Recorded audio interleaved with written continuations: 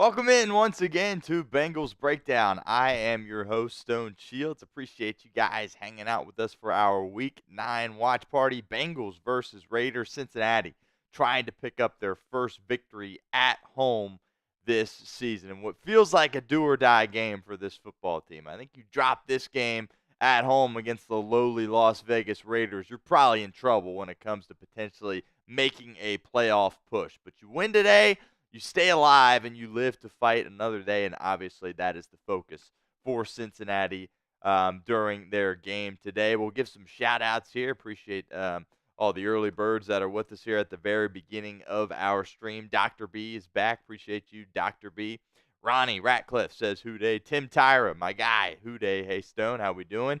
Tim, good to hear from you once again. Marvin World is here. William House, per usual, hanging out with us. Harvey's been here as well, so appreciate you guys hanging out with us here for today's live stream watch party edition on Bengals Breakdown. We are about 50 minutes away from the opening kick in the jungle, and hopefully Cincinnati can get out to a fast start in this game. Before we kind of dive in with our whole pregame show, do want to mention the inactives today for Cincinnati. And really, so far this season, I think this is the most noteworthy inactive list that we have seen. T. Higgins dealing with that quad issue that caused him to miss last week's game against the Philadelphia Eagles. He's going to be out once again for this Bengals football team, back-to-back weeks. Orlando Brown Jr., starting left tackle for the Cincinnati Bengals, got hurt in that Cleveland game, tried to, gut it through last week against Philadelphia, played a little bit of the first half, ultimately had to come out,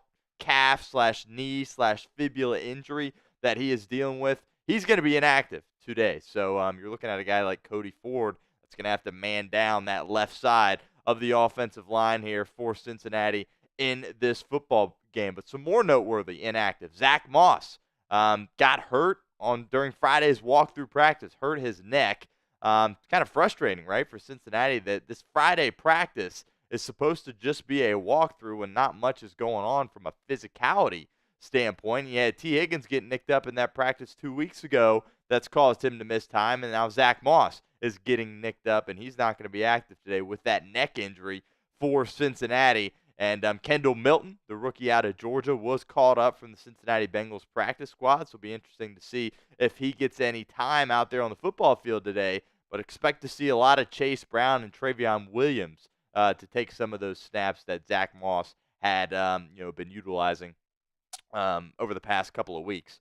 Couple others, receiver inactives. With T. Higgins being out, Joe Burrow speaking so highly of Germaine Burton throughout the week during his press conferences and really after the game last week against Philadelphia.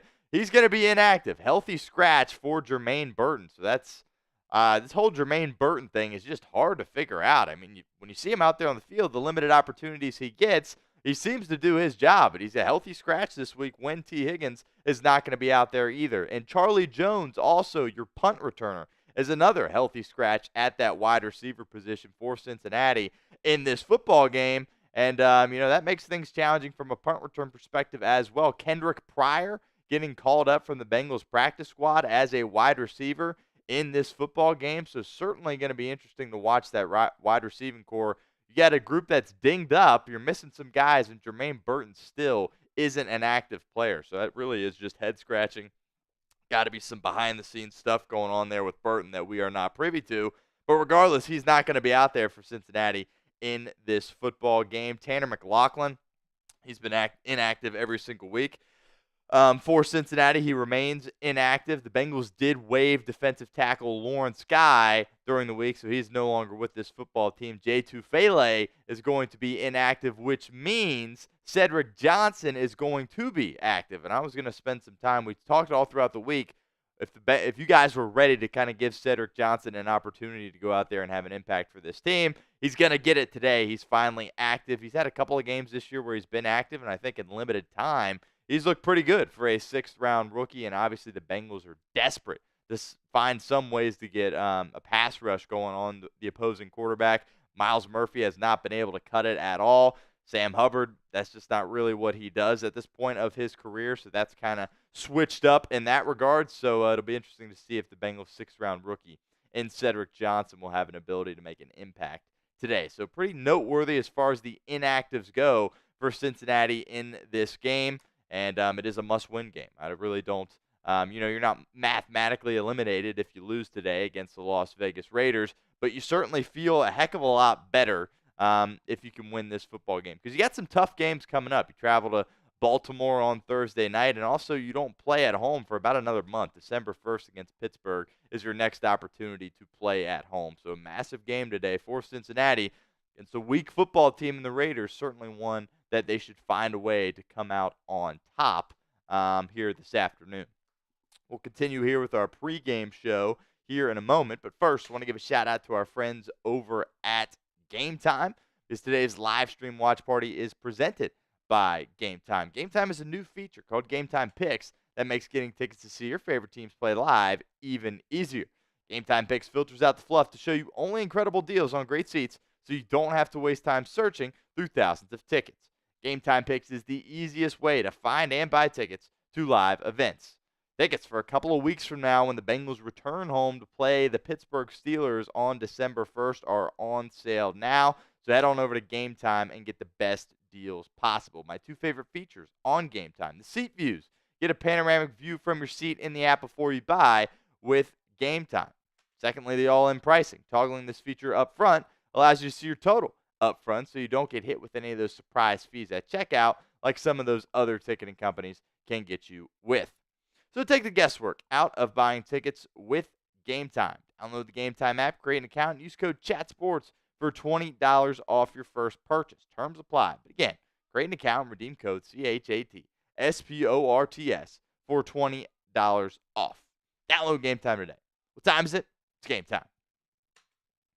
Here is our Super Chat menu for today's Week 9 watch party. $5. We're going to be doing another raffle so long as we get $300 in Super Chat. Same thing that we did last week, but this time we're going to be giving away a Joe Burrow mini bobblehead. By the way, Matt, I haven't seen you in the chat yet, but your beanie will get shipped out to you as soon as possible. Matt won our duck race last week and was able to win that raffle. But so long as we get $300 in Super Chats here on today's show, we're going to be raffling off a Joe Burrow mini bobblehead.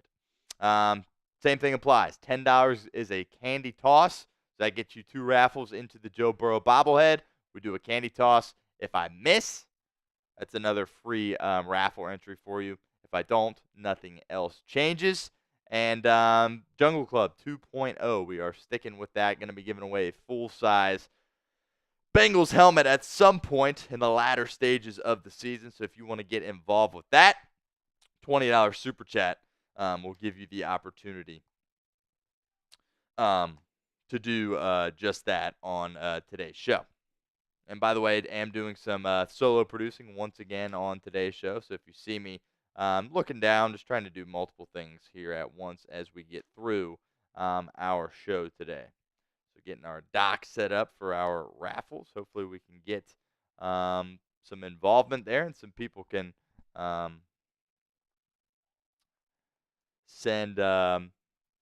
give themselves an opportunity to win that Joe Burrow mini bobblehead.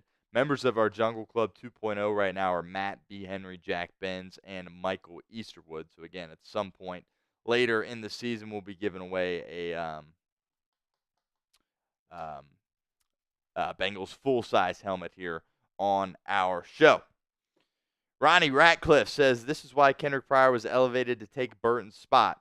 We're trading a prime wide receiver for a guy who provides nothing.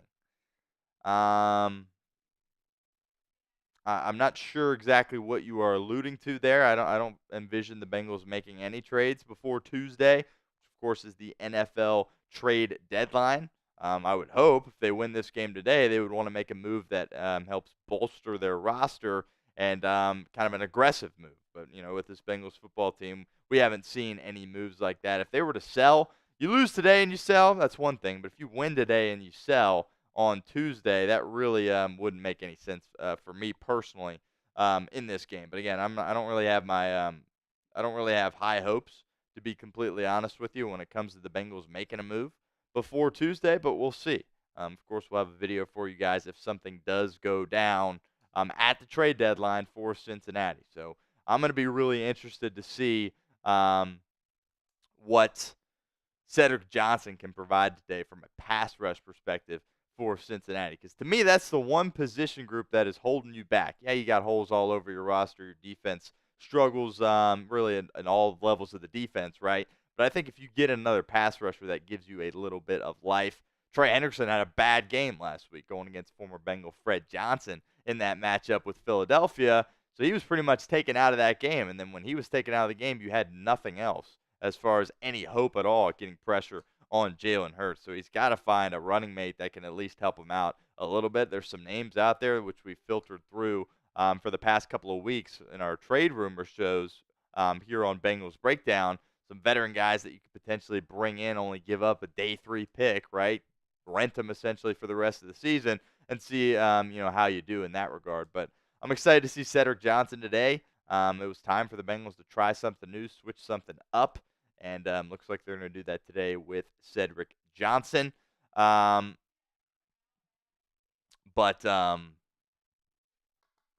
I don't think with Sam Hubbard that's going to he's done a lot of good things for Cincinnati in his career, but as far as really being that next level pass rush guy for Trey Hendrickson, it hasn't worked out. And Myles Murphy, who was supposed to be that guy, your first round pick in 2023, I'm not going to call him a bust yet, but it seems like he's heading in that direction because he has not been able to do much for this football team. Derek says you need a partner. You're always solo producing. That's got to be tough. Yeah. That's just kind of where we're at here with Bengals Breakdown. Chat Sports, of course, is based out of Dallas, kind of recently expanded to Cincinnati. So at some point, hopefully, we'll have multiple people here working with me. But for now, most of the games will be solo. But I will have my my buddy Chris with me for some of these football games going forward. There's probably 3 or 4 games on the schedule, maybe 2 or 3 that we'll have an opportunity to not have to solo produce, which certainly will make things easier for all of us. Harvey says, is Ja'Marr Chase playing? Yes, Ja'Marr Chase will be out there for Cincinnati today, and they're going to need him to have a really big game considering all the issues that they are having when it comes to health at the receiver position right now. With Higgins, no Charlie Jones, Burton's a healthy scratch. You're kind of sitting there with your hands tied. So Ja'Marr Chase certainly has to go out there and have a big game for Cincinnati. We are running back what we did last week. Got to have 400 likes on today's video, or I have to wear a Browns gear for our next live stream watch party. We got 20 likes right now. We got about 60 people with us, so help us out. Hit that like button. We're going to be trying to get to 400 again. That is the goal. If we do not, got to wear Browns gear next week, which obviously would not be fun. And also, not here on our Super Chat menu, but if we hit $500 in Super Chats, we'll wear the tiger costume for a full week during VODs, our typical videos throughout the week. We'll have the tiger costume if we can hit $500 in Super Chats today. So those are a couple other incentives there we have to work with when it comes to our Super Chat menu. Ian, appreciate you swinging by as you always do, hanging out with us here at Bengals Breakdown. Appreciate it, and hope you guys enjoy the show here today, and hopefully it results in a win for Cincinnati. Again, it is November 3rd, and the Bengals have not won a home game this year, which is just absolutely insane to really wrap your head around. Another storyline here. Gardner Minshew is going to get the start today for Vegas, I believe. I would assume he's going to get the start. Aiden O'Connell, of course, who they had kind of turned to as their starter out of Purdue a couple of seasons ago, he is on IR. So they recently added Desmond Ridder. If you're from the Cincinnati area, you, of course, know who Desmond Ridder is. Desmond Ridder was an outstanding quarterback for the Cincinnati Bearcats in college. Got drafted by the Falcons. Ultimately did not work out for him there, but he's a guy that might get some snaps in this football game, playing in a town that he has a lot of connections with. He spent a lot of time in Clifton playing for the Bearcats, so we'll see. That would just kind of be, I think a lot of us like and respect Desmond Ridder for what he was able to do for this city, making the college football playoff several years ago, ultimately losing to Alabama. But that would just be if Desmond Ridder comes in this game and beats you, that would just be, the season would just essentially be a disaster, right? you have this slow start. You're hanging. Your season's hanging in the balance. And former Bearcat that was without a job a couple of weeks ago comes in and beats you. That would be um, a tough scene, no doubt about that. A tough scene if that were to happen for Cincinnati. He did see some snaps last week, so it'll be interesting to see if he gets an opportunity in this game. I think at this point, if you're Vegas, you kind of understand what you have in Gardner Minshew, right? It's not going to be very competent football, but he's going to do some good things, but he's going to make a lot of mistakes too. Do you roll the dice and go with the youngster in Desmond Ridder at some point? It'll be interesting to monitor the decision making of Antonio Pierce in this football game. As Fox is kind of doing their pregame show, they have shown both quarterbacks, so maybe they have some kind of inside scoop that maybe it's kind of going to be a 2-quarterback day for Vegas, or perhaps Ridder is going to get a chance to be able to go in there and make an impact. But certainly, something to keep an eye on. Desmond Ridder potentially getting in this game against Cincinnati for the Las Vegas Raiders. All right, here's what is on the horizon for Cincinnati going forward. Kind of, is my way of thinking that today is a must-win game for the Bengals. That Week 10 matchup, Thursday Night Football in Baltimore. It's a tough game. That's an absolutely tough game. That, of course, Thursday night in Baltimore was the game Joe Burrow got hurt in last year that caused him to miss the remainder of the season. That wrist issue that he suffered. So it's going to be the vibes are going to be a little strange for that game, certainly going into Baltimore. It's going to feel like a war like it always does when you play those guys in Baltimore. So Bengals are going to try to right the ship in that regard, but they can't be looking forward. Wow, that was tough. To that game right now, they got to focus on the Las Vegas Raiders this Week 9 matchup before they can begin to think about Thursday night. And then Week 11, playing the Chargers. Look, that's a good football team. They don't have a ton of skill position guys, but they got a really good head coach, really good defensive coordinator, and Jesse Minter is really kind of putting pieces together for them defensively. You got a really good quarterback in Justin Herbert. That's going to be a tough game. So Week 12, obviously, you have that bye. I think you have to win 2 of these games minimum. You might need to win all 3 before the bye. 2 minimum to kind of be afloat as far as your season goes for the Bengals here going forward here in 2024. So sense of urgency seems like it's been high, ever since the beginning of the season after you lose to New England. Absolutely no time for let up here. Need to find a way to get a victory if you are Cincinnati. Let me know in the comments section, is this a must-win game for the Bengals? Type Y for yes or N for no. Let me know in the comments of today's live stream watch party. I think this is 100% a must-win game for the Cincinnati Bengals. Huddy G says yes. Harvey says yes. Huddy G's putting tons of yeses in the comment section. Derek's with another yes as well. Yeah, this isn't a game that you can afford to go out there and lose. Again, it's the level of competition in which you're playing is not high in this game. I understand it's the National Football League. Everybody is a really good football team and can essentially go out there and win on any given day. Apparently there's rumors that Germaine Burton no-showed yesterday. Let's see if we can find out anything about that, because that certainly is not good. Let's try to pivot here and do this on the fly a little bit, because I do think this is very noteworthy.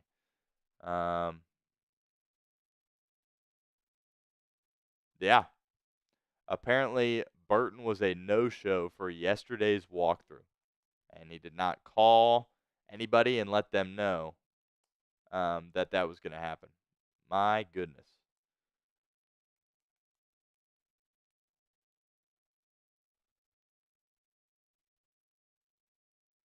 Okay, so the Bengals are expected to address this situation after the game today.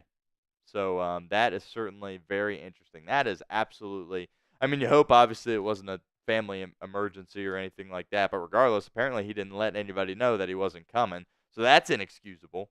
But again, the Bengals apparently are going to address this after the game. And it comes on the heels of Joe Burrow and Zach Taylor giving him tremendous praise after last week's game.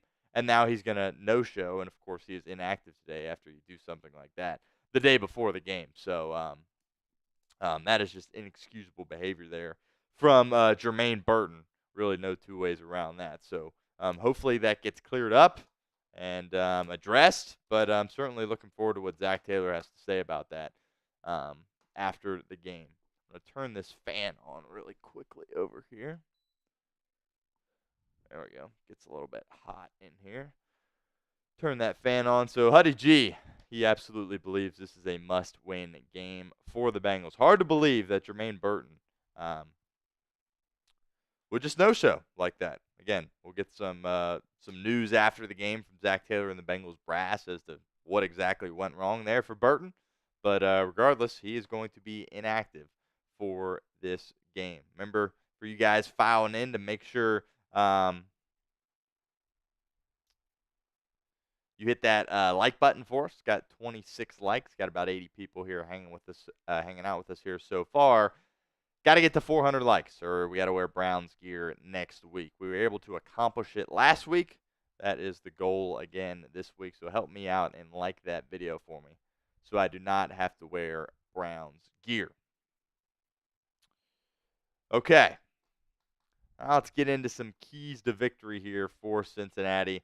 About 30 minutes away from the opening kick at Paycor Stadium. So let's get into some keys to victory here on today's pregame show. And the first thing here is the Bengals have to find ways to create a balanced attack in this football game. They have had times this year where they've had success on the ground running the football. Last week was not one of those weeks. They couldn't do absolutely anything from a ground perspective in last week's game. So that's certainly something that needs to get addressed here today, something that needs to get cleaned up, and hopefully it's going to be a lot better for the Bengals in this football game. Chase Brown last week, 12 carries, 32 yards.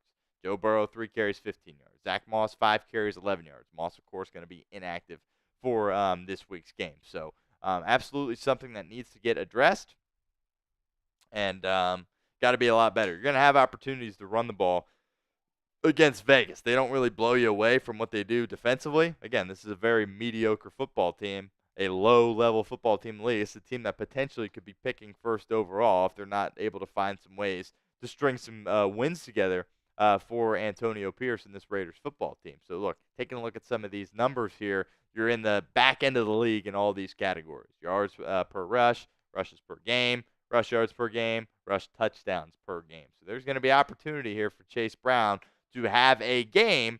I think Chase Brown has shown that in the open field he's a really, really good football player. It's going to come down to the offensive line really doing a good job creating some blocks for him, because the Bengals have done a great job protecting Joe Burrow so far in this season. This is the best pass protection offensive line that Burrow has played with. But your offensive line in the run game has been bad, particularly last week. Taking a look at some of these grades here from PFF, your PFF run grades from Week 8. And the way I like to think about these PFF grades is if it's anything in the 80s, that's an A. 70s is a B, 60s is a C, 50s is a D, and 40s is an F. So you see a lot of D's and F's for the Cincinnati offensive line when it comes to their run blocking last week. And you're obviously not going to have Orlando Brown Jr., who Brown Jr. has been great from a pass protection standpoint, but has not been good in the run game. Ted Karras has been brilliant for you all year, but clearly in the run game last week, he did not do a good enough job there with that 46.8 PFF grade. So that's something that has to be a lot better for this football team. And Cordell Volson is a guy that I'm really going to have an eye on here for Cincinnati. He's had a ton of games under his belt, and it's always felt like he is the weak link to the offensive line. He's good enough to keep his job and play out there every week, and you certainly love his toughness, right? That guy never comes out of the game, and he's always battling through stuff. But Volson has to play better football, and I think that was expected out of him coming out of North Dakota State. It was impressive that his rookie year, I believe he was taken in the 4th round, he was able to win the job as a rookie, but the improvement from year to year really hasn't been there for Cordell Volson. So it'll be interesting to see if the Bengals are going to be able to kind of run towards that left side with Cody Ford and Cordell Volson kind of manning down that side of the offensive line. But got to find ways to create a balanced attack in this football game. Even elite quarterbacks need a run game to be successful. And if you can't run the football, look, Maxx Crosby is going to be able to pin his ears back and get after you. So even as an elite quarterback, you have to be at least a threat in the run game to really open up that play action. And last week, the Bengals were completely one-dimensional. That has to get turned around this week. if they're going to be successful in this game.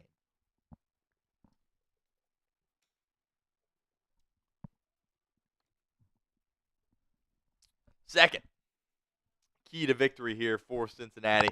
Got to generate some pressure on the quarterback. Kind of talked in the open about where exactly the Bengals pass rush is right now, and it's not in a good spot. When Trey Hendrickson goes out there and has a big game for you, you can survive. You can get by with him being a guy that goes out there and gives you 2 sacks a game, right? But without that, and that's what we saw last week against the Philadelphia Eagles, it makes your life a lot more difficult. Trey Hendrickson got stonewalled by Fred Johnson last week, former Bengal, and you just had no other answer on the other side. Hubbard couldn't do anything for you. Myles Murphy couldn't do anything for you. Joseph Ossai couldn't do anything for you. And Cedric Johnson, guy, again, I talked about a lot throughout the week, talked about him a little bit in the open as well. Cedric Johnson's a guy, 6th-round rookie out of Ole Miss, had a good preseason. He's played in, I think, 2 games this year, and he's made some plays in his limited time, his limited reps. I'm looking to him to try to provide a spark for this Bengals football team. Clearly, that's what they're looking for if he's going to be active. Again, he's not on the Bengals inactive list, and he's not hurt.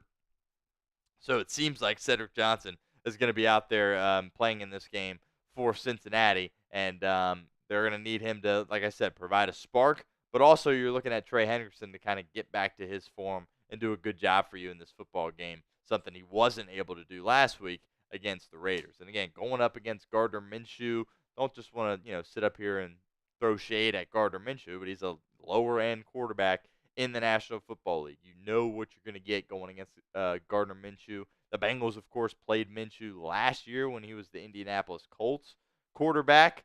And look, he's got to, you got to find ways to put pressure on him, get him off balance. He's a guy that'll turn the ball over from time to time. He's been known to fumble the football, and he's certainly been known to throw to the other team as well. And we'll get into a little bit later on today's show how big the turnovers are going to be for this Bengals football team. They're going to be absolutely critical. Your defense isn't good enough to not create turnovers and win football games. That's just kind of the reality of the situation right now for Cincinnati. You are very reliant on creating turnovers, and that's something they were not able to do last week against Philadelphia. Also, something that needs to get cleaned up for Cincinnati is special teams. You have to find ways to win the special teams battle in this game. And in years past, ever since they drafted Evan McPherson, you step into every game thinking you're going to win the special teams battle. Of course, you got Darren Simmons calling the shots as your special teams coordinator, longest tenured Bengals coach on the staff. He's been here my whole life, essentially, and he's done a really good job. But Evan McPherson has struggled this year. Again, we've talked about reasons why that might be the case. Obviously, the continuity with Ryan Rico, the rookie holder, isn't there. Didn't have issues with that in Brad Robbins last year as far as holding the football went. Now, Ryan Rico is certainly a better punter than Brad Robbins, and it's kind of unfortunate that you're having issues with that operation as far as field goal kicking goes because Ryan Rico is having an outstanding rookie campaign as a punter for this Bengals football team. But the issues with McPherson, again, not putting them all on Rico. Certainly the drop on the snap against Baltimore was his fault, but the missed kick against Cleveland, it's a kick that's got to go in. Was it the cleanest snap, cleanest hold? Probably not, but it needed to go in. And last week, I really felt like, as you look at the scoreboard last week against Philadelphia, 37-17, the Bengals must have got waxed. Not really. I thought the Bengals dominated that first half, and you look up at the scoreboard at halftime, and it's tied. And in large part, that's due to Evan McPherson missing a 54-yard field goal, a kick you know that he is capable of making, and he didn't make it. And again, looked like the operation was as clean as it needed to be in order for it to go in. Ultimately, it didn't go in. And I think that's where you lost your momentum in that game. When you're playing against a good team like Philadelphia, you can't afford to make mistakes like that. They gave him a short field going into half. Philadelphia was able to put together a long, slow, methodical drive to close the half. They push in with only a few seconds left on the clock. And next thing you know, it's halftime and you're tied, and you're not getting the ball to start the second half either, which is something that Cincinnati was able to do in some of their wins, kind of the whole sandwich effect. Finished the second half, did it against Baltimore, and did it against Carolina as well. Finished the second half with points, get the ball to start the second half, or excuse me, finish the first half with points, get the ball to start the second half, and score again. So you're essentially scoring points on 2 consecutive possessions without the other team having an opportunity to possess the football. And that's what Philadelphia was able to do against Cincinnati last week. So it'll be interesting to see. I know Zach Taylor in the past has shown, we want the ball here. We want to kind of dictate the pace here in this game. But I would like to see Cincinnati, if they win the coin toss in this game, I would like to see them defer to the second half in this game. Because that first possession in the second half is so critical. And that's personally what I would like to see them do. Zach Taylor has done a little bit of both. But in this game, I think it would make more sense to kind of defer and take that first possession, essentially, in the second half of this game. All right, as more people begin to file in here, I want to remind you guys of our Super Chat menu. We are about 22 minutes away from kickoff at Paycor Stadium. And Bengals and Raiders, Week 9, massive game for Cincinnati. Here is our Super Chat menu. $5 gets you into our Joe Burrow mini bobblehead raffle. Have to get the $300 on today's show in order to do that. So keep that in mind. But we've been able to do that, I believe, 3 weeks in a row. So no Super Chats yet here through our pregame show, but feel pretty good about the possibility of us being able to hit that mark again. $10 is the candy toss. And essentially throw the candy up in the air. If I'm not able to catch it, that will get you an additional raffle entry into the raffle. And then nothing happens if I am able to catch it. And then $20 gets you into our Jungle Club 2.0 here. And at some point in the latter stages of the season, we'll be giving away a full-size Bengals helmet. Brandon Rocks 13 was a winner of our mini helmet that we gave a couple of weeks ago on Sunday Night Football against the New York Giants. And eventually going to be giving away a full-size helmet. So $20 gets you into that. If we hit $500 in Super Chats today, we'll have to wear a tiger costume during our for a week of our videos during the week. So not on our live stream, but our videos that we put out every single day, and we'll have to wear a tiger costume for a full week if we get to $500 in Super Chats. Also, need to get to 400 likes again on today's show, or I got to wear Browns gear for our Thursday night game against the Baltimore Ravens. We got 42 likes right now, but well over 100 people in the chat. Always going for that 50-50 ratio between likes and viewers. So help us out. Hit that thumbs up icon for us right now. Really allows us to do more content here at Bengals Breakdown, and eventually, hopefully, we can start to do some more live streams. A lot of our channels here at Chat Sports go live throughout the week on a given day.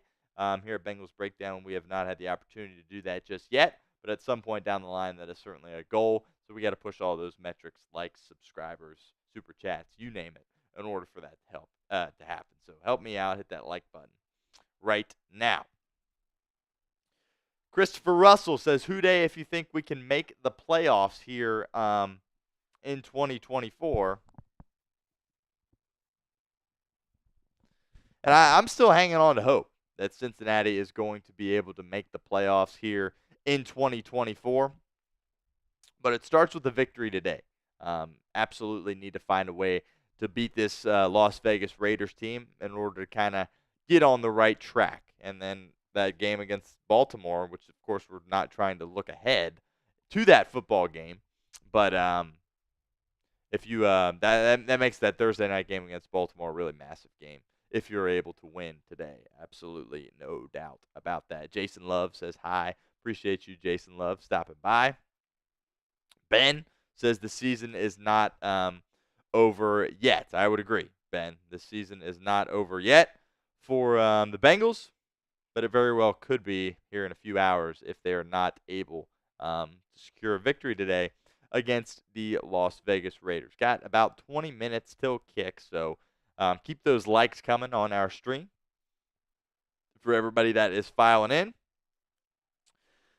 And we will continue here with our pregame show and our keys to victory here for Cincinnati in this football game against the Las Vegas Raiders. Kind of what I was alluding to a little bit earlier, creating turnovers. have to find ways to create turnovers if you are the Cincinnati Bengals. Your defense, unfortunately, is not good enough. Your personnel, defensively, unfortunately, is not good enough. That's something that needs to be addressed in the offseason. Obviously, there's a lot of talk around defensive coordinator Lou Anarumo. Lou Anarumo's proven that he's a winner in this league. The Bengals went to the Super Bowl. Joe Burrow and Jamar Chase get a lot of credit, but their defense is really what allowed them to get to that Super Bowl in 2021. I understand it's a what have you done for me lately league. So if things don't change for Anarumo, he very well could be on his way out. But I do think it is more of a personnel issue defensively for Cincinnati than a coaching issue for the Cincinnati Bengals. Look, Lou Anarumo's doing everything he can to try to make things happen defensively. He's throwing up, different looks at defenses. He's bringing pressure, something that he doesn't like to do a ton of, especially when you don't have the guys that can get to the quarterback. But really, turnovers in this game for Cincinnati are going to be crucial. When they create turnovers, they hang around. 3 that they created against Kansas City, man, that kind of just ripped your heart out that you weren't able to get a win in that football game. But games you have lost, that Washington game, didn't create any turnovers, lost. Philadelphia last week, didn't create any turnovers, lost. Week 5 against Baltimore, only created that 1 turnover that essentially was a Christmas present in overtime, and you weren't able to essentially execute there as well. So this defense is very reliant on turnovers to have success because they don't do a good job of forcing a lot of punts. So they got to find ways to turn over Gardner Minshew in this football game. Luckily for Cincinnati, this is a favorable matchup against a quarterback that has been known to throw the ball to the other team and fumble the football as well. So turnovers in this game are going to be absolutely critical for this Cincinnati Bengals football team. I think you need at least one. You got to find a way to create at least 1 turnover if you're going to win this game. I have confidence that Cincinnati is going to be able to do that. But obviously, the more the merrier. And I think if you are able to get 2-3 turnovers in this game, you win it. And it isn't particularly close either at the end of it. So that's kind of where I'm at right now with the Cincinnati defense. Have to find ways to create turnovers in this game, win the turnover battle. And that, to me, is one of the major keys to victory for Cincinnati in this football game. First super chat of the afternoon, Michael Easterwood with a $5 super chat. He says, "Houday, we can do this." Michael, appreciate you sending in a super chat for us here at Bengals Breakdown. We will get you in to our Joe Burrow mini bobblehead raffle. Still have quite a ways to go in order to be able to do that raffle. But Michael Easterwood, you are the man. Appreciate your support. Michael Easterwood, one of our most loyal viewers here at Bengals Breakdown. So, Michael, appreciate you sending in that super chat and, more importantly, hanging out with us once again here for this Week 9 matchup. Bengals and Raiders set to get going here in about 15 minutes. 15 minutes from Mark. So we talked about the turnovers being really big for this Bengals team. Got to find ways to get the Las Vegas Raiders to give you the football defensively. And I think that's a massive step in the right direction that Cincinnati needs to take if they want to be able to win this football game. And lastly, here is this desperate team theory. There have been times throughout the NFL when desperate teams find ways to come together and get hot and go on a run. And that's kind of what you're looking for here from Cincinnati. You kind of thought that maybe it was going to come into place heading into last week's game against Philadelphia after you were able to rattle off consecutive wins against New York and Cleveland. Ultimately, it didn't work out that way, and you lost. But again, 37-17, it wasn't that ugly. You saw a lot of good, particularly offensively. Man, that first drive, one of the best drives I've seen from a Joe Burrow-led offense since he was drafted here. So you saw a lot of good things. Again, Burrow's playing at the highest level out of any quarterback in the National Football League, which is partially what makes your record so maddening, that at the most crucial position you're playing elite football. You still can't find ways to win. But, again, this is a desperate football team, and I'm really looking for them to kind of come together in this game, understand that this is a must-win game. Our home fans are here. They've been showing out for us all season. We got to give them something to cheer about and go out there and put a good product on the football field here this afternoon at home. Get a victory, and then turn immediately to Baltimore and try to win back-to-back games. And just get a win against Baltimore. You know, it feels like Baltimore just owns you at this point, which is kind of strange because in the Andy Dalton era, you had success against Baltimore. Even when Baltimore was, going to AFC championships and winning a lot of playoff games, you still had success against them. And really with Burrow, it hasn't really been that way against this Baltimore Ravens team. You do have the playoff win, of course, that was big.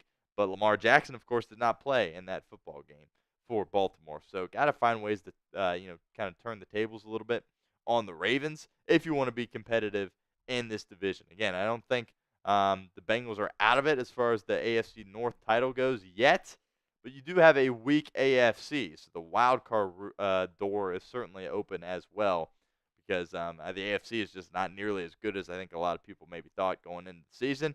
And if somebody can get hot here out of these teams that are struggling, particularly a team with a lot of talent like Cincinnati, that could give them a good opportunity to find a way to squeak in with a wild card spot when this regular season wraps up.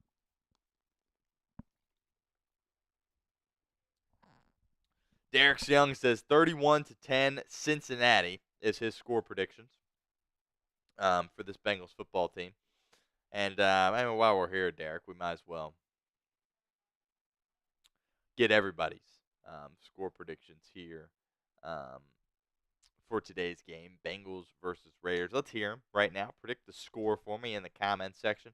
Bengals versus Raiders. Derek Young says 31-10 Cincinnati. And that would be awesome, right? I think I'm expecting Cincinnati to score at least 30 points in this football game, despite not having T. Higgins, not having Orlando Brown Jr.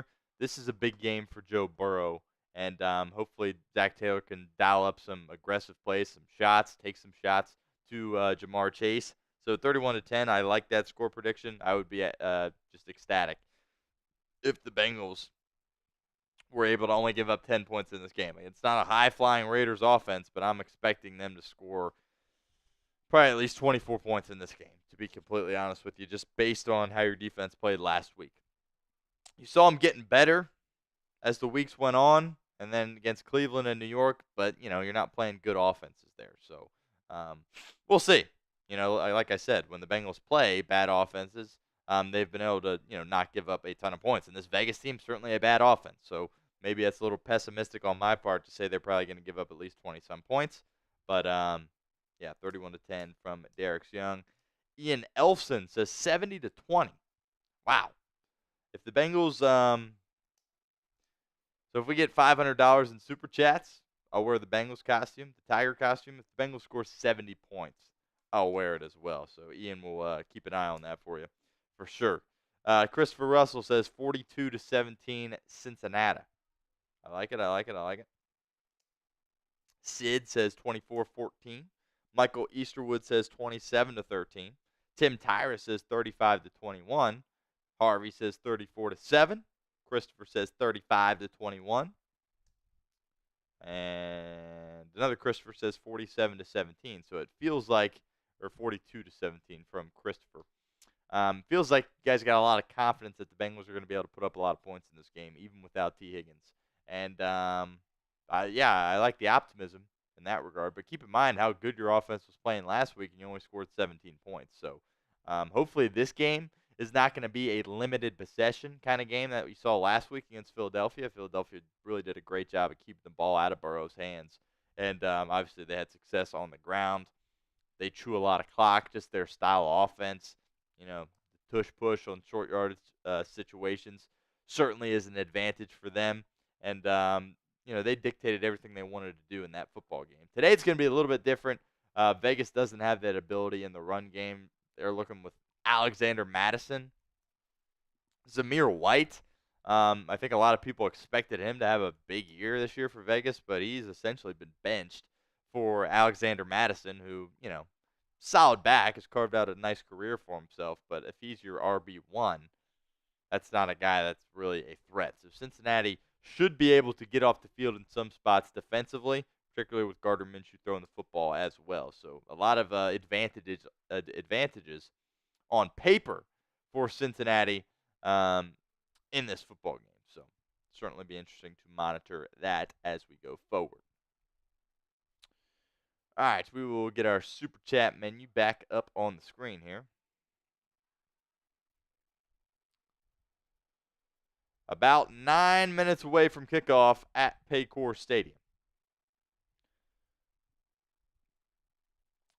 Bengals and Raiders. It kind of feels like, coming into the office today, we're only a couple of blocks away from Paycor Stadium. The atmosphere, and I was coming in here at about a little before 9 o'clock this morning, but so it wasn't super crowded downtown, but there was just kind of a sense of urgency almost and a focus of the crowd as well. It kind of just feels like everybody understands this. Your season's kind of on the line today. And, we've said that, a little bit throughout the year, going into that Carolina game when you were 0-3, you were saying your season was on the line as well. But, as you get into November here, it even really feels like your season is more on the line here. And because you just want to give this team a chance in December, right? Because I think we all understand that when Joe Burrow is playing football for Cincinnati in December, and Zach Taylor's the head coach, by the way, Zach Taylor doesn't lose in December. I know all you guys like to rip on Zach Taylor, but you get him to December, the most critical part of the season, besides January and February, obviously. But he wins football games. So it would just be disappointing to see the Bengals get to December healthy and then not even really have a chance to do anything about it because they're just too far back. So today's a big deal for Cincinnati here. First game in November, and your only November home game this year. Next time you're at home is going to be December. So it's going to feel totally different the next time you kind of get out, put the pads on back at home. And critical game for Cincinnati. Absolutely critical game. No doubt about that. $5 Super Chat gets you into our Joe Burrow mini bobblehead raffle. Michael Easterwood is our only Super Chat here through our pregame show. And got to get at least $300 in Super Chats in order to give that away. Now, if we can get close, maybe I'll be able to switch that number. That's unfortunately coming from the bosses, though, not me. I'll try to create a little leeway if we can at least get close to that number. Maybe we can bring it down. But for now, that is the goal. Get to that number for our Joe Burrow mini bobblehead giveaway. I love doing the raffles here on Bengals Breakdown. I think it makes it more entertaining for you guys and kind of more entertaining for myself as well. So hopefully that's something we can continue to do here on the show. $10 candy toss. If I miss the candy when I toss it, that's an additional raffle into our Joe Burrow mini bobblehead raffle. And then $20 Jungle Club 2.0. At some point in December, probably, we'll be giving away a Bengals full-size helmet here to one of our members of our Jungle Club 2.0. So $20 Super Chat will get you into that. An opportunity to potentially take home a full-size Bengals helmet. Brandon Rocks 13, my guy, won our Jungle Club 1.0, I guess, version of the mini helmet. Going to be giving away a full-size helmet here as we go on here at Bengals Breakdown. So I see people in the comment section, Michael Easterwood, asking about Germaine Burton. So I put together our 5 players to watch here as we get about 5 minutes to go before kick. So we'll go through this quickly. I had Germaine Burton on this list because of the things that Zach Taylor was saying about Germaine Burton after the game last week against Philadelphia, and the things that Joe Burrow was saying about Germaine Burton as well. So I was like, with T. Higgins, not playing again, Burton's going to have an opportunity to make a lot of plays.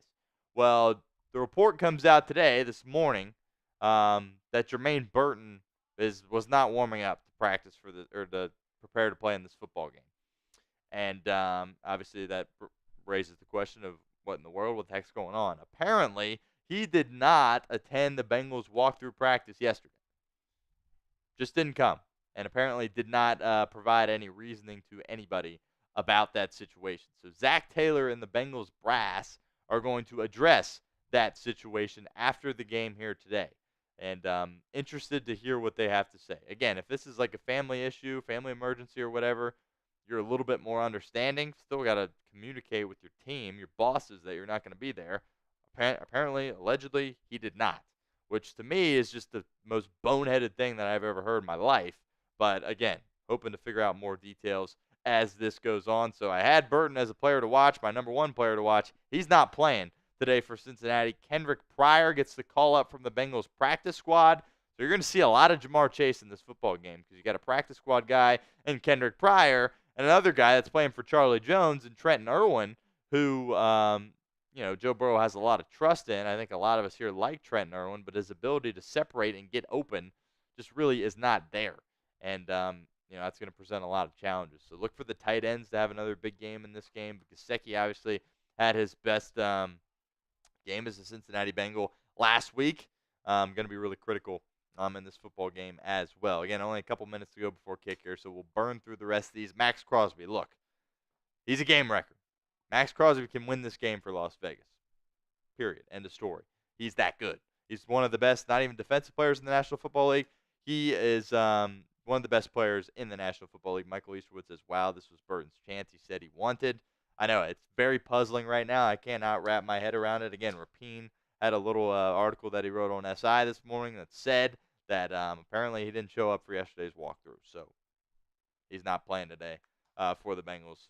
Again, we'll find out more information as time goes on. Cordell Volson. Kind of just picking on Cordell here because you got to find ways to run the football better. The offensive line's got to do a better job in the run game. Cordell Volson, to me, has been your weak point along that offensive line. Now, understanding that Orlando Brown Jr. is not going to be there holding down the left side, so Cody Ford, who I've been very hard on, is going to have a big game here for Cincinnati. So I'm really concerned about that left side of the offensive line with Cody Ford out there at left tackle and Cordell Volson as your left guard. So hopefully the Bengals can find ways to have success in the run game, and hopefully Joe Burrow can get the ball out of his hands quickly and not take too much punishment in this game. From a weaponry perspective offensively for Vegas, Brock Bowers is the rookie tight end out of Georgia is your best option. You don't have a lot of skill guys on this football team after you traded Devontae Adams to the New York Jets. DJ Turner, Jacoby Myers, and Trey Tucker that's your receiving core. So, hate to just disrespect those guys, but that's one of the worst, if not the worst, in the National Football League. And Brock Bowers is their guy offensively that can hurt you. And this last player to watch for me is very simple. Joey Burrow's got to find a way to win this game for Cincinnati. I understand he's playing as the best quarterback in the National Football League. I get that. Doesn't matter. All that's out the door. I don't care if he throws for 5 touchdowns this game or whatever. He has to find a way to win this football game. He is the franchise quarterback. He is one of the highest paid guys in the National Football League, and he is playing at an elite level. You cannot lose to Vegas at home and go winless at home heading into December. Again, this is the Bengals' only home game in the month of November here on November 3rd. Joe Burrow, we love him. He's played outstanding.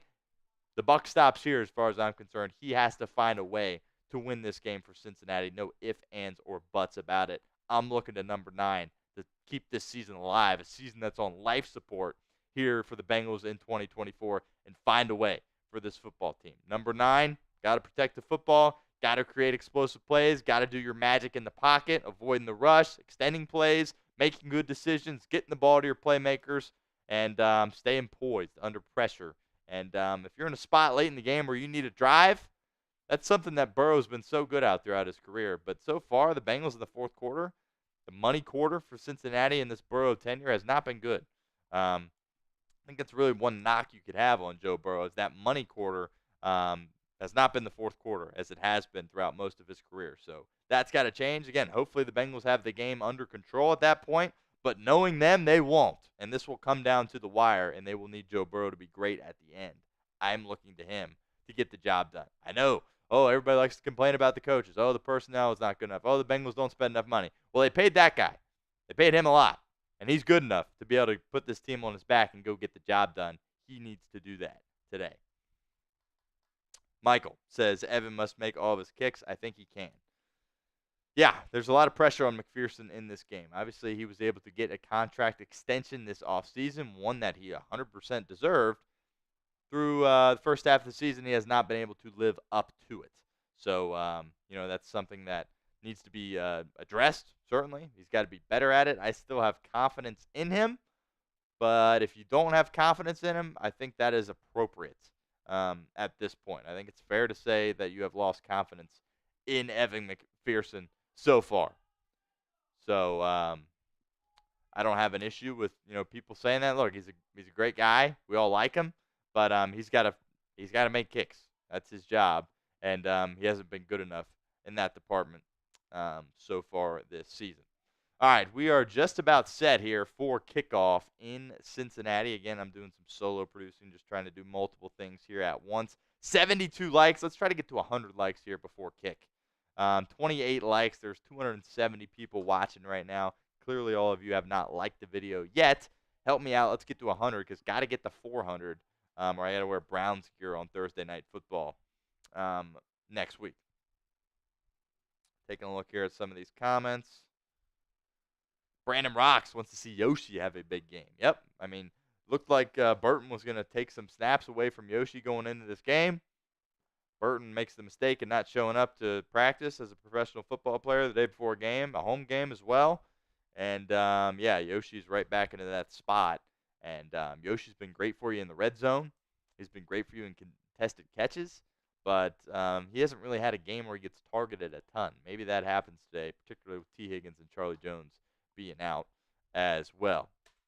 So it's go time here in Cincinnati. Spam those 2 days for us in the comments section, something we do before kick of all of our Bengals games. Get those 2 days in for us right now, trying to get our chat rate to spike here on today's show.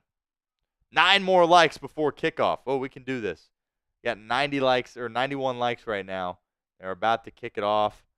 All right, not quite able to get it done, but the Bengals are going to start on defense. So not exactly sure who won the toss here, but I was hoping Cincinnati would start on defense, get that first drive of the second half, and that's going to be what happens here for Cincinnati in this game. So as far as I'm concerned, this is the exact start you wanted, starting with the coin toss here for Cincinnati. So we will see Gardner Minshew in this Las Vegas Raiders offense first in Paycor Stadium. Week 9, Bengals and Raiders. Must-win game for Cincinnati.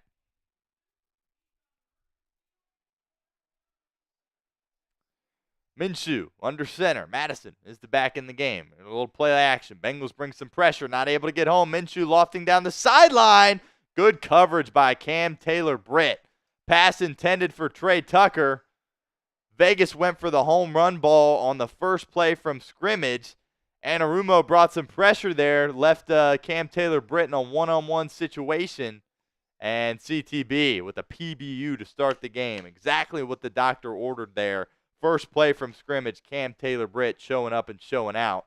Setting the tone here defensively for Lou Anarumo's unit.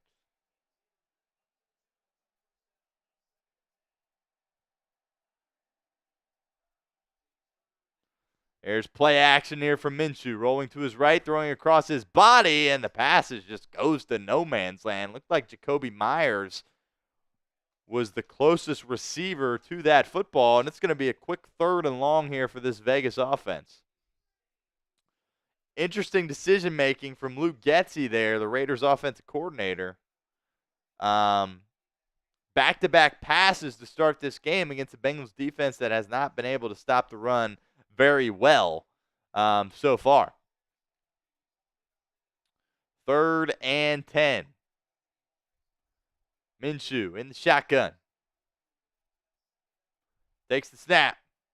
Lofting down the sideline and incomplete. DJ Ivey in coverage, but a late flag comes out. Pass was intended for Brock Bowers, who nearly hauled it in with one hand, and it looks like they're going to get Ivey for pass interference. And they do. So DJ Ivey getting some reps here at cornerback, who's been a really nice special teams player for you. Of course, tore his ACL last season in 2023. This is his only 2nd or 3rd game being active. A really big corner, big tall corner out there from Cincinnati. Former 7th-round pick out of Miami, and just tugs Brock Bowers a little bit there and keeps this Vegas drive alive. Minshew takes the snap, once again on the move, dumping off to Brock Bowers. And he's got about 9, maybe 10. Could be close to another Las Vegas first down. DJ Turner in on the tackle.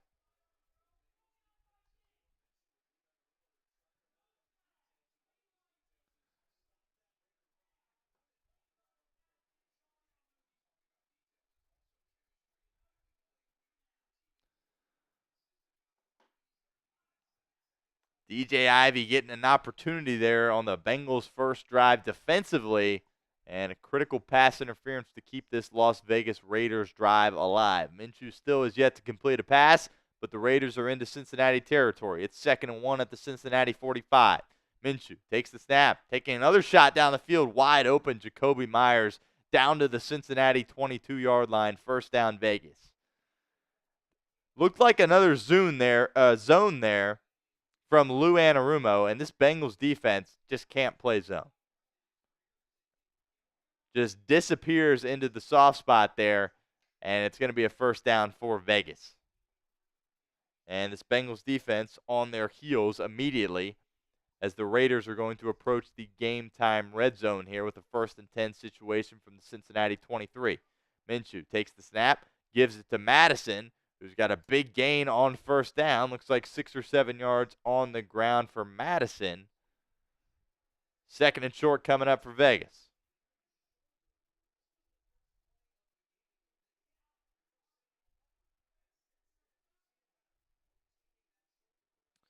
So it looks like Gardner Minshew, that right shoulder might be a little bit banged up, kind of flexing it oddly. He remains in this game. Of course, Desmond Ridder is the backup, former Cincinnati Bearcat.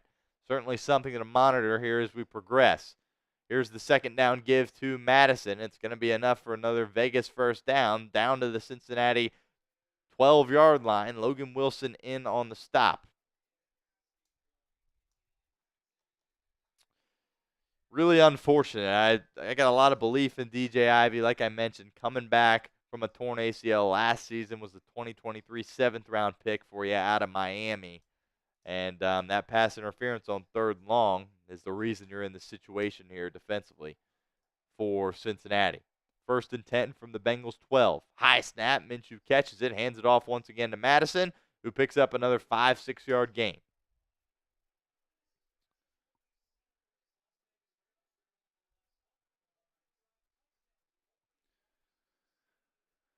Vegas, despite their bad record and the fact they haven't, looked very good in football games, they have had success on the opening drive. They've scored 3 touchdowns on their past 4 opening drives in games this season. So Getsy and this offense typically get out to a good start, but it typically fizzles out after that. See if that happens here again today. DJ Turner comes in motion. Handoff here is to Amir Abdullah. Actually, that's going to be Zamir White.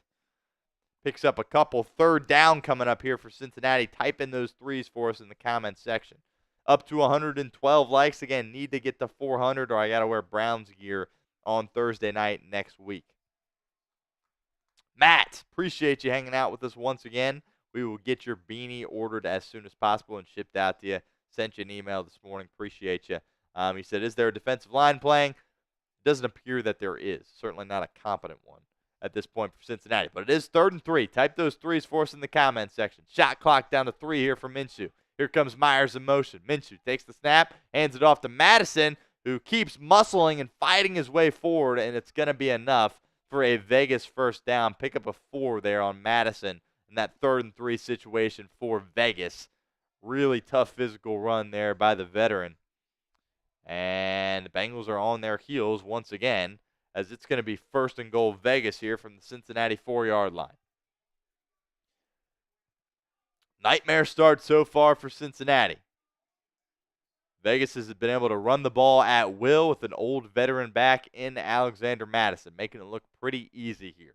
This all, of course, is made possible after DJ Ivey's pass interference on 3rd and 10. Here's Minshew from the gun. Zamir White checks into the game at running back. Jacoby Myers comes in motion. They'll keep it on the ground here with White, who goes right down the middle, and it looks like that's enough to get into the end zone, and it is. Touchdown Las Vegas, and the Bengals are immediately behind 5 minutes into this ball game, 6-0 Raiders.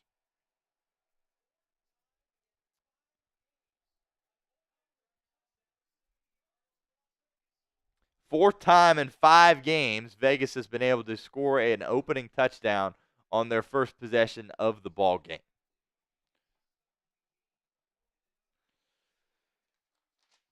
I would like to see that PI from Ivey again, because it didn't appear, first look from me, it didn't appear to be too egregious. but clearly enough to warrant the flag. So we'll see on that. Appeared to be a questionable call, but ultimately the Bengals defense was not able to respond after that. And Vegas is an extra point away from taking an early 7-0 lead in this football game.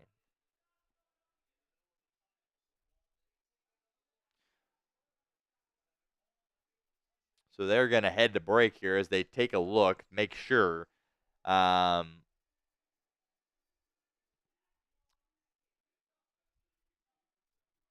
going to make sure here that White was able to cross the goal line and score. I do believe he did.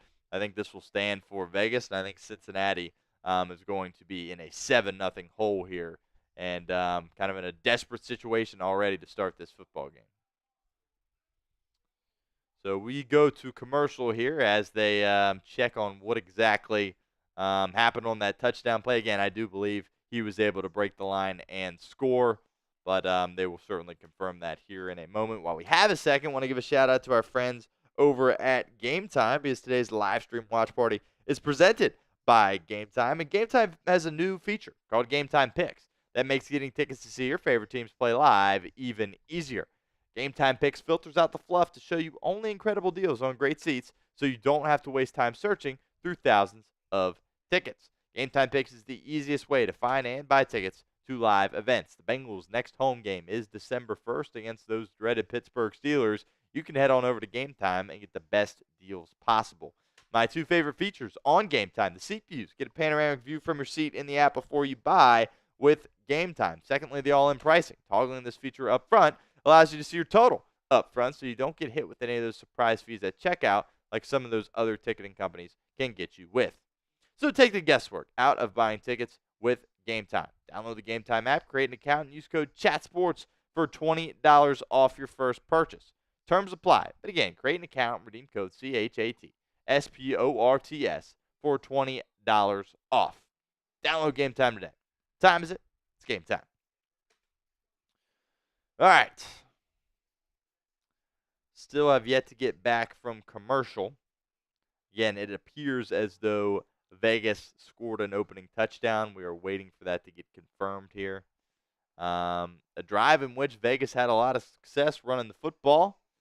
They got pass happy on those first couple of plays. The Bengals defense was able to make a stand. Questionable PI on DJ Ivey. Like to get another look at that. By the way, let me know in the comments section if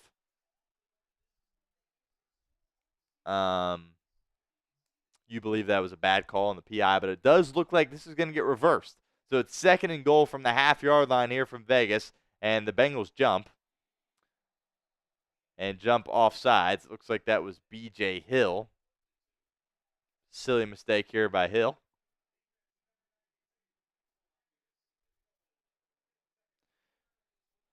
Not going to make too big of a difference there as they were on the half-yard line. Now they're essentially on the quarter-yard line, and the Bengals aren't going to lose it down there. So it does remain 2nd and goal here for Vegas at the quarter-yard line.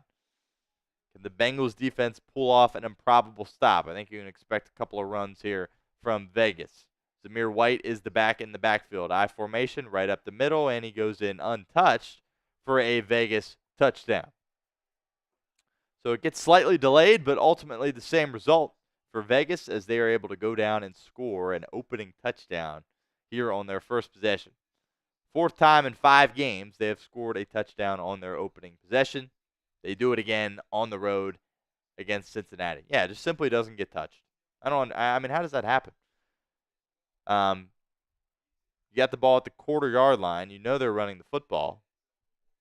And he just runs right through the middle, and nobody's there to even touch him. So, dreadful start for this Bengals defense. Here's the extra point attempt. It is up. It is good. And it is officially 7-0 Vegas.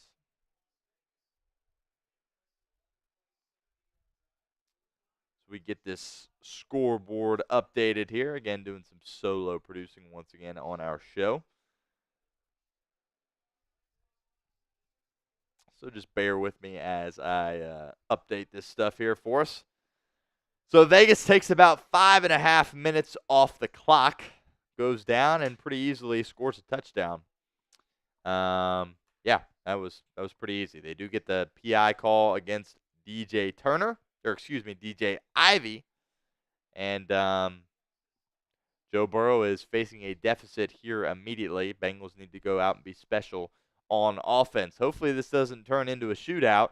Hopefully the Cincinnati defense can wake up. Again, typically this Raiders offense starts out hot, then they kind of fizzle off as the game goes on. We'll see if that theme continues here in Cincinnati or if the Bengals are going to find themselves in another shootout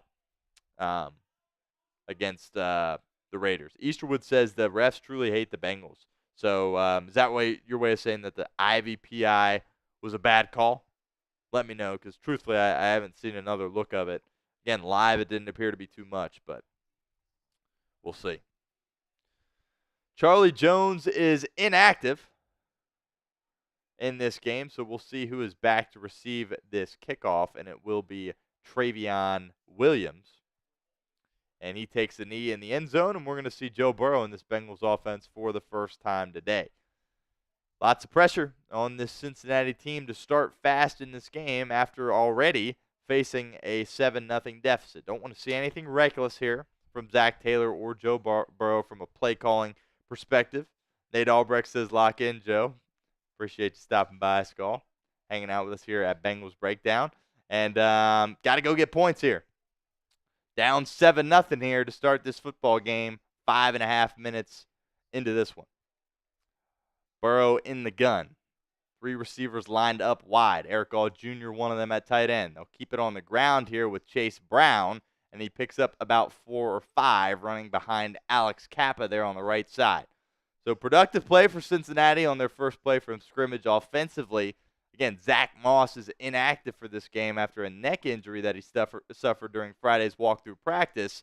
So expect to see a lot of Chase Brown. Be interesting to see if they still go with a 2-back set and give Travion Williams a lot of touches, or if this is going to be pretty much a Chase Brown day. Burrow in the pistol. Here comes Chase in motion. They'll hand it off again, this time to the left side. Another solid run here by Chase Brown. He thinks he got enough for a first down. He might be just short. Haven't gotten a word here yet from the officials, and it looks like they will move the chain. So back-to-back runs here from Zach Taylor offensively, and the Bengals start out running the football a heck of a lot better than they did last week, and it looks like a first down here from Cincinnati on their first drive. 2 runs, 2 solid pickups from Chase Brown, and a Cincinnati first down. Certainly a good sign there for the Bengals. Travion Williams now is the running back into the game. Chase Brown subs out.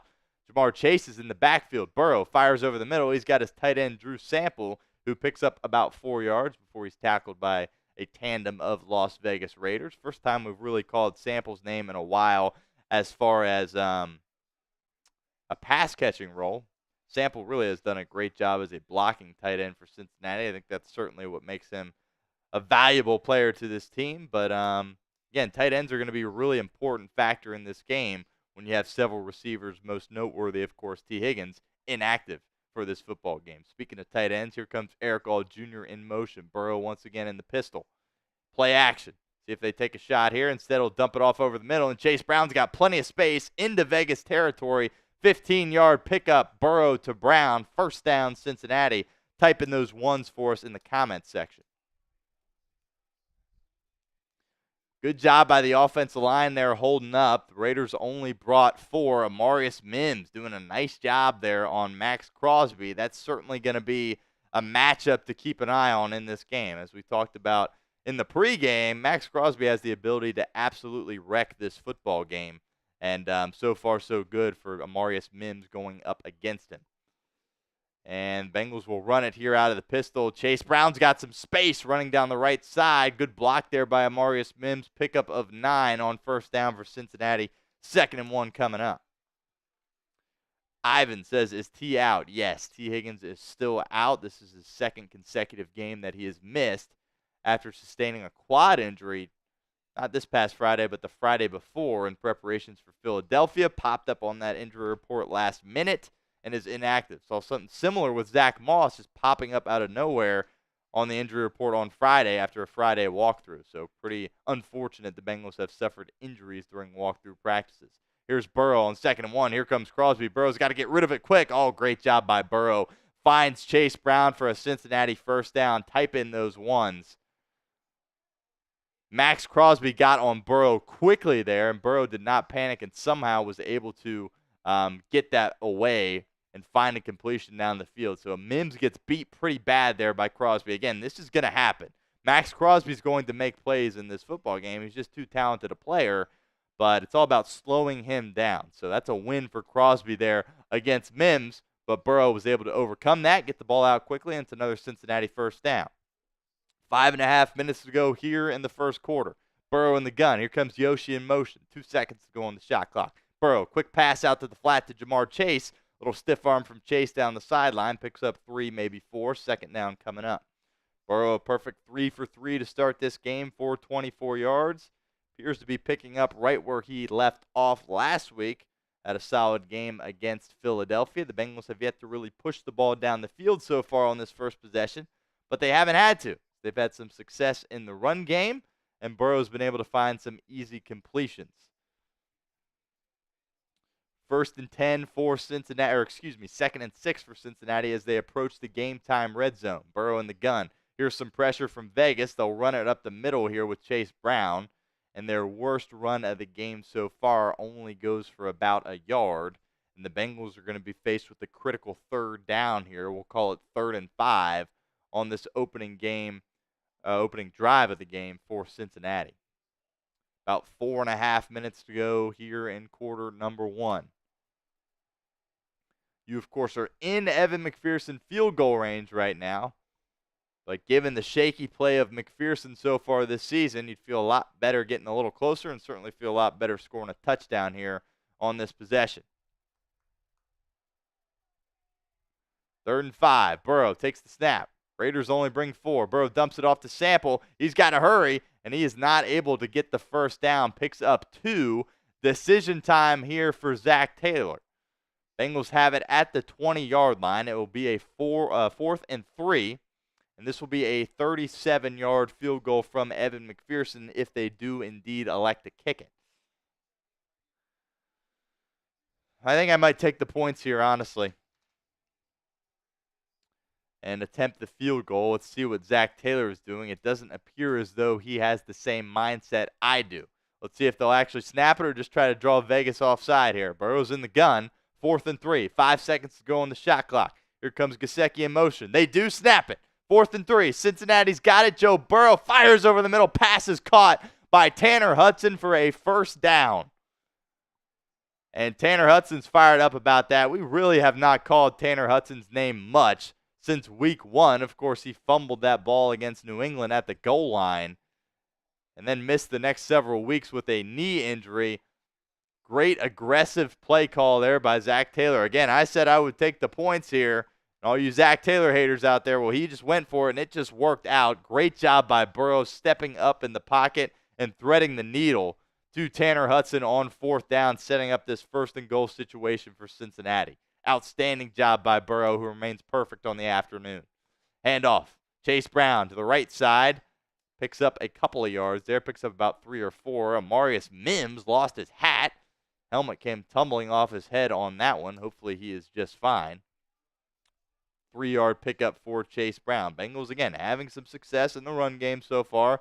We anticipated it would be a lot more easier for Cincinnati to run the football in this game. Vegas kind of ranks the bottom end of the league as far as all the important rushing statistics go defensively. Pretty much in the 20s for all of them. So thought you would have success on the ground in this game, and so far so good. As the Bengals are in a goal-to-go situation here, 2nd and goal, timeout on the field, and they will go to commercial. So a promising start for Cincinnati offensively. Joe Burrow's made some big plays. He has yet to throw an incompletion.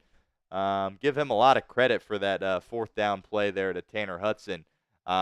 Originally, when live, it just kind of looked like he had an easy completion. But as he stepped up in the pocket, those linebackers really collapsed there on Hudson, and he had to thread the needle and kind of throw a rocket there to Tanner Hudson. Great catch by him, able to squeeze it.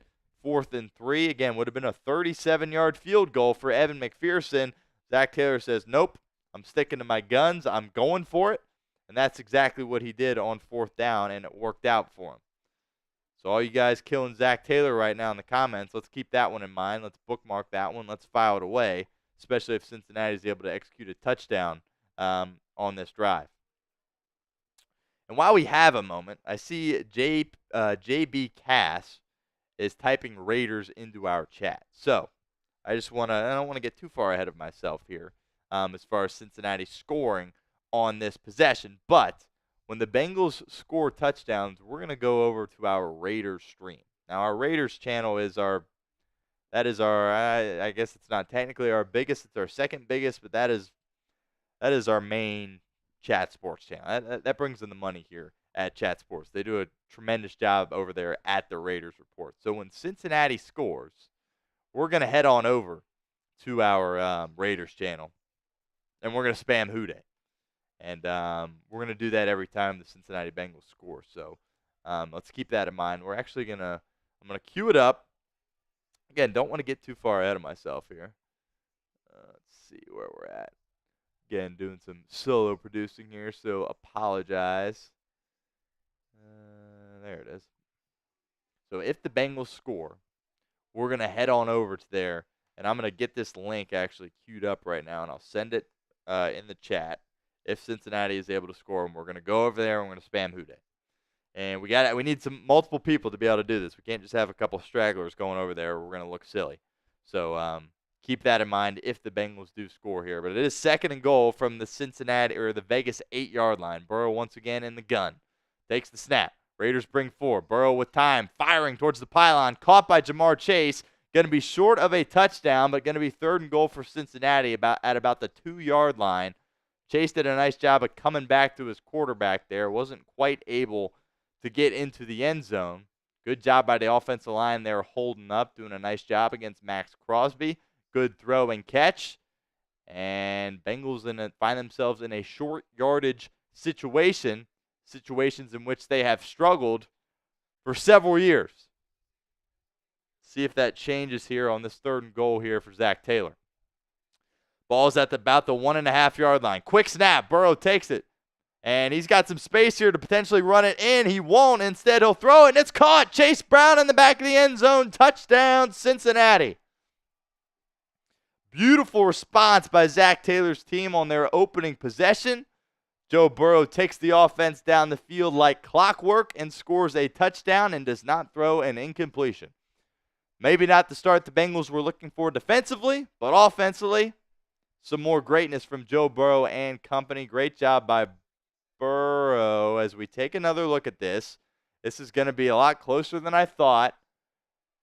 But I do believe Chase Brown was able to get that foot in. It's going to be very, very close. Certainly got 1 foot down. And the Bengals are ready here to attempt the extra point. So let's see if this gets stopped at all. And still waiting. Looks like they're going to hold here on the extra point as they review this. The left foot is definitely in. It's about that right foot if he was able to slide that in short of the white. And I think he was able to do so, literally just millimeters to spare, if that. But I see a slight chunk of orange in between that foot and the out-of-bounds line. And McPherson's going to attempt the extra point here, so it looks like the call on the field is going to stand, and it will be a touchdown for Cincinnati. Here's the extra point from Money Mac, and that time it is money right down Broadway. And we are tied at 7. Elite response from Cincinnati. Great 3rd down execution. Great 4th down execution as well.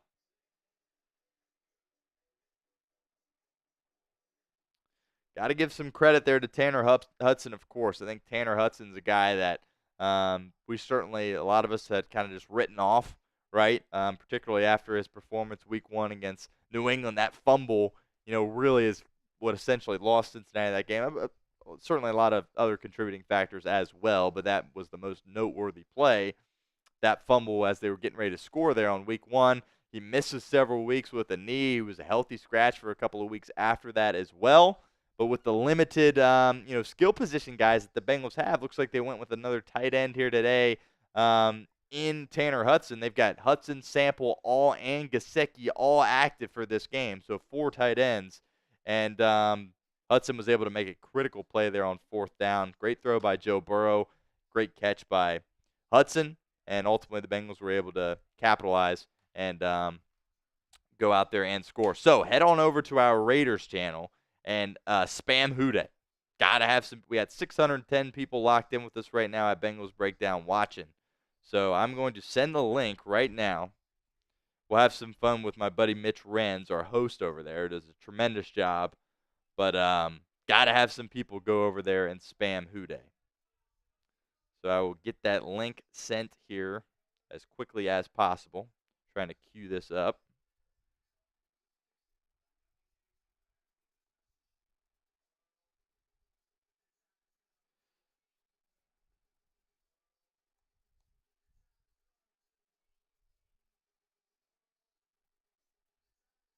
And I am over there in our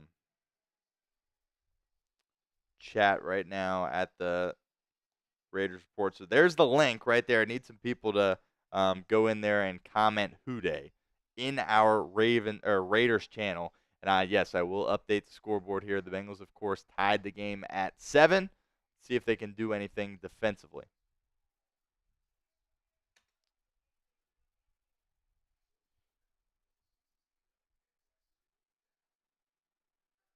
Wise First says, "Hey Stone, I heard your voice on the Bengals episode this week."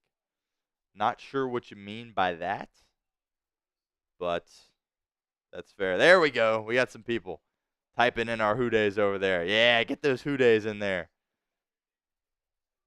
Yes, appreciate you guys going over there and spamming Houday right now. Oh yeah, look at all those Houdays in there. I appreciate all you guys doing that. I'm sure Mitch is really excited about that. Looks like Mitch is wearing a cheerleading costume. He's been known to do some pretty silly things from time to time. So it'll look even sillier if the Bengals are able to capitalize here and win this football game. But I appreciate you guys doing that. Every time the Bengals score, I'm sure we're going to head on over there and do that. That's one of our goals here on today's show. So appreciate all that. I was surprised to see that many Houdays in there. So you guys are real ones for that. Certainly appreciate that. All right, Bengals defense back out onto the field. Minshew takes the snap, hands it off to Zamir White. Logan Wilson's there to make the play at the line of scrimmage. Zamir White will fall forward for a gain of 1. There's a really nice play there by Logan Wilson. Look, Logan Wilson is one of my favorite players on the Cincinnati Bengals football team. Of course, they paid him a couple of off seasons ago, and he hasn't really been that guy at that linebacker position, the guy that maybe Bengals fans were hoping for, and coaches, of course, as well. Hopefully Wilson can really have a strong second half to his season. Of course, his tackle numbers are always up there. Kind of what happens as kind of the nature of playing the linebacker position. You're going to have a lot of tackles even if you're not playing elite football. But hopefully this can be a good start for Logan Wilson.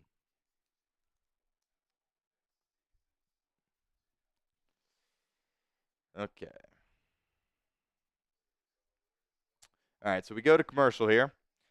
Bengals' second drive defensively. Harvey says they got mad. Yeah, let me know what Mitch said. If you guys were listening at all, let me know if Mitch said anything.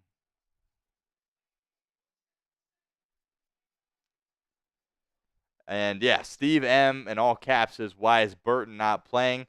Apparently, allegedly, he did not show up for yesterday's Saturday walkthrough, and apparently didn't think it was necessary to contact Zach Taylor or anybody within the organization, and just chose not to show up. So that seems very odd, especially considering the remarks that Joe Burrow and Zach Taylor made about him going into the week, right? They're really pleased with how he played against Philadelphia, and it kind of just felt like you were going to see his role increase in this week's game, especially with T. Higgins being down once again with that quad injury. But no shows to yesterday's walkthrough. And look, again, this could be, you hope it's not something serious like a family issue or what have you, but regardless, that's unacceptable not to communicate that with your football team. That'd be like us just not showing up to work and we won't tell the bosses. We're going to take today off and not let anybody know. So apparently that's what Burton did. Zach Taylor and the Bengals brass are going to address the situation after the game. Hopefully it is a positive press conference or a winning press conference, but that's certainly going to be an awkward situation there for Germaine Burton. Unless, again, something crazy happened and he wasn't able to make it. But they have shown him several times, and he is in a sweatshirt on the sideline. So he is here for today's game, but just not active. And very head-scratching. Apparently he was having a solid week in practice as well. Doesn't show up for the Saturday walkthrough. And, obviously that's not a voluntary thing, right? That's a that's your job to show up, and apparently he did not. All alleged, though, at this point. All right, handoff is to Zamir White on 2nd and 9. It will go for about 3, and here's a 3rd down here for Cincinnati on defense. 3rd and 5 here for Vegas. Type in those 3s for us in the comment section. 172 likes right now. Got to get up to 400, or I got to wear Browns gear for Thursday night's game against Baltimore. That's what I've been told. So we hit 400 last week, almost up to 228 away from getting halfway home. Help us out. Hit that like button right now. 5 seconds to go on the play clock. Looked like early movement there on the Raiders' offensive line. No flag. They'll instead fire to Bowers over the middle, and it's enough for a Cincinnati 1st down. Jordan Battle with the stop. It looked like the right tackle there for Vegas got a bit of a head start and flinched a little bit early there, but no flag. And instead, it's going to be a Vegas 1st down here on their 2nd offensive possession of the ball game.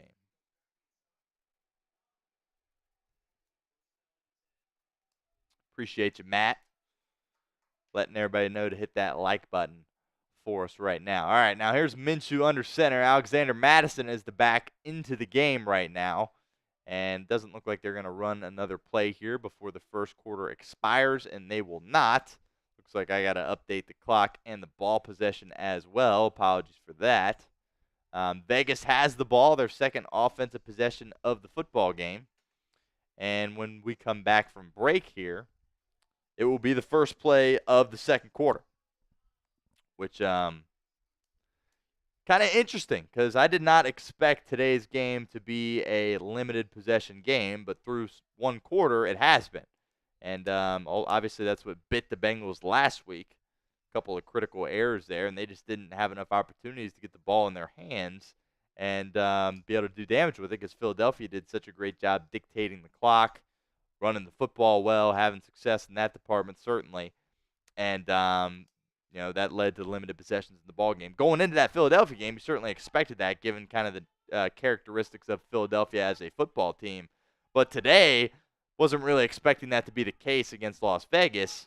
And certainly so far through a quarter of play, that has been the case, as the Bengals only had 1 offensive possession there in that quarter. And Vegas able to execute a 3rd down there as well and keep this drive moving here into the 2nd quarter. Kent Gregory says, "Go Bengals." Thanks for stopping by, Kent. Appreciate you hanging out with us here. We are 9 likes away from 200. See if we can't get that before this next offensive snap here from Vegas. 1st play of the 2nd quarter will be coming up here in a moment as we get this clock updated.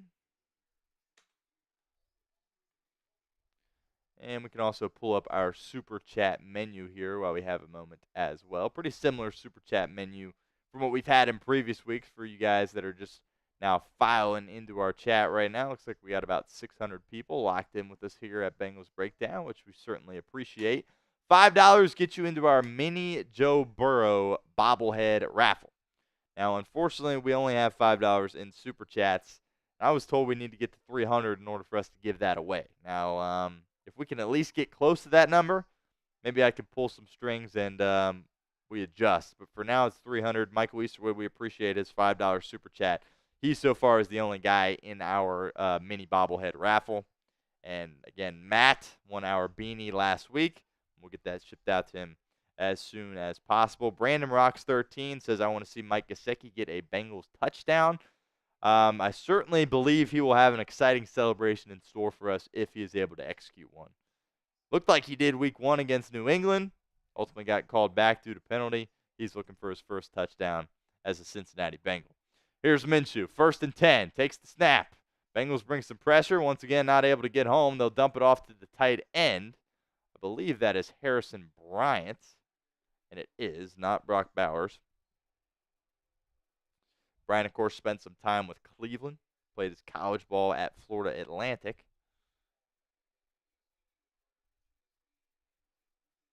And 2nd and 6 coming up here for this Vegas offense. Can Cincinnati get off the field defensively and force a stop? Let's see. 2nd and 6. The handoff is to Zamir White, or excuse me. Yes, it is Zamir White, and he picks up about half of it. 3rd and 4 coming up. Got some super chats here that we can get to on today's show. Probably going to have to reset this link. Which, unfortunately, yep, that's what we're going to have to do here. So bear with me as I get these pulled up. But, of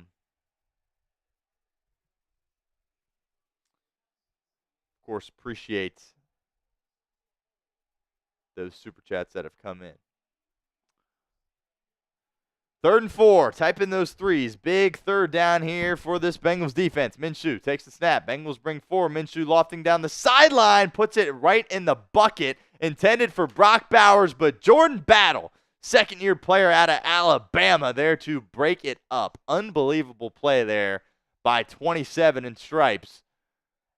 As this was a dime from Gardner Minshew down the sideline. Again, Bengals only brought 4. Geno Stone, once again, at that safety position, not really doing anything. But Jordan Battle able to get his hand in there on that attempted reception there from Brock Bowers and break it up. Great job by Jordan Battle. His biggest play of the season so far in 2024. Outstanding. Going to force a Las Vegas punt here.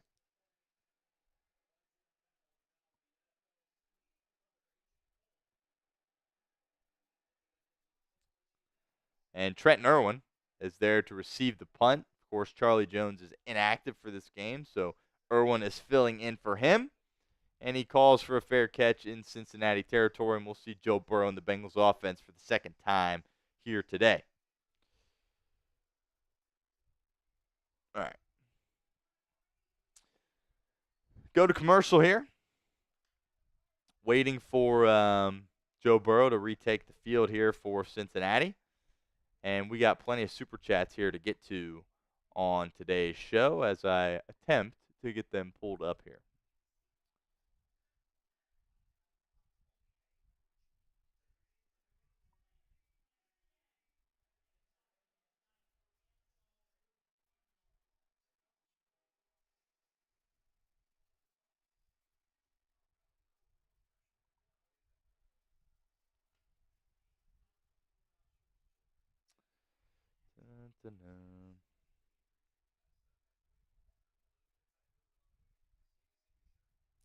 Well, that's unfortunate.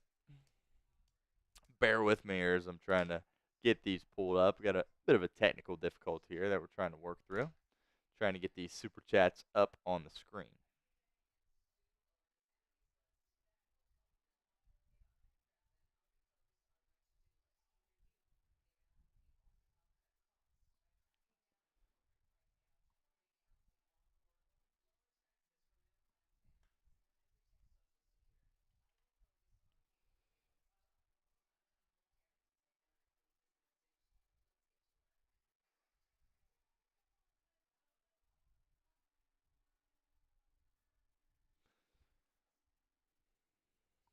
Remember to hit that like button for us if you have not done so already. Trying to get these super chats here pulled up here.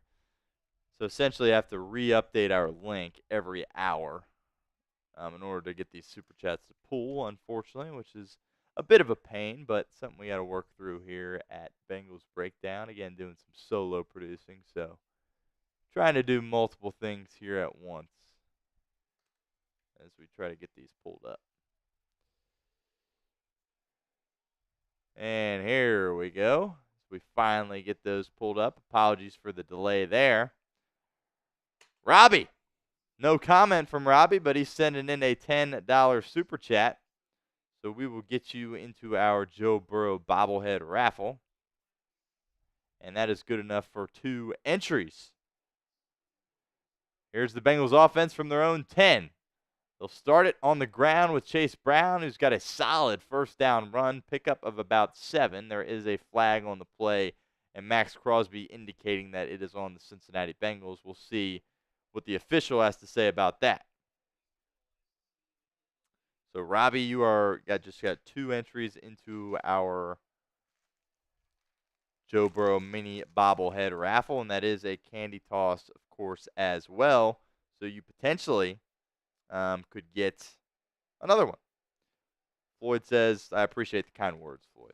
Thank you. Apologies again for having to do multiple things here at once. Here's the candy toss here for Robbie. And let's see, it looked like the officials may have just picked up the flag on that one. And it's going to be 2nd and short here for the Bengals, so no penalty. 2nd and 3 coming up. 1 for 1 on the candy toss to start the day. Here's Burrow, 2nd and 3 in empty. See if they try to get the ball into Ja'Marr Chase's hands here. He's in the slot. Vegas brings 3. Burrow fires over the middle. He's got his tight end, Eric All Jr., who takes a massive shot but hangs on to the football. Big pickup on for Cincinnati on 3rd down. Or on 2nd and 3, rather. 1st down for the Bengals.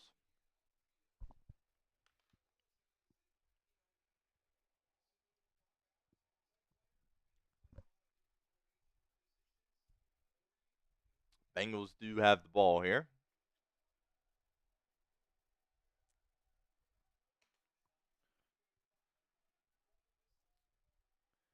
Burrow in the pistol. Takes the snap, pitches it in front of himself to Ja'Marr Chase. Nice nifty play there by Zach Taylor as Chase runs to the sideline and picks up about 8. Okay, something we haven't seen a ton of there. Chase came in motion and Burrow pitched it, so it technically was still a pass. Will be a completion for Joe Burrow. And Ja'Marr Chase was able to pick up 8 yards on the ground. 2nd and 2 coming up. Burrow a perfect 10 for 10 to start this football game.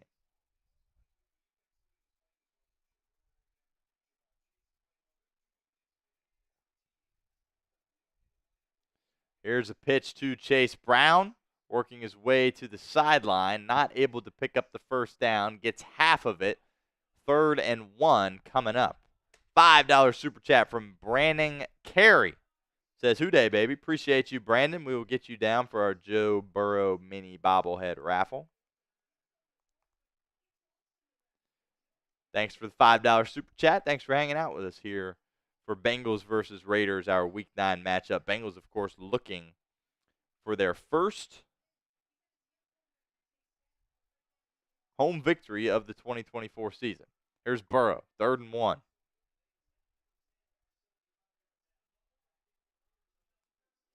Takes the snap.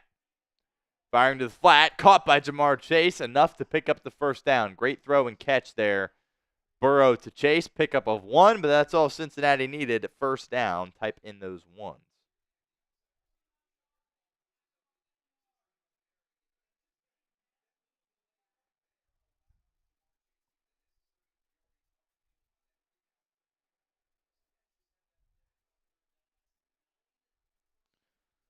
Looks like now we got a bit of an issue with our comments. We will try to fix that as soon as possible. Burrow takes the snap, play action.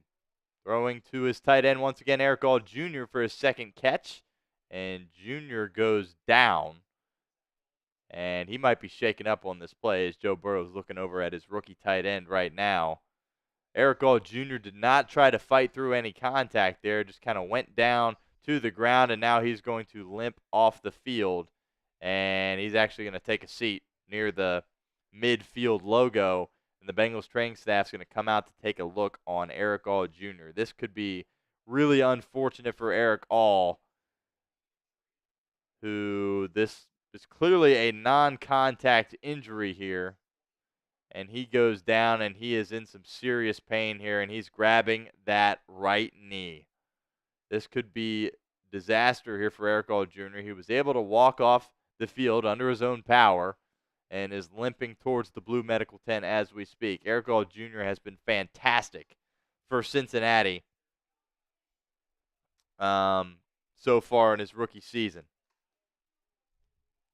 Bengals do have 4 tight ends active, though, for today's game, so plenty of tight ends to replace him. But we'll certainly keep an eye on what exactly happened for Eric All Jr. Burrow takes the snap, passes to Chase Brown, who breaks a couple of tackles and gets it into Las Vegas territory at the 34-yard line. First down, Cincinnati.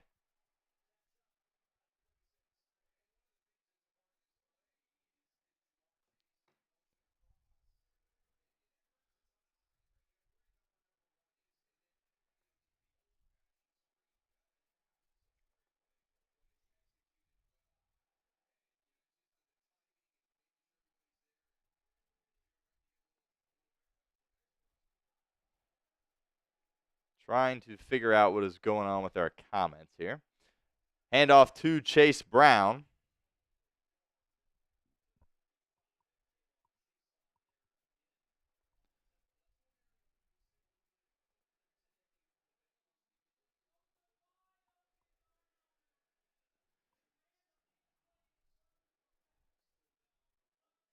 And there's going to be a shaken up Las Vegas defender here.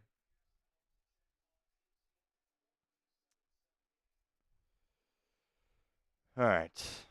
Trying to figure out what is going on with our chat here.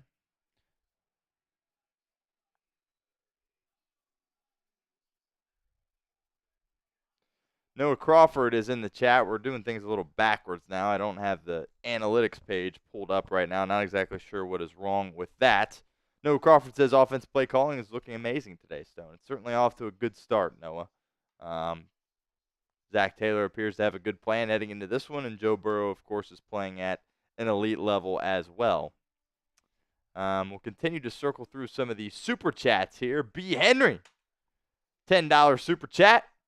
Houday from the Royal Caribbean Independence. Anchors away. $10 super chat. B. Henry, appreciate you hanging out with us here at Bengals Breakdown.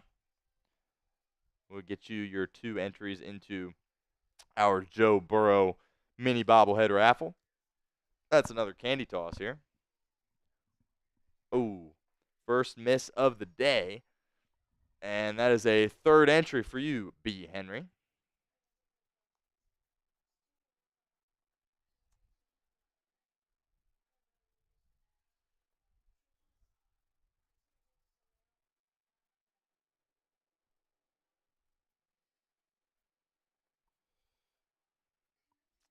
We're going to try to figure out what's going on with these comments here. Got some more super chats to get through as well.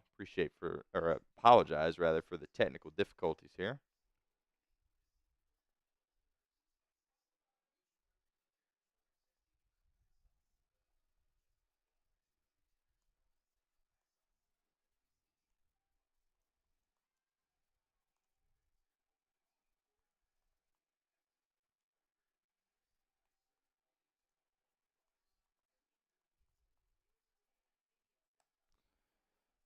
Send that to Sam. B. Henry, appreciate you. You are in our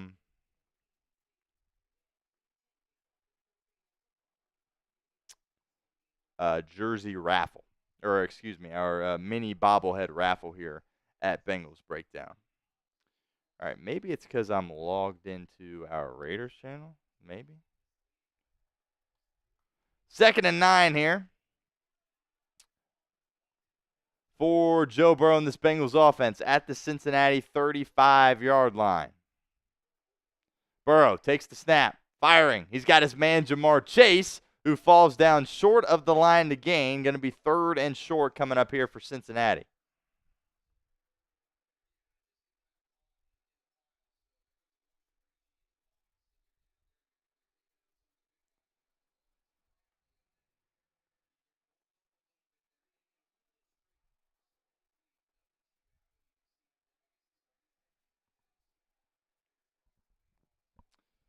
Third and 3 for Cincinnati at the 29-yard line.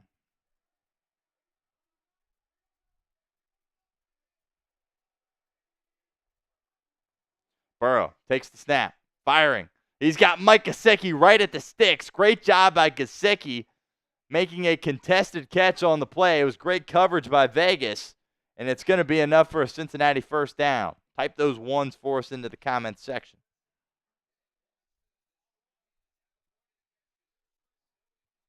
Really great job by Gesicki showing off his strong hands there.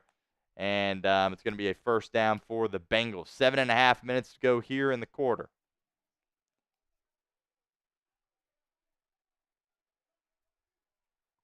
Still have not seen Eric All Jr. after he exited the game after grabbing his knee. Here's Burrow, quick pass. Ball goes straight up into the air and nearly intercepted. Cincinnati very fortunate. That could have been a disaster. Maxx Crosby got a hand on it, and it went straight up into the air, and big old number 96 for Vegas was almost able to haul that in for an interception. Would have been a massive play in this game, and luckily for Joe Burrow in Cincinnati, the ball falls to the turf after shooting straight up in the air. Good job by Burrow. Was able to kind of tackle Maxx Crosby there and prevent that from being intercepted. Burrow takes the snap, stepping up in the pocket, firing over the middle. Pass intended for Trenton Irwin, who gets absolutely clobbered and isn't able to hold on. Takes a massive shot over the middle. 3rd and 10 coming up.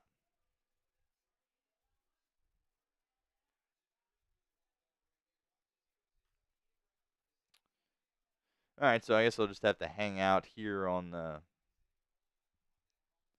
not our analytics tab, but I can see the comments coming in now, so we'll continue to cycle through our super chats here. But B. Henry, appreciate you. You got 3 entries into our Joe Burrow mini bobblehead raffle.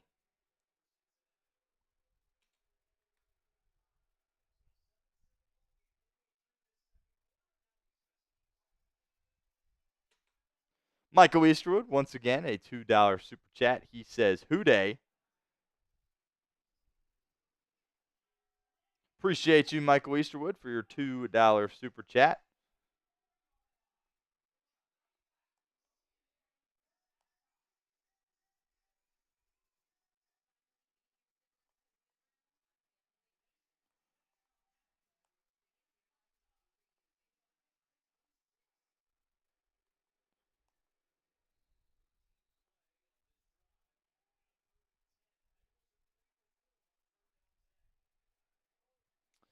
All right, 3rd and 10 coming up for Cincinnati. Cincinnati's been pretty good on 3rd down once again today. We're good last week against Philadelphia, but we're dreadful in the weeks prior against New York and Cleveland. 3rd and 10 for Joe Burrow in this Bengals offense. Burrow takes the snap. Raiders bring 4. Burrow with time, running out of time, stepping up in the pocket, firing down the sideline, intended for Gesicki. He's got him! And it's caught, but the officials are going to say he is out of bounds and rule it an incompletion. Gesicki has his hands on his head. Looks like he thought he was able to get his feet down as we take another look at this. Great job by Burrow stepping up into the pocket. And yes, Gesicki is not inbound, so good job by the corner there for Vegas. Outstanding catch by Gesicki as he pins it up against his helmet but does not get his feet down. And incomplete. Here's Evan McPherson, 44-yard field goal. Massive kick here for the Bengals kicker, trying to get back on track. The snap, the hold, the kick just barely sneaks inside the right upright. So very close, but Evan McPherson is able to knock it through. Good snap, good hold there from Ryan Rico, and Cincinnati takes their first lead of the ball game here with 7 minutes to go in the second quarter.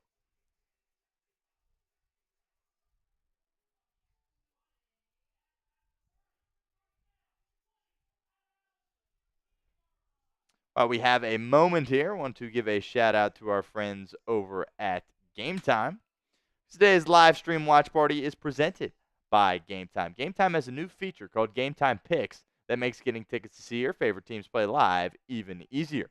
Game Time Picks filters out the fluff to show you only incredible deals on great seats so you don't have to waste time searching through thousands of tickets.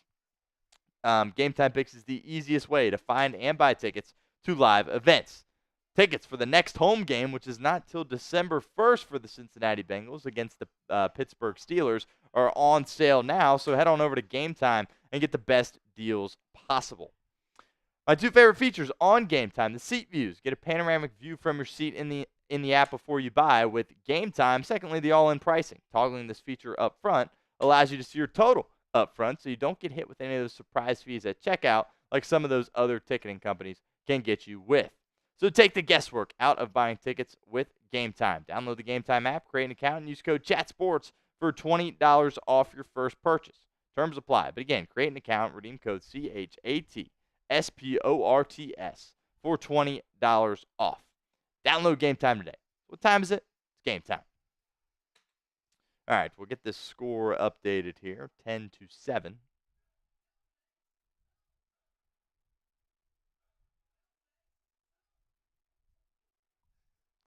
Bengals have the lead. And about 7 minutes to go here in the first half.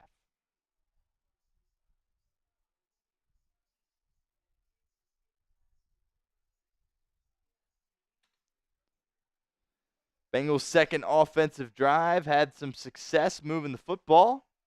Ultimately not able to convert on 3rd and long to Gesicki there as his feet were not able to come down in bounds. And they had to settle for the field goal. McPherson probably a lot closer than he would have hoped. But ultimately it goes through, and the kick is good for Evan McPherson.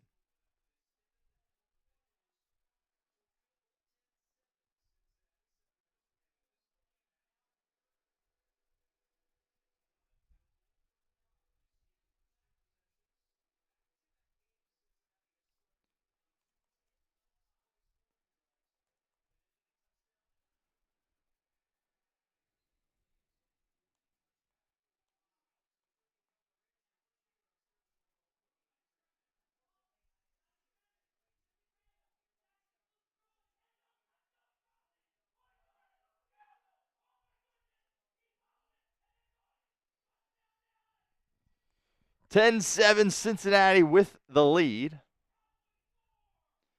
About to kick it away here to Las Vegas. Trying to work through our issues with these comments, as I cannot see all the comments coming in. Apologize for that. But here's the Bengals defense. Third opportunity here, trying to get a stop. We're able to force a punt the last time they took the field, and they start out on the right foot here as they're able to stop Alexander Madison at the line of scrimmage. Pickup of none. Actually, they'll give him a yard. 2nd and 9 coming up here for Vegas.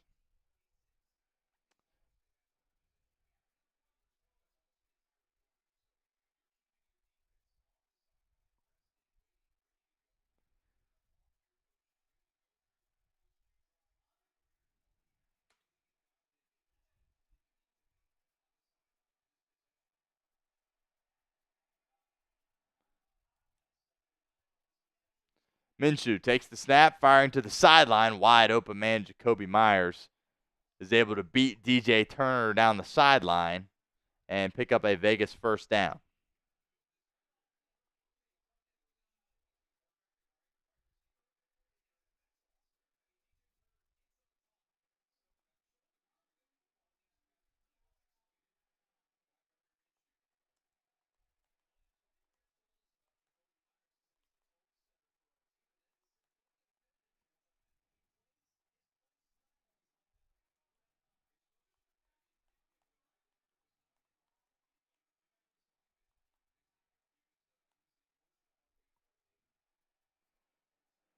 Minshew fires over the middle, wide open, Jakobi Meyers. This time it's Cam Taylor-Britt that gets beat. And it is going to be a first down for Vegas.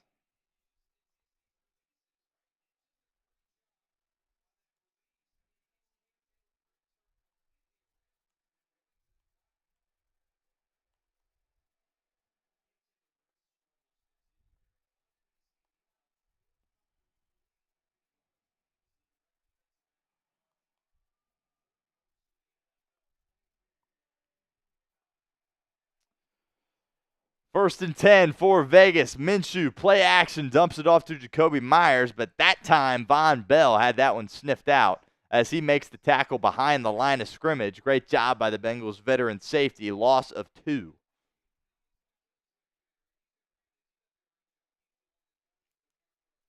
And we will get to, I know we have plenty of super chats we have not gotten to yet, and we will get to them trying to figure out our comments issue right now.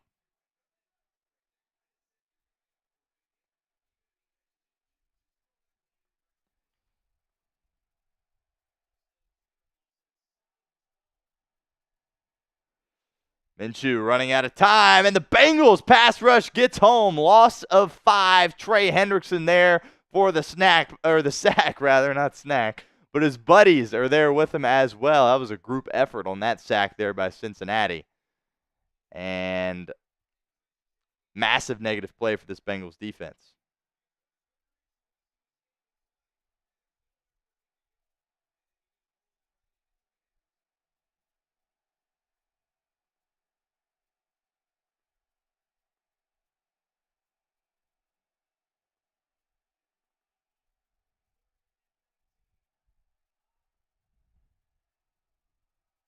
Third and 19. Vegas just has to run it here. Madison's got some space, but Logan Wilson's there to make the stop at the Cincinnati 28.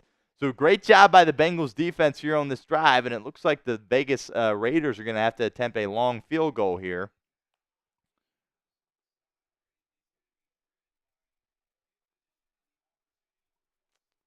Again, trying to figure out these comments right now. Should have it resolved pretty quickly. Appreciate the kind words, Derek.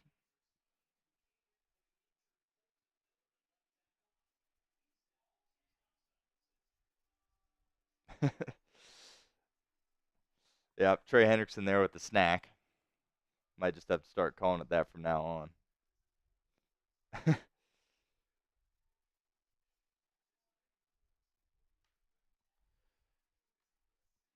Okay, so I've been told that this is just a YouTube problem, something that we're going to have to deal with for now.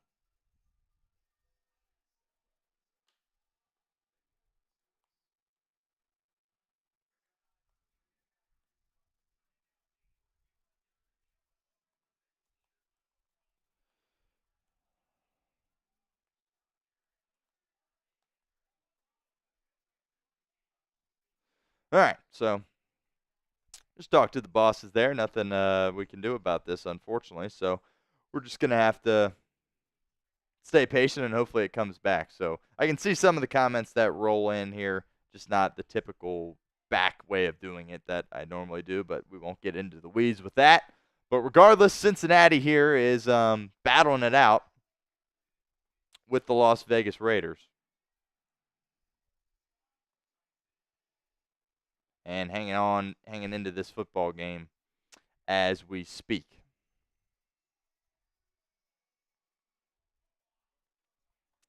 Vegas getting ready to kick a field goal when we come back.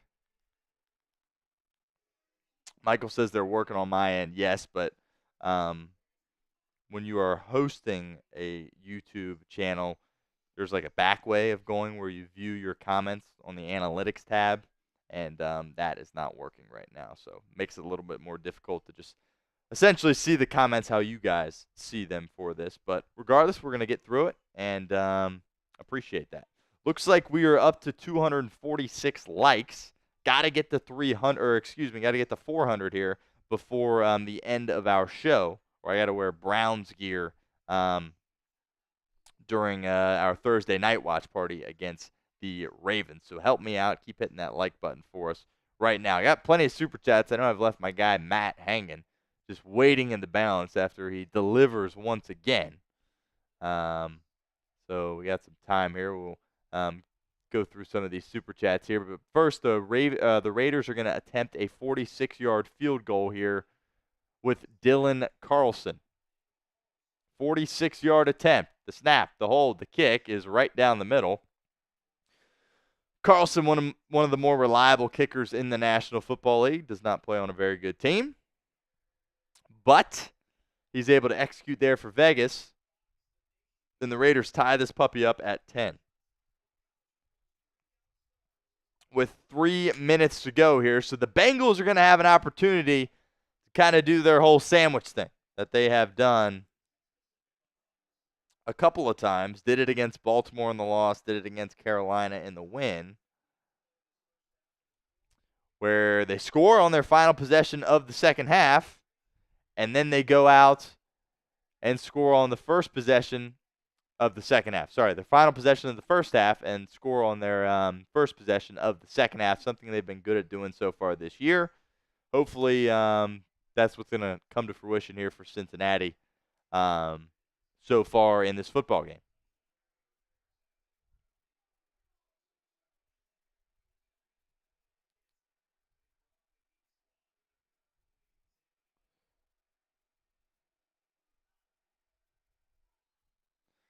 And we'll keep going with Aunt Rachel here with a $5 super chat. Aunt Rachel, appreciate you stopping by, hanging out with us as you have been all season long here at Bengals Breakdown. Really appreciate it. $5 super chat will get you into the Joe Burrow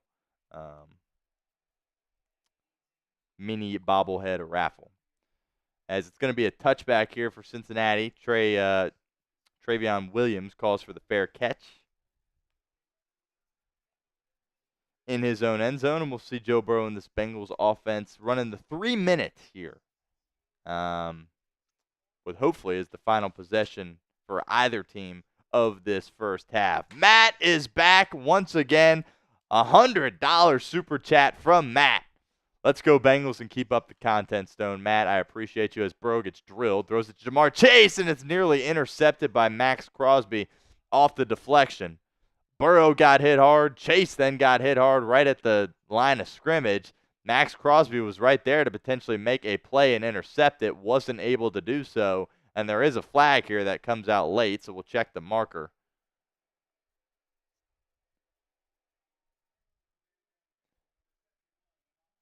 And the Bengals had an ineligible man downfield, and it's going to be the rookie Amarius Mims.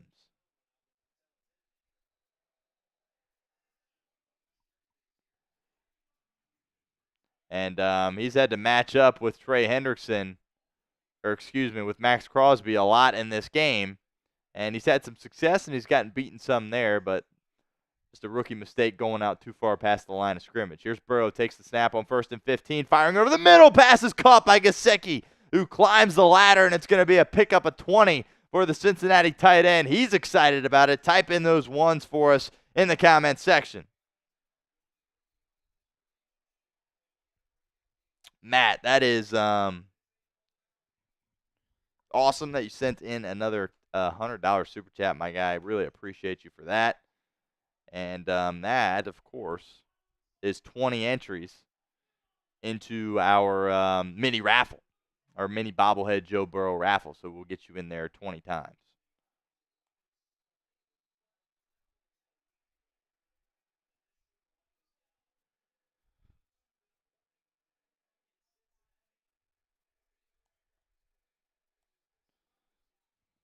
Got you in there, Matt. Appreciate you. $100 super chat once again from Matt. We are now at the 2-minute warning here. We update the ball possession and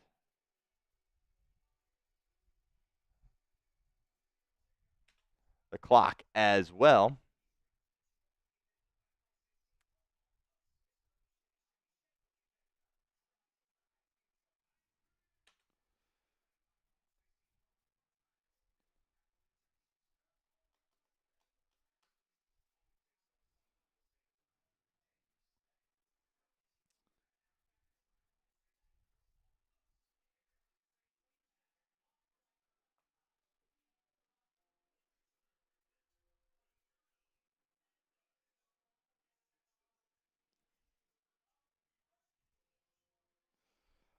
Really solid back-to-back games for Mike Gesicki, particularly last week against Philadelphia. Really made some big plays. Did have the costly fumble there at the end, but the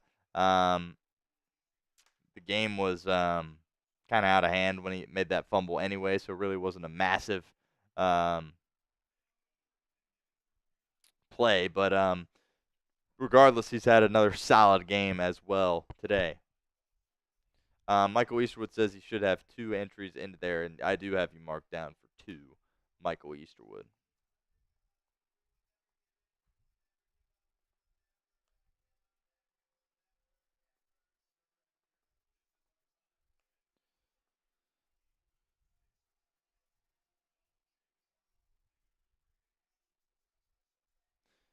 Plenty of super chats here to cycle through here as well. James Hargrove. I believe that's a first time that we have gotten a super chat from James. Appreciate you. And kind of flying by the seat of my pants here. Can't really see all the stuff that is coming in, but that is a $10 super chat from James. So we will get you down for 2 entries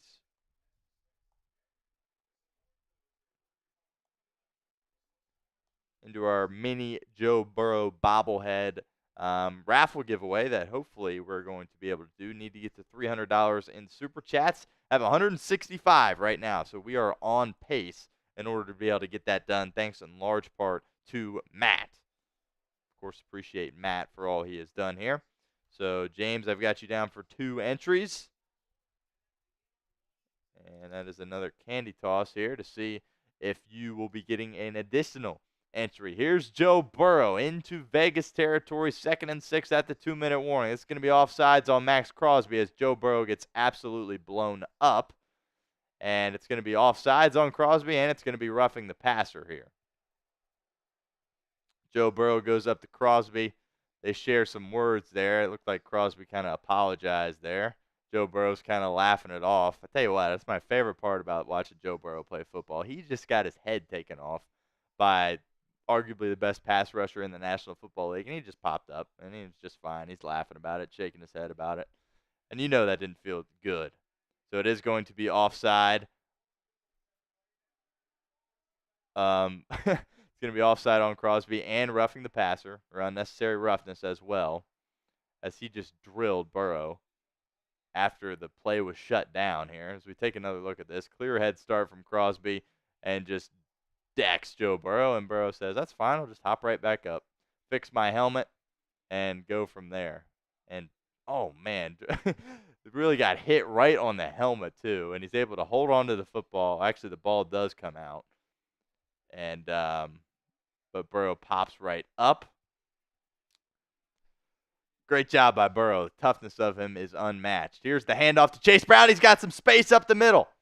Down to the 20-yard line. Big pickup on 1st and 10 for Chase Brown. Pickup of about 12. Cincinnati having success running the football in this game. Quick candy toss for James.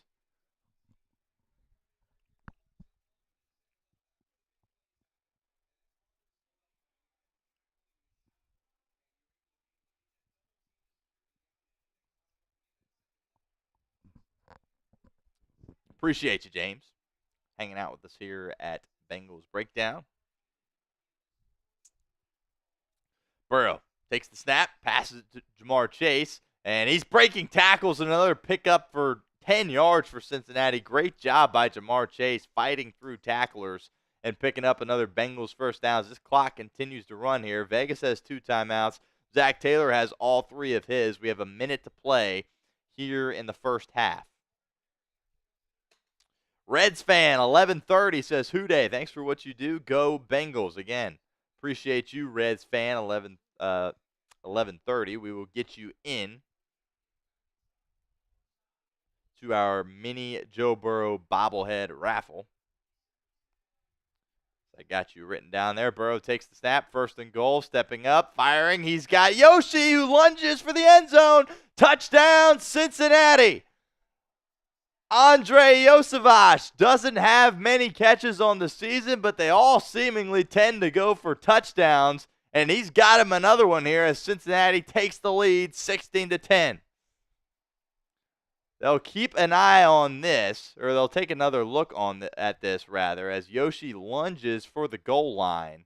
We'll see if his knee is down prior to him crossing the plane, and that's going to be really close. Outstanding effort. But here's McPherson to attempt the extra point, and it looks like it is going to stand.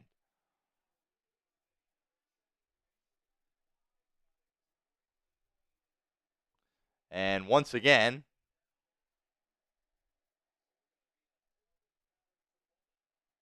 they're going to have to take another look at this after the Bengals field goal team had already lined up.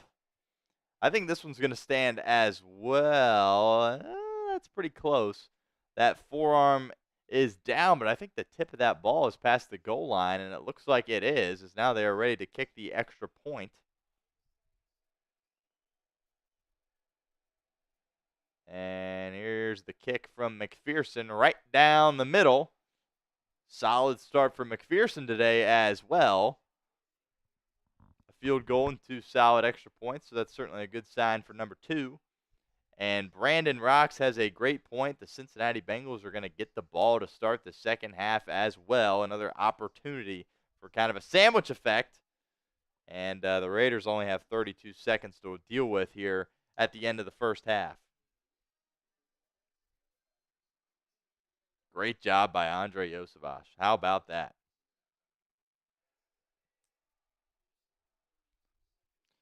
And there's Michael Easterwood with his $3 super chat, so that's what gets him an additional raffle entry. So appreciate you reminding me of that, Michael. And appreciate your super chat, of course, as well. Marvin Williford is back with a $5 super chat. He says, "Who day?" Marvin, appreciate you hanging out. Marvin's won some raffles here on Bengals Breakdown as well, has an opportunity to win another one as he sends in a $5 super chat.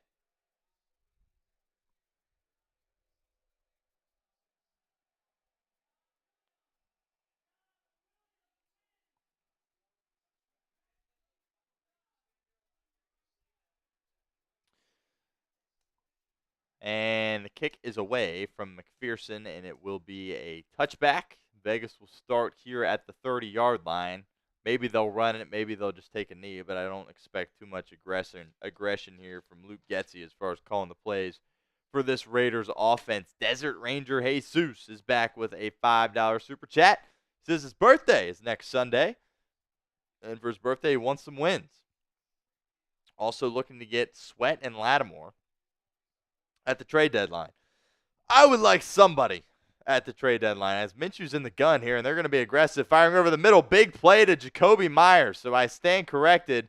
Antonio Pierce and Las Vegas with nothing to lose here. A couple of timeouts, 30 seconds. You got to respect the aggression. They'll burn their second timeout as they are already out near midfield after one play.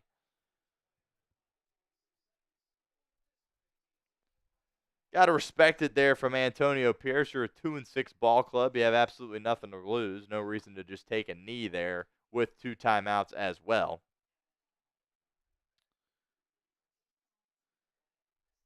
So there's 27 seconds left here in this first half. And Las Vegas has the football, trying to get some points before they kick it off to Cincinnati to start the second half.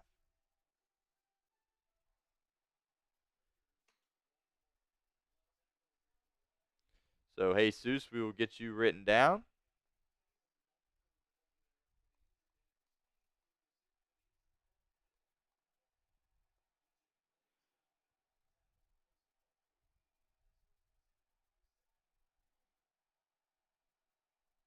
Minshew, an empty.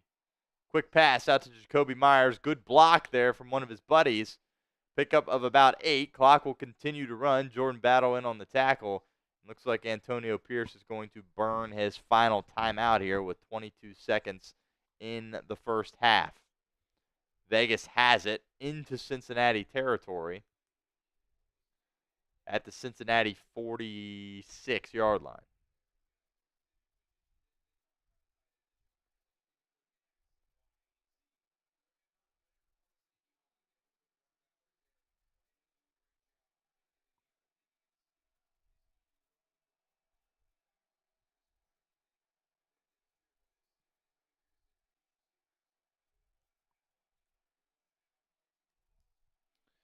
Second and 4 for Vegas in Cincinnati territory. 23 seconds to go in the first half. Minshew in the gun.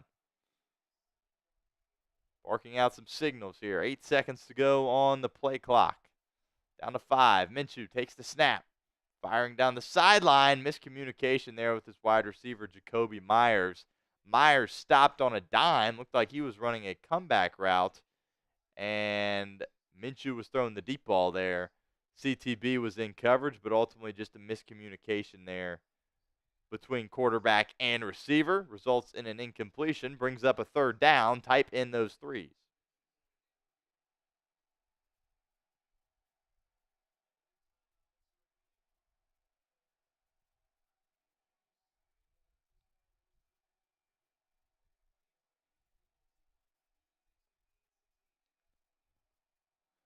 Minshew takes the snap. Here comes some pressure for Cincinnati, and Minshew just throws it away at the feet of his running back, Amir Abdullah.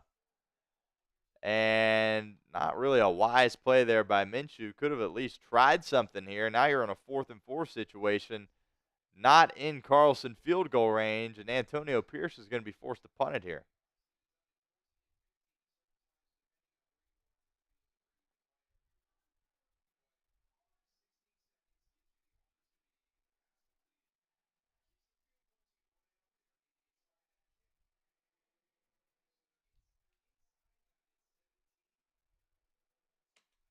Bengals going to get the ball back here with about 15 seconds or so, probably about 12 seconds after the punt.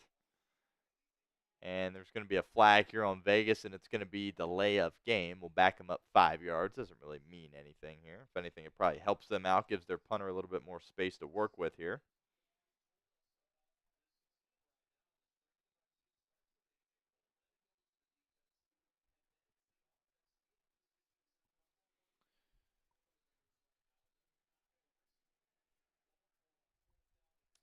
So it's shaky performance for the Bengals defense, but they're kind of getting away with it. Have forced a couple of punts here, held Vegas to a field goal in their third possession. Again, you're playing Las Vegas. You're not playing Baltimore or Kansas City or Buffalo, certainly. But certainly a step in the right direction here, as you clearly have played better football in the first half. And you're going to take a 7-point lead into half. We'll see how aggressive Zach Taylor is. Does have 2 timeouts here to work with, but we'll see. Can't envision him doing too much. Think he'll be feeling good about going into halftime with the 7-point lead and getting the football to start the second half. No reason to do anything reckless here. Here's the punt. It is up and away, and Trent Irwin's not even going to touch it as this bounces down to the 3-yard line before it gets downed by Las Vegas. 5 seconds to go here in the first half. I think you can expect a knee here from Joe Burrow, and the Bengals are going to take a 7-point lead into halftime.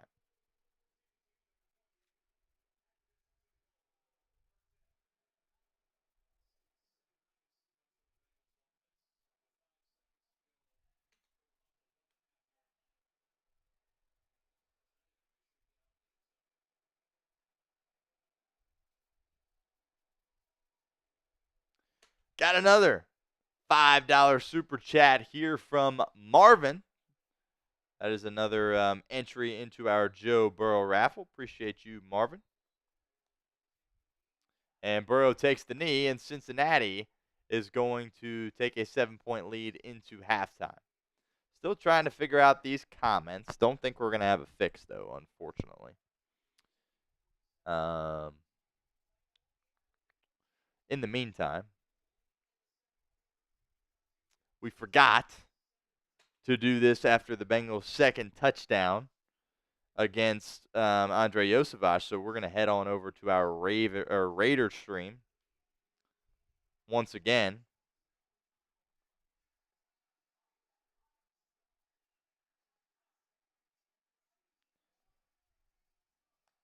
As I'll send that link here into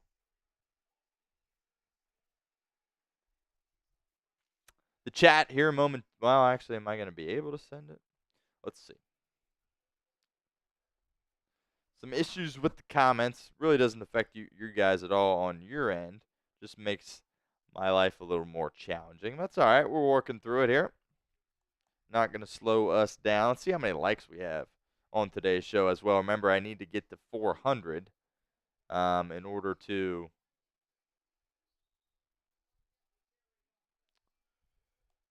not have to wear Browns gear for Monday night. So there is our Raiders stream. So click into that link, and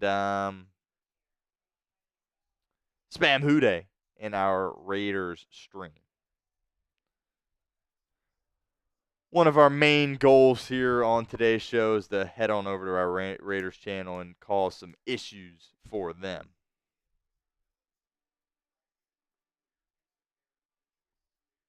Let's see if we've got anybody in this chat. Who Dey, Harvey's in there. Appreciate you, Harvey.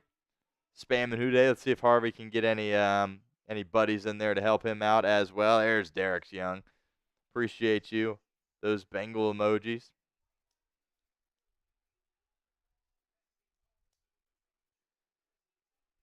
Keep the Who Days coming here in our Raiders stream.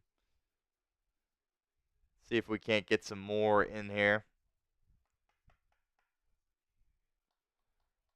That link is currently in our live chat right now to our Raider stream. I put it up in there. Let's get some Who Days in our Raider stream right now. Bengals have a 7-point lead. They're going to, of course, get the ball here to start the second half, so we will update that.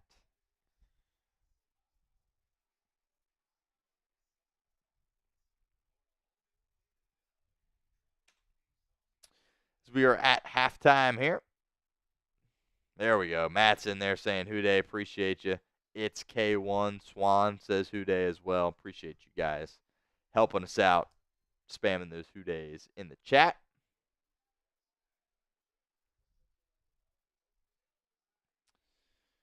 All right.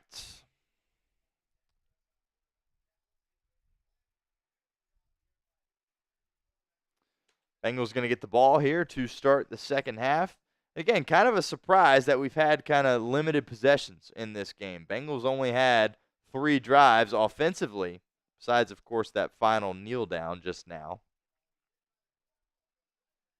And very productive for Cincinnati. 2 touchdowns and a field goal. Joe Burrow continues to play at an elite level, and that's kind of why I want the Bengals to be aggressive at the trade deadline, which, of course, is Tuesday.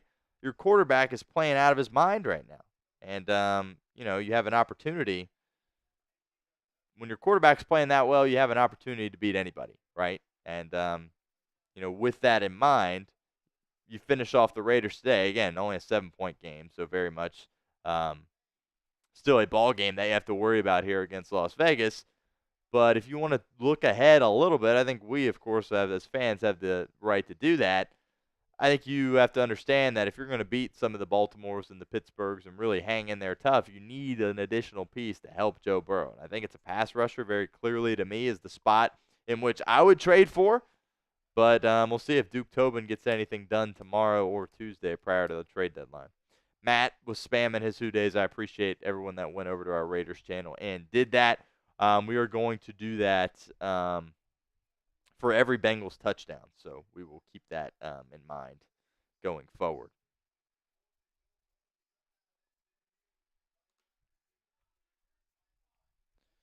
Still no comments pulling. Apparently it is a YouTube issue and nothing we can do about it on our end. So, kind of just what we're stuck with right now.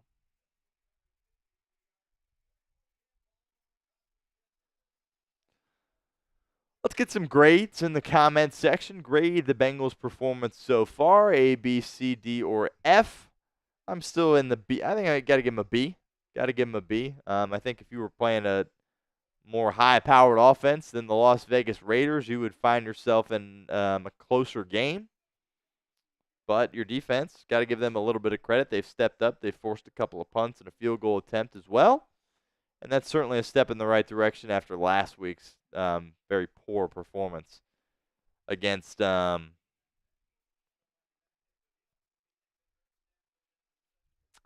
Philadelphia Eagles.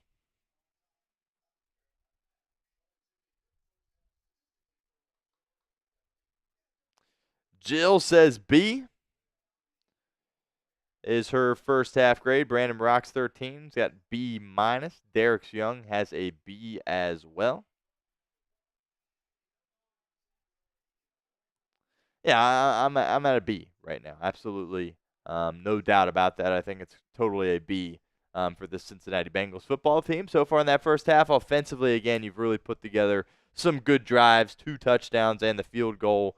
Joe Burrow's just playing at an elite level. You're having success on the ground, which, again, you're playing Vegas. It's a team that you're clearly much more talented than, so you should be having success in all areas of your game. But the run game was a massive concern for Cincinnati last week against Philadelphia, and they have wrote the ship correctly in this game. In a lot of ways, reminds me of what Ohio State, honestly, was able to do yesterday in their game against Nebraska a couple of weeks ago. They couldn't run the ball at all, right? That was the Bengals last week against Philadelphia. Yesterday against Penn State, they were able to go out there and really control things from a physicality standpoint on the ground. Did a really nice job running the football. And that's kind of what the Bengals are doing so far through 30 minutes of play here against the Las Vegas Raiders. Kind of reminds me of that.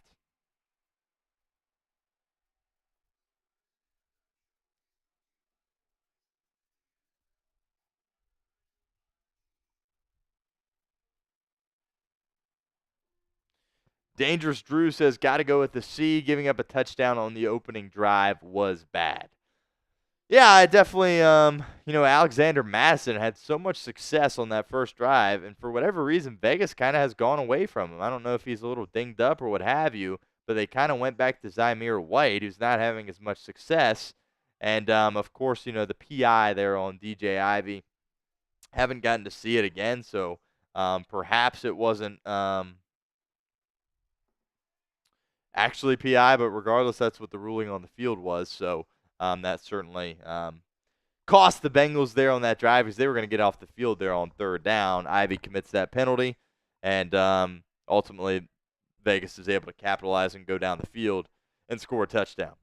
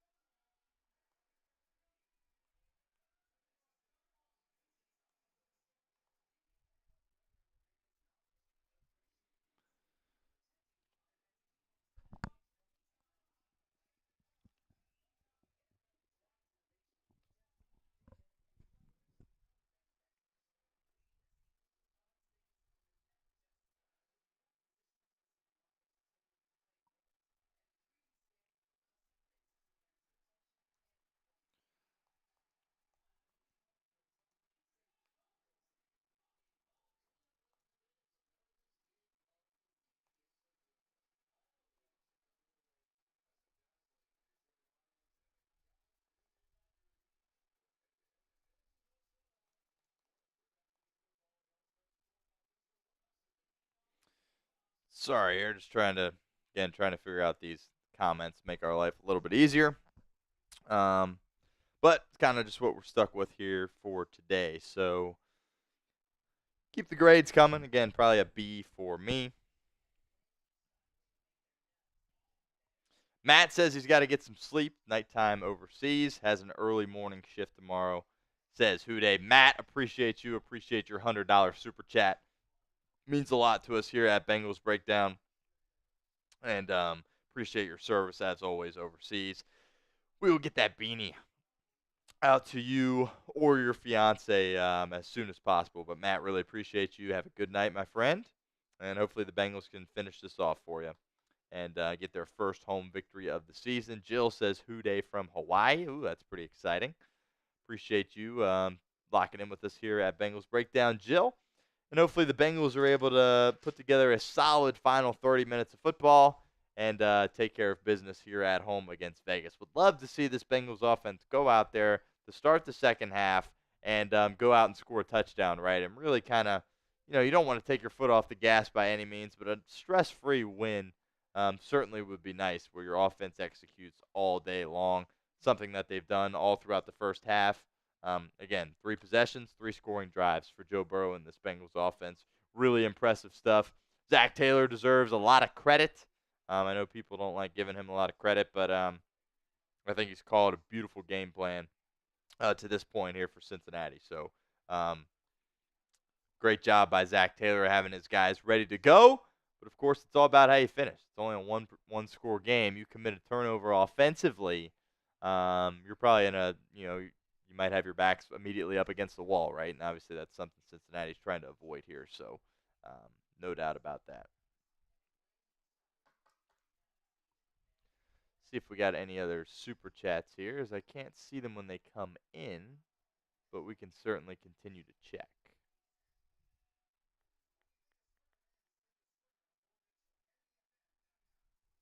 Have not got to this one here from Floyd.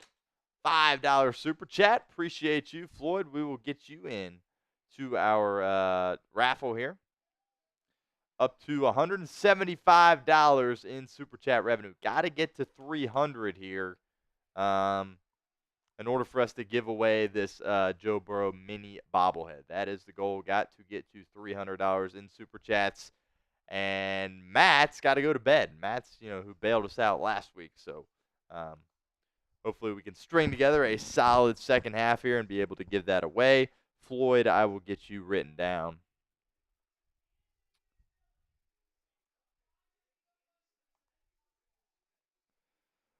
Floyd, appreciate your super chat. And you are in our raffle. Should be just about ready for play here in the second half.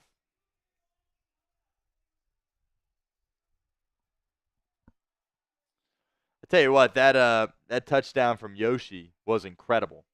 I think he's an unbelievable player, honestly. Doesn't get the targets maybe some people thought he would going into the season, but he's been a weapon for Joe Burrow in the red zone in particular. And I believe that is his third or fourth touchdown on the year. So he's been really big for Cincinnati in those spots. And just the ability to be able to extend and have that ball cross the goal line is massive for Cincinnati, because I was kind of thinking that, when they took another look at it live, I kind of thought he was going to be a little bit short. And he just barely was able to get in. And outstanding play by Andre Iosivas, a winning football play. Something, of course, the Bengals need to get from a lot of their guys here in the second half. Bengals have entered the field once again and are awaiting the Dylan Carlson kick, or Daniel Carlson. And here's the kick, and it is caught by Kendrick Pryor in the Bengals end zone, and he takes a knee. Pryor, of course, called up from the Bengals practice squad for today's game, as the Bengals are without 3 receivers. T. Higgins, the most notable, of course. Charlie Jones is out for this game with a groin injury. And then Germaine Burton did not show up to yesterday's walkthrough practice, and he is now inactive for today's game, but he is on the Bengals sideline in a sweatshirt. Zach Taylor will address that situation following the game today. Hopefully for Cincinnati, it is a winning press conference for Zach Taylor and Joe Burrow. Speaking of Burrow, here he is in the gun. Raiders bring pressure. Burrow running out of time, escapes. Beautiful job by Joe Burrow, and he's going to take off. Maxx Crosby giving chase, and Burrow is able to pick up 9 yards on first down. Outstanding job by Joe Burrow. I tell you what, his athleticism this year appears to be even better than it's been in the past.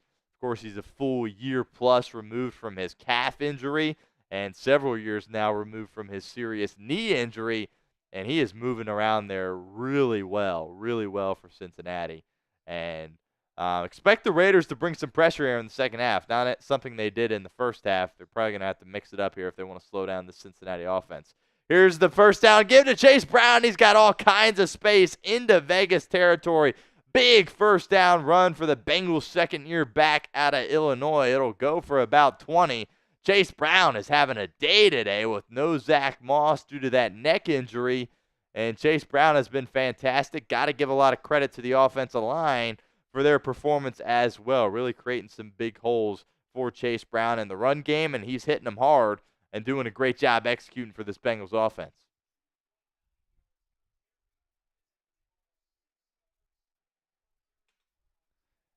Averaging almost 6 yards per carry on the ground today for Cincinnati. Absolutely unbelievable.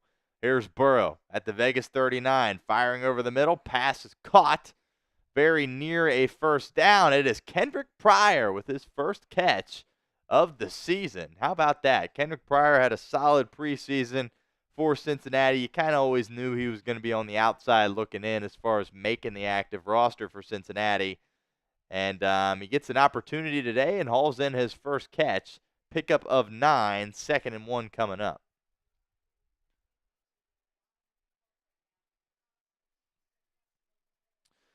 Here comes Chase in motion. They get it to him in the flat. He's got some space. He's got a blocker, and he picks up about 6.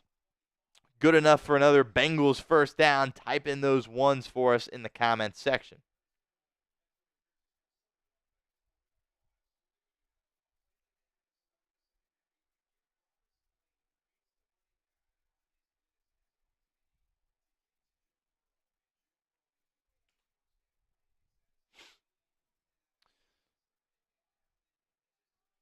Need 111 likes in order for me not to wear Browns gear next week, so keep that in mind. Burrow floating down the sideline, and it looked like PI there on Yoshi, and it was. There's the flag. It's going to be a 15-yard penalty here on Vegas. Burrow gave his second-year receiver out of Princeton a chance down the sideline, and clear PI there by Vegas.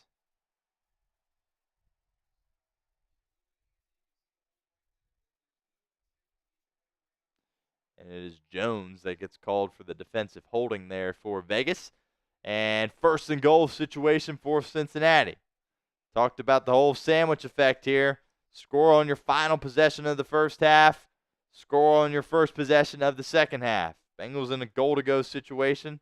Looking to do it for another time this year. 1st and goal at the Vegas 7. They'll hand it off to Chase Brown, who cuts up the middle. Great run there by Chase Brown down to the Vegas 1.5-yard line. It looked like that play was not going to have much there at all for Brown. Appeared as though he was going to get stopped at the line of scrimmage, but great patience there from Brown. He's able to find a hole at the last minute, muscle through some would-be tacklers. And that's a good piece of hard running there by Chase Brown down to the Cincinnati to the Vegas 1.5-yard line.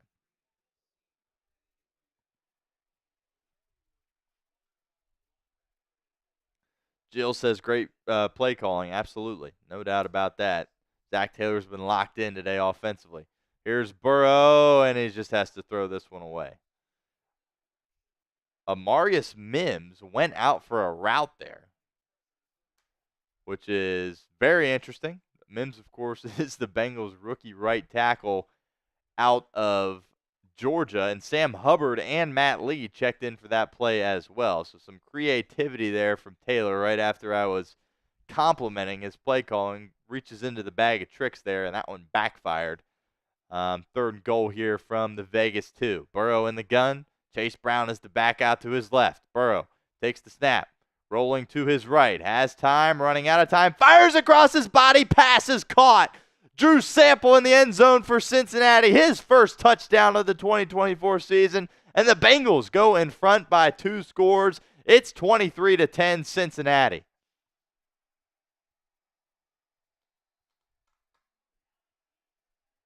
Exactly what the doctor ordered there for the Bengals.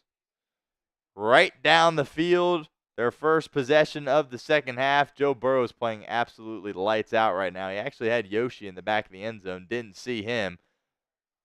See him directing traffic out on the move, something we saw him do last week in the connection with Jamar Chase for a touchdown. Does it this time with Sample. Here's the extra point from McPherson. McPherson is perfect on the day, and it is 24-10 Bengals. That means we need to head on over to our Raiders channel.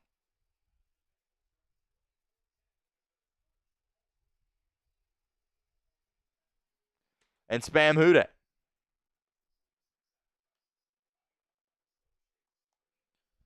As we will send that into our chat here. And head on over there and let's spam who dey, as I just sent it in the chat right now.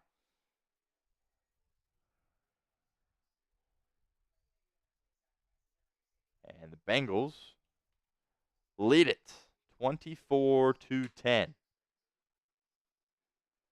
All right, see if we've got anybody in our Ravens channel or our Raiders channel here. There we go. We got some who days. Vibes is in there. Let's keep them coming.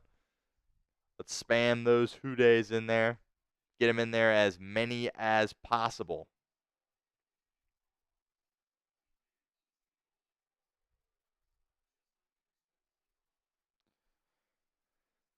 Help us out. Get in our Raiders chat and type in those Who Days for us right now.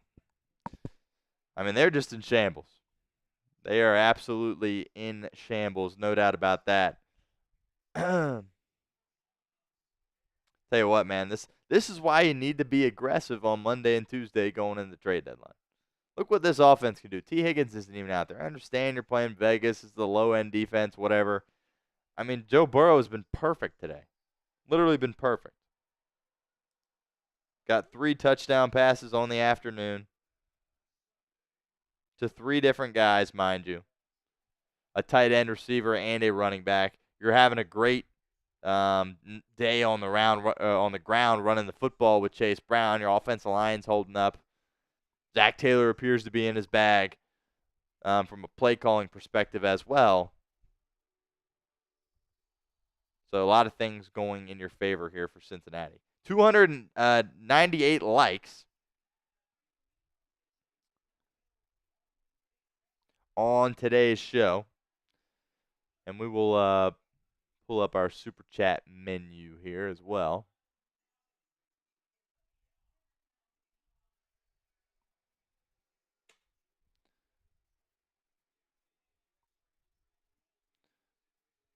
Now up to 300 likes. So we got 100 more to go to avoid Browns gear. Certainly think that's something that is attainable for us.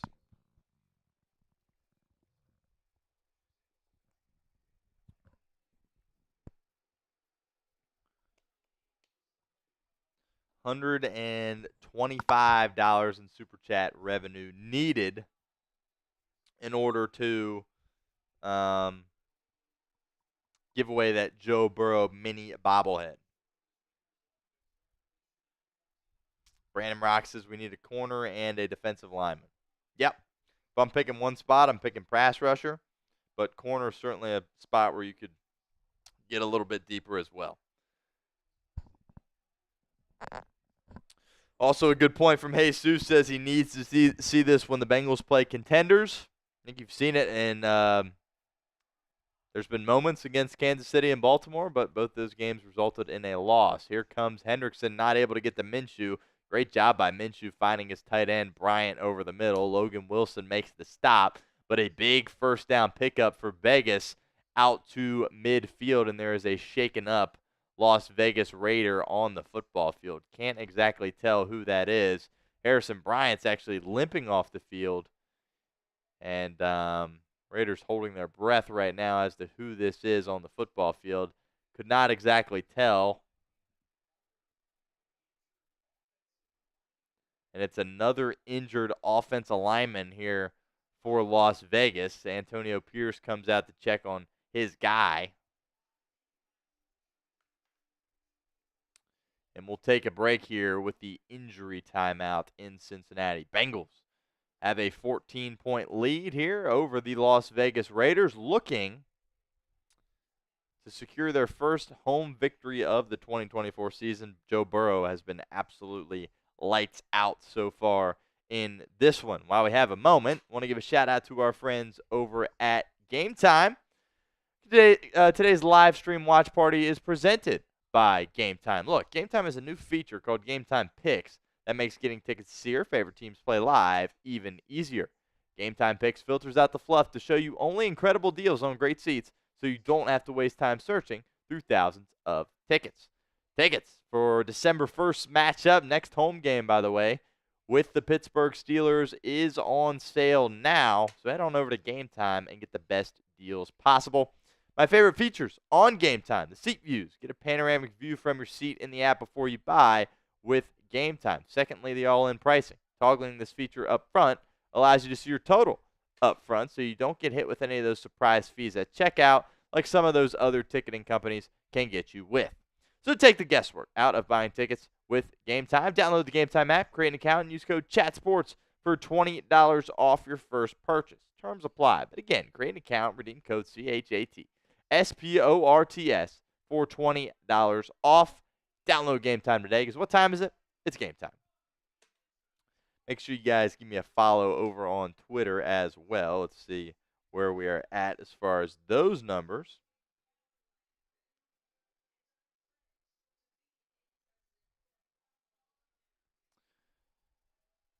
So need 25 followers on Twitter. 520 was the goal after our watch party today.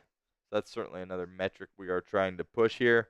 But more importantly is that like metric, and we are up to 310, which is a good sign. So we have about a quarter and a half here to get 89 likes, hit 400 again, and avoid having to wear any Browns gear going forward on Thursday night against the Ravens. All right, here's the Raiders back on offense. 1st and 10. They will hand it to Madison, who breaks the tackle there. Wilson wasn't able to bring him down in the backfield. And pick up a 4 for Vegas.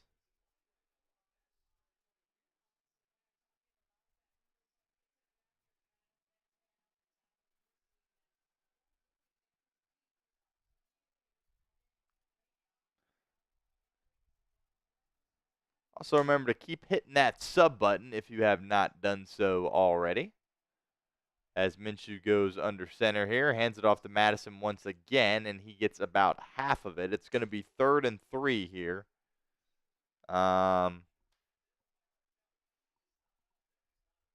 For this Raiders offense. Type in those threes for us in the comments section.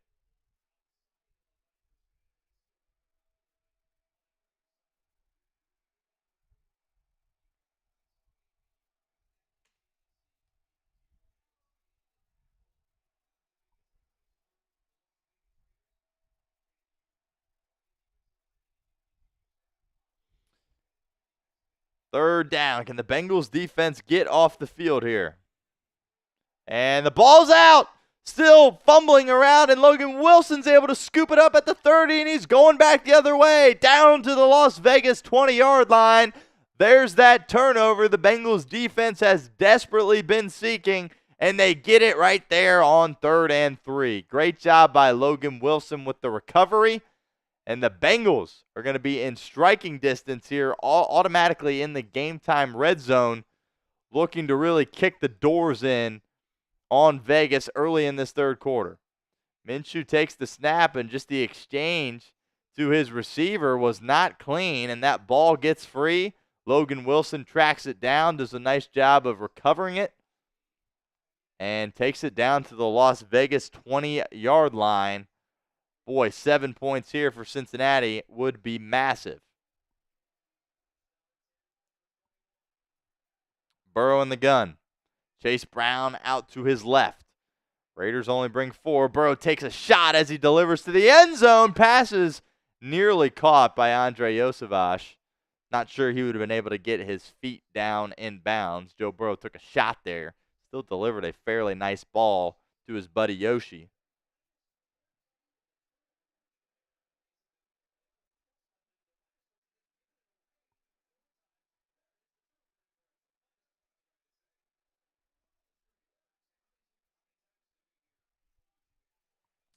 And this is the Bengals only their 5th offensive possession, not including that kneel down there at the end of the first half. Here's Burrow in the gun, hands it off to Chase Brown right up the middle. Chase Brown hits it with some speed there, picks up about 10 yards. Think that should be enough for another Cincinnati first down.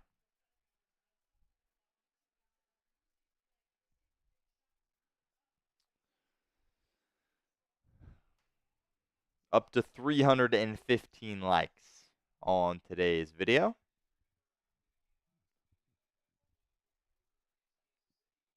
And just a reminder, we'll have these watch parties every single week for you here at Bengals Breakdown. Joe Burrow's going to sneak it here on 3rd and 1 and pick it up. Something we haven't seen a ton of from Cincinnati is the Joe Burrow sneak. And he executes it there. Ted Karras is pretty excited about it. And I think that's a play that, just given the toughness of Burrow, you have an opportunity to really execute at a high level. Again, the Bengals have been pretty bad in short yardage situations. The quarterback sneak can be very effective. if executed properly. And that time, good job by Cincinnati and Burrow getting it done. Of course, Tom Brady was so good at that quarterback sneak throughout his career. Here's 1st and goal for Cincinnati at the 10, and Chase Brown is going to get tackled in the backfield by guess who? Maxx Crosby. Creates a big-time negative play there for Antonio Pierce's defense.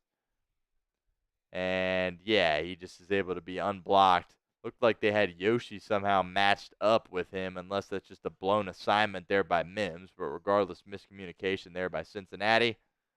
And Crosby makes a big play. Really only a matter of time before that happened. Luckily, that happens with the Bengals having a 14-point lead. And Zach Taylor just ran down the sideline, and he has to call a timeout. Zach Taylor is fired up right now about something. Showed some frustration there by somebody on Cincinnati offensively. Not sure if it was Jamar Chase or who exactly. But regardless, I haven't seen Zach Taylor run that fast ever, I don't think, down the sideline. And he calls timeout. Didn't like what he saw, whatever the case may be. And take a bit of a break here as the Bengals are looking to add to their 14-point lead here. We'll get the ball possession corrected here in a moment. Also got to reset our super chat because we got another one that just got sent in.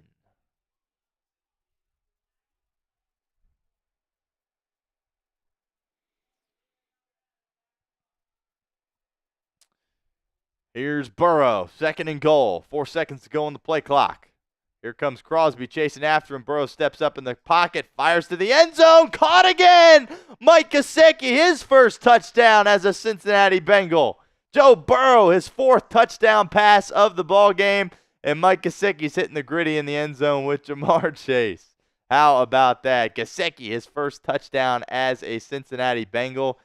And the Bengals have kicked the door in on Vegas here halfway through the 3rd quarter as the Bengals offense hangs another 30-burger on the board. Joe Burrow is just playing out of his mind. Here's McPherson for the extra point attempt. Looking to make it a 31-10 ball game. Kick is up. Kick is good for Money Mac. Joey Burrow sharing the wealth. 4 touchdown passes to 4 different receivers. And hasn't even hit Jamar Chase yet for a touchdown. Burrow, of course, without some key weapons in T. Higgins, Germaine Burton, Charlie Jones. Eric All Jr. got banged up in this game as well. And he is still absolutely locked in. Head on over to our Raiders chat right now as we get this screen corrected here real quickly.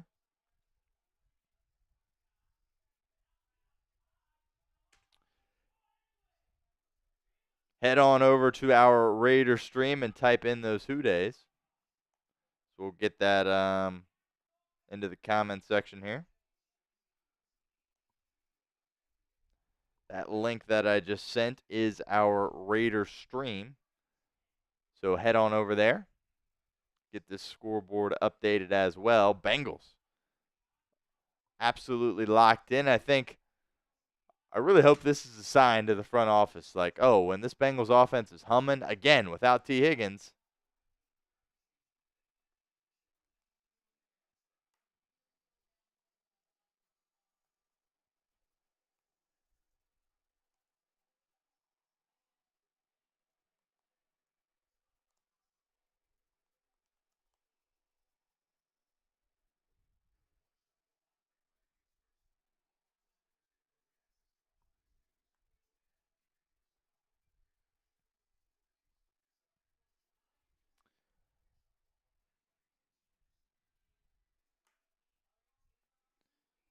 let's see. Delta Productions is in there. Typing Who Day. Appreciate you. See if anybody else is over in our Raiders stream. Make sure you guys go over there and spam Who Day for us right now.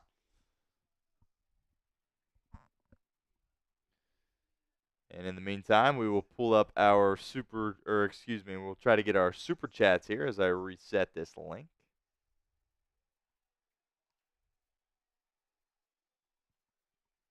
This is the upside to this Bengals team. This is why a fire sale would make absolutely no sense. You've got too much talent on this football team. I understand you're playing the Las Vegas Raiders, but there's too many good pieces here, and Joe Burrow is too dang good to just give up on the season. Still have plenty of life.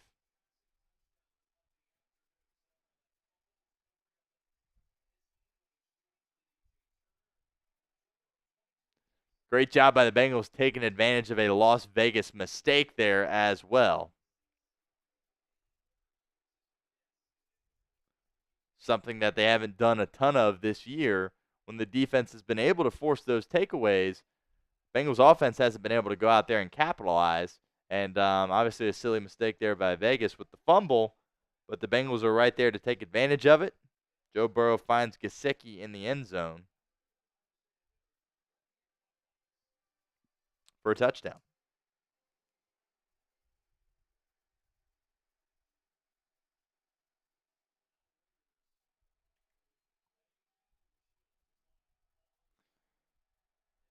Vegas has a mountain to climb here, no doubt about that. Down 21, but still plenty of football here. Feel like we could potentially be seeing Desmond Ridder here if Gardner Minshew's not able to execute here offensively. First down play intended for his tight end. Falls incomplete as Minshew took a shot there as well. 2nd and 10 coming up. Robbie, $10 super chat. Appreciate you, Robbie. Says shout out to LSU and the Garcia family. Sounds good, Robbie. Appreciate you stopping by, hanging out with us here at Bengals Breakdown. And that is 2 more entries into our Joe Burrow mini bobblehead raffle. And a candy toss as well to potentially get a 3rd.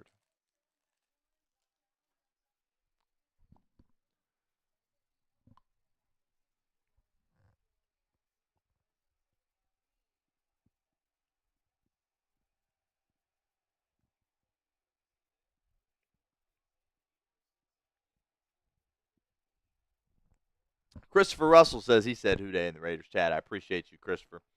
You're a real one for that. All right, 3rd and 8. Type in those threes in the comments section. Minshew takes the snap, firing, and that is just nowhere near his intended target. The rookie, Josh Newton. They're in coverage on Jacoby Myers. Some miscommunication there between wide receiver and quarterback once again. And that is going to force a punt from Las Vegas.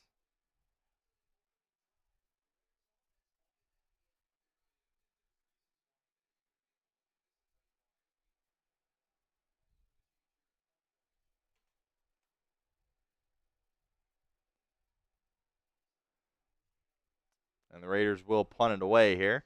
6.5 minutes to go here in the 3rd quarter.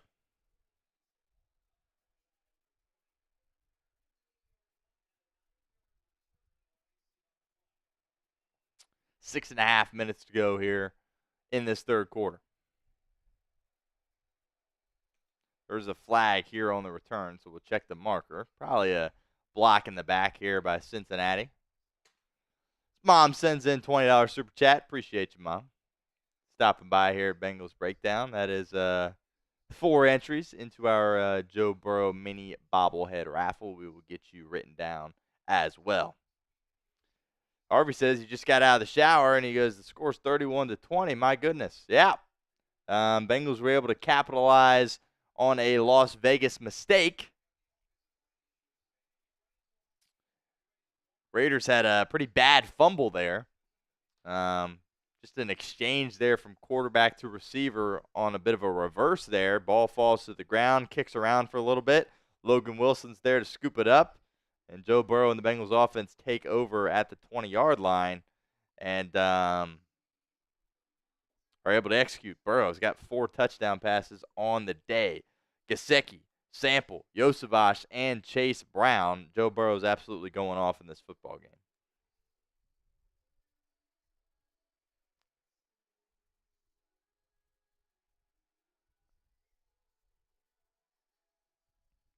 Reminder, here is our Super Chat menu.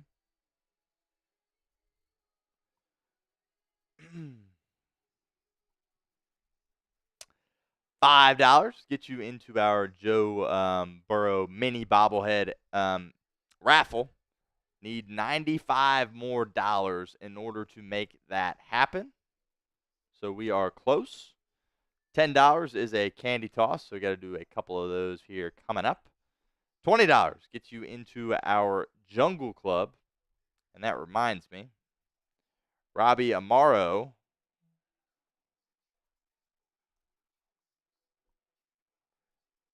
is in our Jungle Club. He sent in two $10 super chats, so that gets you in as well. Appreciate you, Robbie Amaro, for that. Got you written down for our Jungle Club. And that is our super chat menu. Hopefully we can hit that 300 mark so we can then give away that Joe Burrow mini bobblehead raffle. All right, 6.5 minutes to go here in the third quarter.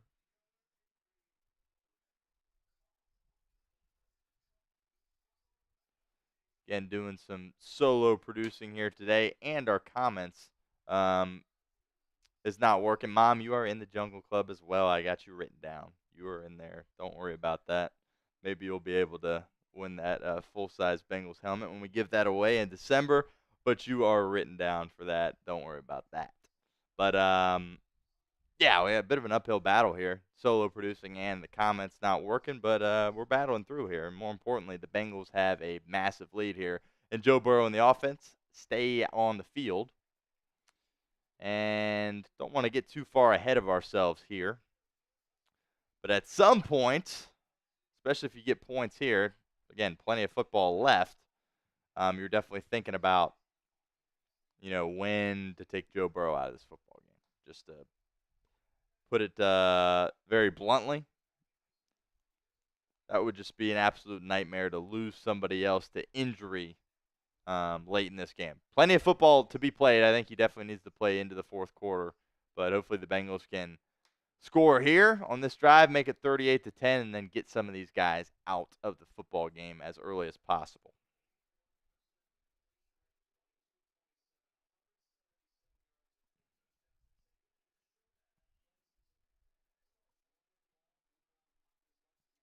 Arthur Morgan says, here in Cincinnati, we mine coal, listen to Billy Joel, and watch Bengals football.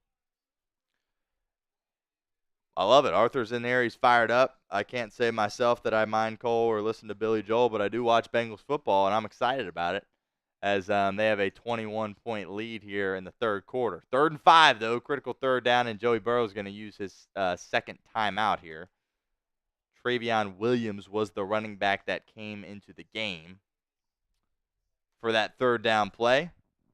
And no issue burning your second half timeouts when you have a big lead like this. If you're in a closely contested ball game, obviously it gets a little bit more difficult to use those timeouts early on. But I don't have an issue with Taylor and now Burrow burning 2 ones here pretty early in this second half.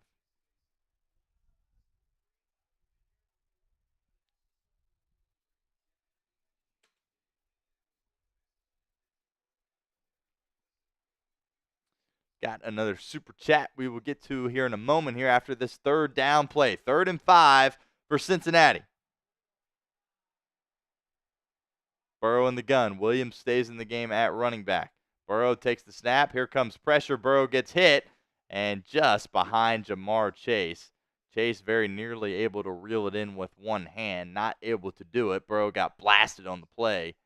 And this is going to be the Bengals' first punt of the game.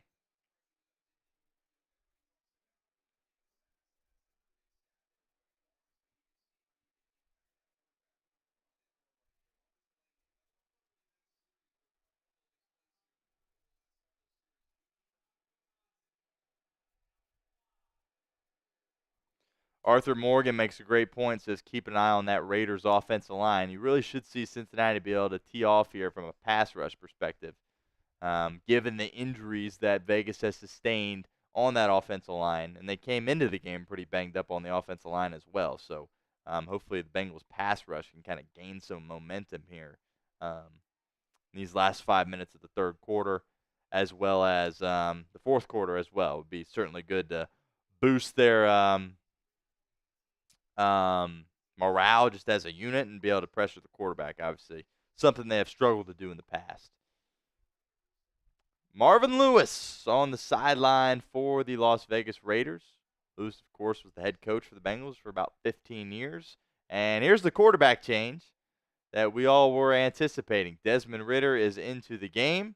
His first pass goes to Brock Bowers. Logan Wilson sniffs that out, and it's only going to be a pickup of 2 for Bowers. Welcome back to Cincinnati, Desmond Ridder. Played a lot of winning football as the Cincinnati Bearcats quarterback. Was drafted by the Atlanta Falcons a couple of years ago. Had an opportunity to be their starter for a while. Wasn't able to execute. Found himself without a job. And was signed to the Raiders roster recently. As he gets drilled here and the ball comes out, Logan Wilson is there to recover his second fumble of the afternoon, but I believe his arm was going forward here. Ridder certainly believes it was. They'll take another look at this. Regardless, great job by Cincinnati applying pressure, and great job by Wilson once again being there to recover it.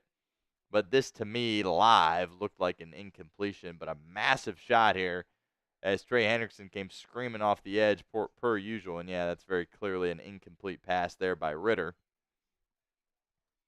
As I was saying, Ridder played a lot of winning football for the Cincinnati Bearcats, led them to the college football playoff, and what was the most noteworthy season for the Cincinnati Bearcats in recent memory, as they were able to go undefeated that year.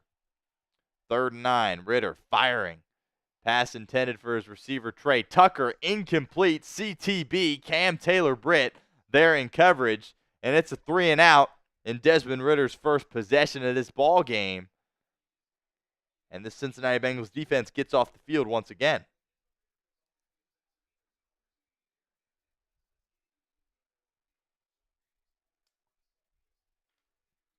Kind of surprised you didn't see any quarterback run stuff there from Ridder. Give him an opportunity to use his legs.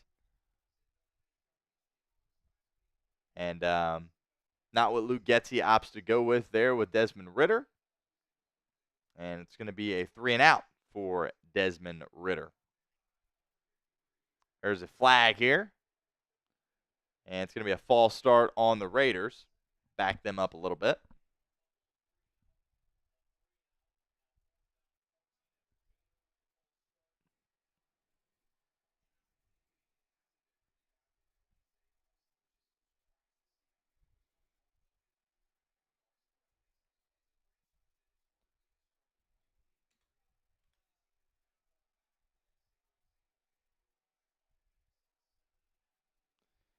Marvin Williford, a $10 super chat. That's 2 more entries for Marvin Williford. Here's Irwin's going to return this punt, makes a move. Nice job by Trenton Irwin there. Able to work his way towards the Cincinnati 30-yard line. Nice punt return there by Irwin, of course, filling in for the injured Charlie Jones, who is out for this game with a groin injury.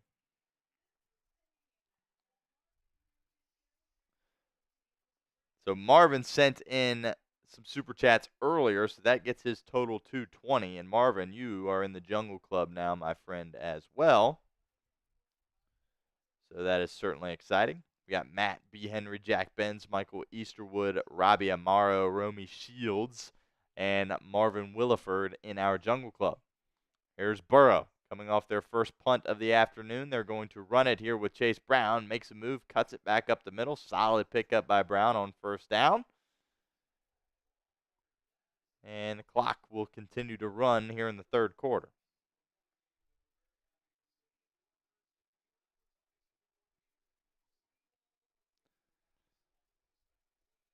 good to have Marvin Lewis back in Cincinnati for this football game. Obviously, there's frustration there by his teams tended to lack discipline. They certainly didn't execute in the playoffs, but he won a lot of football games here for Cincinnati and truly is a great guy. Might be too nice of a guy to be an NFL coach, but good to have him back in Cincinnati today. There's Burrow under center, play action, rolling to his left, wide open Tanner Hudson. That's a bad throw by Burrow. Hudson should have still hauled that one in. Goes off his hands. That's got to be a better ball there by Burrow. That's probably his worst throw of the day. Has thrown some dimes on the run this afternoon. That was not one of them. Is a drop there from Hudson.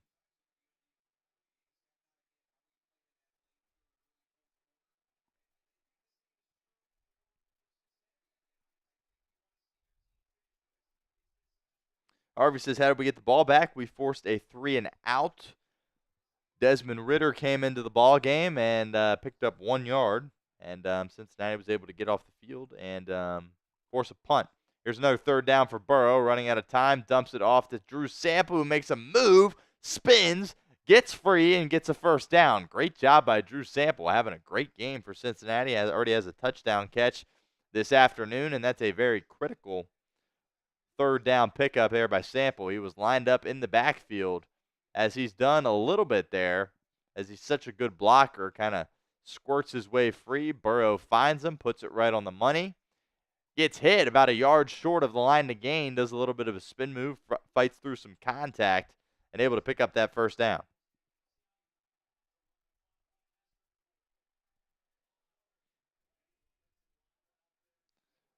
Burrow hands it off to Chase Brown on 1st down. Pickup of about 2.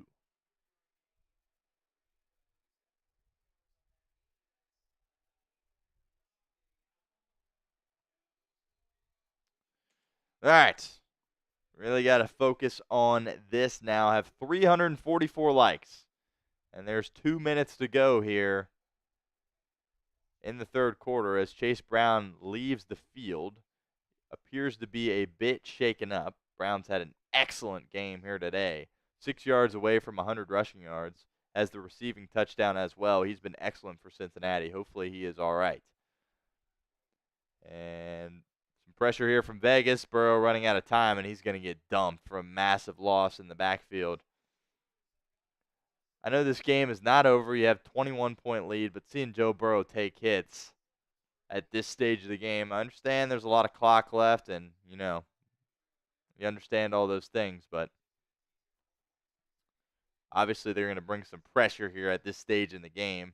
You don't want to see Joe Burrow take massive shots. Luckily, this wasn't really a massive shot, but he does get dumped and goes down for a sack.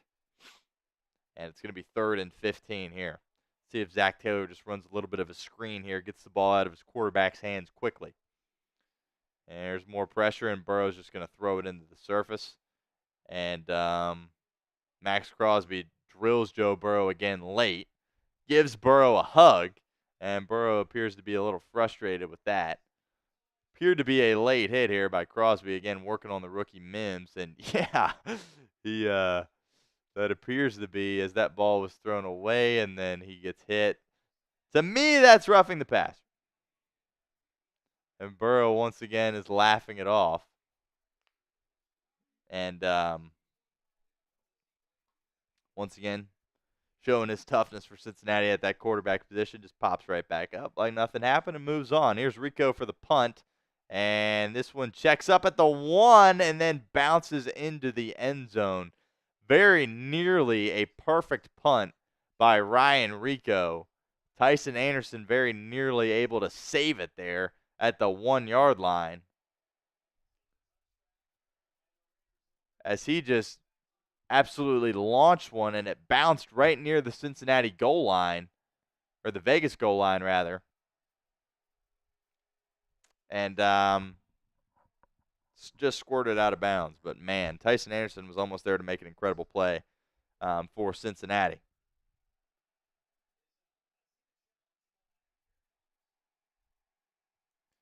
And I think Zach Taylor might have just challenged this, and he did. So we will take another look at this. Zach Taylor using a challenge here with a minute to go here in the third quarter.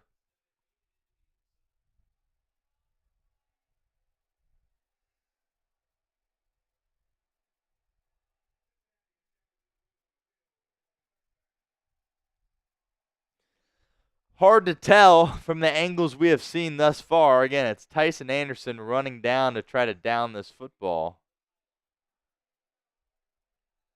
I just don't know if you're going to have a camera angle that's going to be able to give you this look. Live, I thought it was a touchback.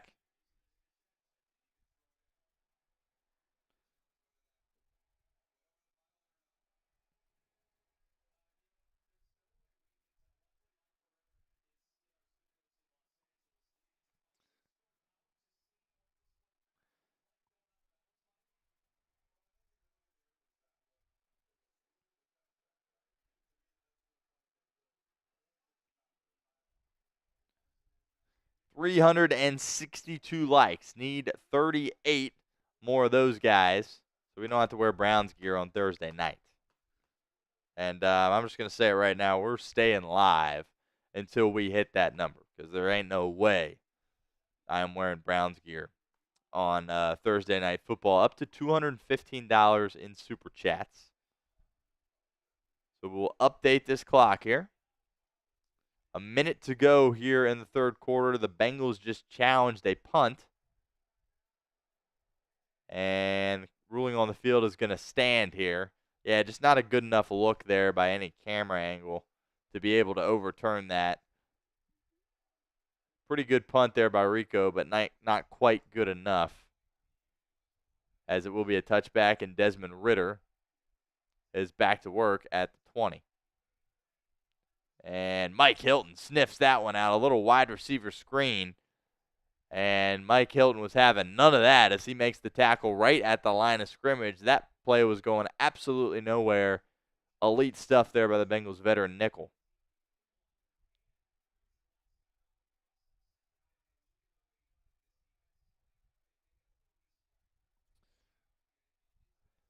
Barring an incompletion, this will probably be the last play of the third quarter. And they're going to run it here with Madison. And once again, it is Mike Hilton getting his nose dirty, getting in there and making a tackle right at the line of scrimmage.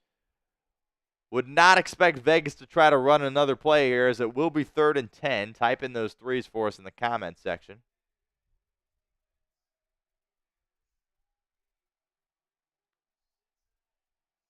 Bengals defense playing well, looking for their first home victory. Have a 21-point lead, 15 minutes to go as we head to the fourth quarter.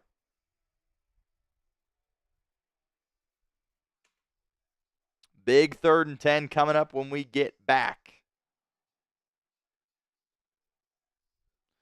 Michael Easterwood says he really likes our punter. Of course, that is Ryan Rico. Rico's certainly done some incredible things for you in the punting game. Unfortunately, what fans think of when they think of Ryan Rico is his botched hold against Baltimore. But I do believe Rico has shown some really good things for you as a punter. Let Maine says that a baby Hilton. Absolutely. That's Mike Hilton. That's vintage Mike Hilton there on those two plays. Not exactly sure he'll get a tackle for a loss there on either one. It'll be interesting because they appear to be right at the line of scrimmage. But regardless, outstanding stuff by Mike Hilton.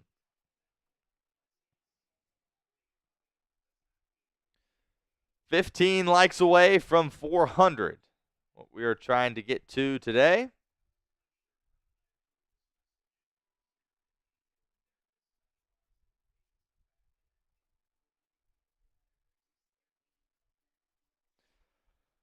D-Rock has an interesting comment. Time for a new roster spot, holder specialist. I've actually thought about this, as I do believe I owe Marvin a candy toss. Forgot about that, so one moment here.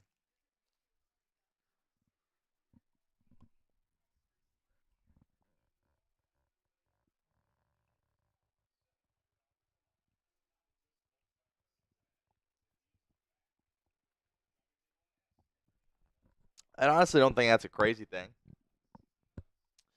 because the holder is such an important position on your football team. Kevin Huber was excellent at it for over a decade for Cincinnati, so nobody really realized how important that spot is. And Brad Robbins didn't punt the ball well last year for the Bengals, but he was pretty good as a holder. And I think in large part that's why he was able to stick around for as long as he did at that role. But Rico's been better. McPherson's certainly been good today. Hopefully that is a sign of good things to continuing to come for this Bengals special teams unit. 7 more likes. We are almost there. Here's Ritter in the gun.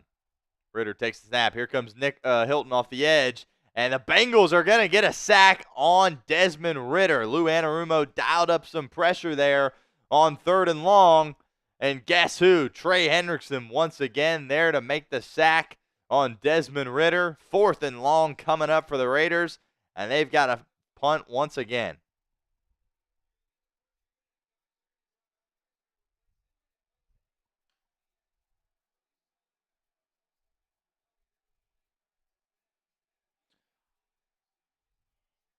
This Bengals defense has absolutely suffocated Desmond Ritter since he has entered the ball game a couple of possessions ago. Here's the punt from Vegas, and it's a good one. My goodness, is it a really good one.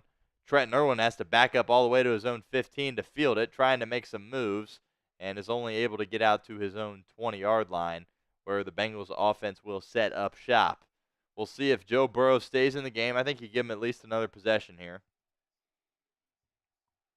as you're just at the beginning here of this 4th quarter. 21-point game. Definitely have to leave him in for a little bit longer, but would like to see a lot of runs and would like to not put him in harm's way if I'm Zach Taylor calling the plays here. And we have hit 400 likes on today's show, so we don't have to worry about wearing any of that Browns gear for Thursday Night Football. Appreciate each and every one of you guys that hit that thumbs up icon for us. We truly appreciate it. Here's Burrow on 1st down. He's got Gesicki over the middle. Pick up a first 15, and the Bengals move the chains on 1st down.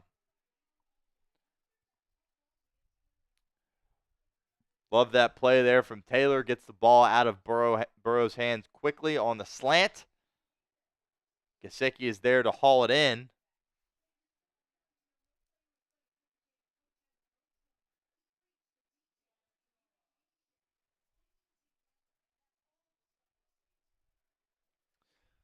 Tell you what, we were worried about this Bengals defense after they gave up that first touchdown. They've played really well ever since. Here's Burrow. Takes the snap, throws it to Chase in the flat, and that's a pick 6. And this game is not over yet. Oh, my goodness. Joe Burrow makes one of the worst mistakes of his career. Just absolutely did not see number 18 Jones, and we all of a sudden have a ball game. Tried to force it there to Jamar Chase. He just shakes his head in disgust as he goes over to the sideline. And we've got a football game all of a sudden. See here what Joe Burrow was trying to see.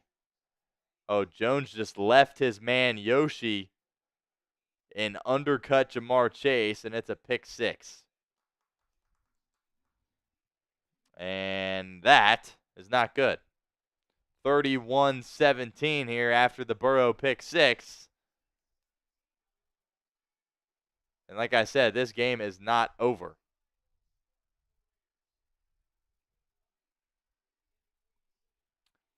I cannot believe that. Joe Burrow has been outstanding all game long, and that was one of the worst mistakes of his career.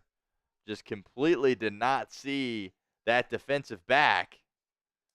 And got to give a lot of credit to Jones, though, number 18. Was matched up with Yoshi, recognized that they were going to Jamar Chase in the flat, and left his man, jumped the route. Was an aggressive play by the corner, and was executed. We update this scoreboard here. Bengals see their lead shrink to 14 as we have still plenty of time in this football game.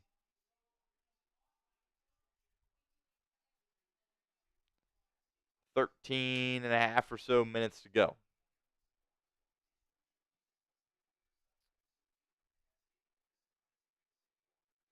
Tom Lutz says, how many pick sixes has Burrow ever thrown? That's a good question. I know Denzel Ward has one on him a couple of seasons ago. The first game 2 seasons ago against Pittsburgh that they lost, I know he threw one. It's not last year. That was against Cleveland. Yeah, the year before, week 1 against Pittsburgh, he threw one as well. So there's a couple that come to mind, but not exactly sure how many off the top of my head. But that one was bad. Very bad. Good point by Roland Connor. Says at least he gets the ball right back. Yeah, now there's some urgency. You know, I think you still want to, rely on the run, get the ball out of his hands quickly. But you got a game now. I mean, if the Bengals go out there and punt that drive, you still have 21, point lead. Ritter's proven, that he can't move the football successfully so far in this game. So, I mean, a punt there from the Bengals would have been fine. Pick 6 was the one thing you couldn't have. That's what you had there by Joe Burrow. And let's see how he responds after that mistake. His first mistake all game long. But something that I will point out is it's the fourth quarter and he makes that mistake. The fourth quarter has been the money quarter for Joe Burrow in his career leading up to this year. In 2024, despite the fact he's been so good at playing the position for Cincinnati, he's not played well in the fourth quarter, and that continues here today with that pick 6. Here's a little squib kick from the Raiders, fielded by Kendrick Pryor. Got called up from the Bengals practice squad, able to take it out past the Cincinnati 20, and Joe Burrow goes right back to work.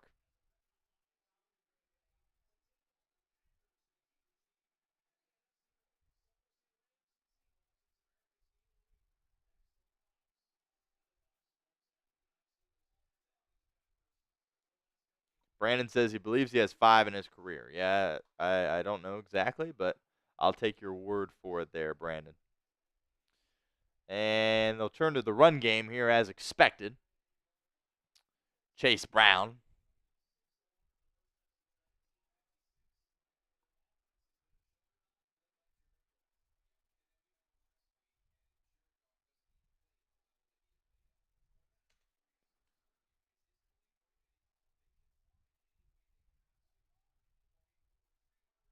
Second and 7 coming up here for Joe Burrow and the Bengals offense.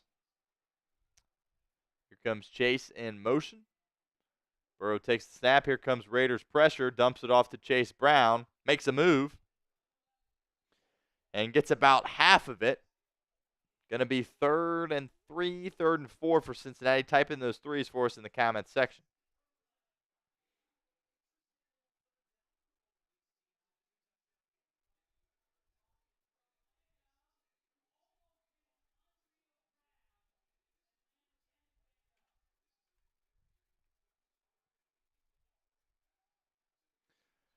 This is a really big play here with 12 minutes to go in this football game. Burrow's going to line up an empty. Now Drew Sample's going to motion into the backfield here. Trying not to give the ball right back to Las Vegas. Here comes pressure from Antonio Pierce. Burrow wants it all down the sideline. Incomplete. Pass intended for Andre Yosevich. Was able to get his hands on it, but his 18, again, Jones for this Raiders defense, is there to make a play, who just had the pick 6 on Burrow. Joe went after him once again, and slightly underthrown there by Burrow.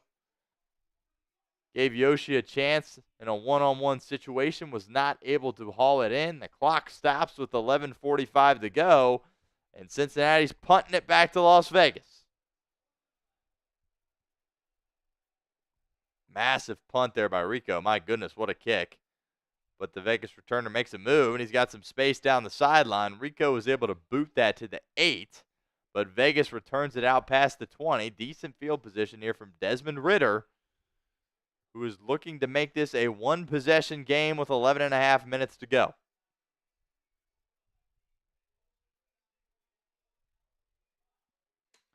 Ronald Bird with a $10 super chat. Appreciate that, Ronald Bird. You are into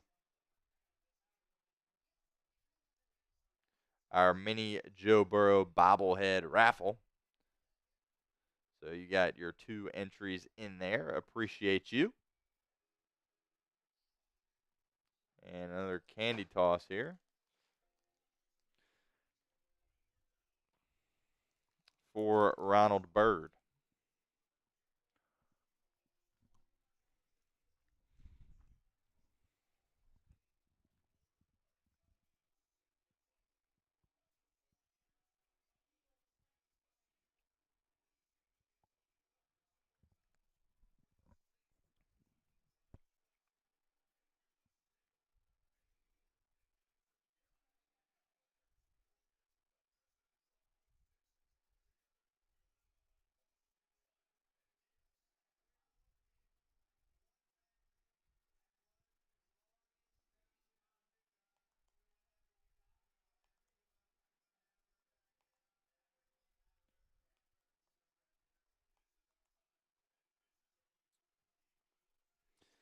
Big possession here for the Cincinnati defense. You get a stop here, you feel a lot better after the pick 6. But if Vegas is able to, create an explosive play, get down the field, make something happen, you find yourself in a one-score game, which obviously, given how you've dominated this game, you wouldn't feel too good about that. So Cincinnati trying to hang on here. The defense has played really well since that first possession, where Vegas was able to go down the field and score a touchdown pretty easily after that DJ Ivey pass interference. As I mentioned on the first possession of the game, your defense has really done a nice job battling through that. And now they have, some pressure on them for this drive. I don't think the Bengals defense really has had any pressure since that. But I think this is the most pressure they have faced so far in this game. The Cincinnati alum, Desmond Ridder, back into the game as his first passing yards of the game, as it's a pickup of 3. Jordan Battle in on the stop. Amir Abdullah with the reception for Vegas.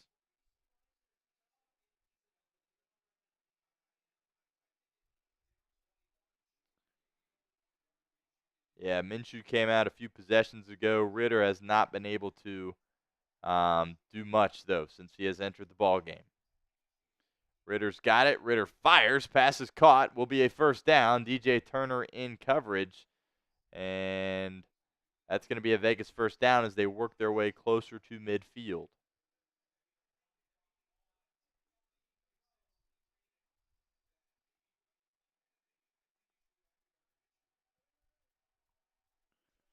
Ridder in the gun. 10.5 minutes to go in this ball game. Ridder fires over the middle. Pass once again caught. Mike Hilton in coverage. Pickup of about 6. Another positive play, though, by Desmond Ridder. Trey Tucker brings in the catch for Vegas. Here's Ridder in the gun at midfield. Hands it off to Amir Abdullah. And he's going to get close to a first down. We'll see where they mark it. Might be right at the line. It might be just short of it. And it is going to be 3rd and 1. Type in those 3s for us in the comment section.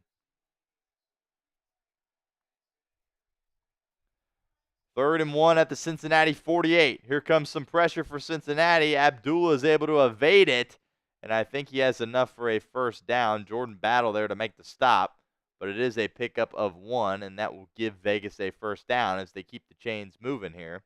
As the clock continues to run, 9.5 minutes to go here in the 4th quarter.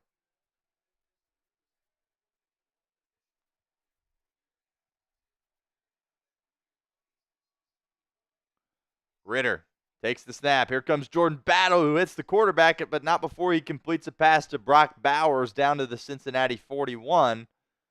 Another completion here for Vegas.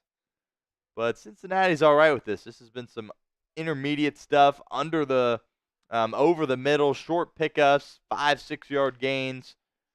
And the clock now is going to dip under 9 minutes. So Vegas does have it in Cincinnati territory, but it could be a heck of a lot worse. Anarumo showing pressure here. He brings it. Quick pass by Ritter. Pass intended for Trey Tucker.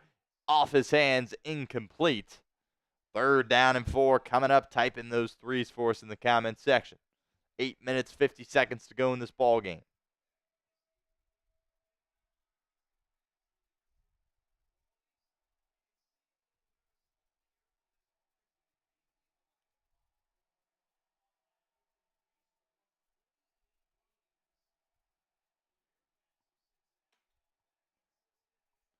Third and 4. Ritter takes the snap. Firing over the middle. Pass is caught. CTV got beat on a slant over the middle. And it's Jakobi Meyers that was able to reel it in, and it's enough for a Vegas 1st down. Clock continues to tick.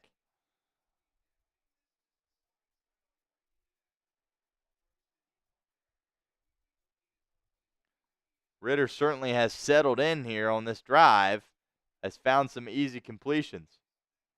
Ritter running out of time, and he just goes down. Looked like he panicked there. They're going to give the sack to Chris Jenkins, 2nd-round rookie out of Michigan. He's excited about it. Cedric Johnson, by the way, is in the game for Cincinnati, 6th-round pick out of Ole Miss. And looked like Ritter could have gotten out of there, but instead just went down, takes the sack. Bengals bring pressure again. Ritter finds Abdullah over the middle, and he's about 3-4 yards short of a Vegas 1st down. So it will once again be 3rd down again. Bengals leading Las Vegas 31-17 with 7.5 minutes to go in this football game.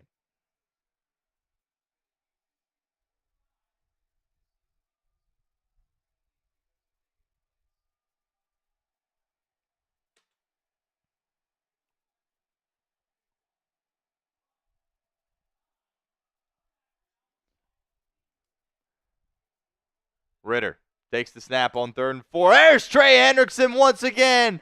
Dumps Desmond Ritter in the backfield for another sack. And Trey Hendrickson has responded beautifully after last week's poor performance against Philadelphia and makes a massive play. Loss of 8 here for Vegas, and it'll be 4th and 12. And Antonio Pierce is going to have to go for it here. Just absolutely ran over, my goodness, the left tackle for Vegas. Completely bull rushed him, ran him over, and sacked the quarterback. Here's 4th and game for Vegas. Anarumo brings everybody, and it is incomplete. Just past the outstretched arms of Jakobi Meyers. Lou Anarumo brought the house there on 4th and long. Ritter was able to get it away, but obviously a lot quicker than he would have liked to. And just not able to accurately find Jakobi Meyers down the field as he took a massive shot. Man, Ritter's taking some licks in this game. Germaine Pratt and once again Trey Hendrickson were there to drill the quarterback. Actually, that was Joseph Osai. And it appears as though Cincinnati's kind of calmed the storm here over the past couple of minutes. And they're going to be just fine after that Burrow pick 6. They'll hand it off to Chase Brown, who's back in the game. Good to see he is still out there, as he appeared to be a little dinged up earlier. That's a pickup of 6, and Vegas is going to use their first timeout of the second half. 6.5 minutes to go in this game.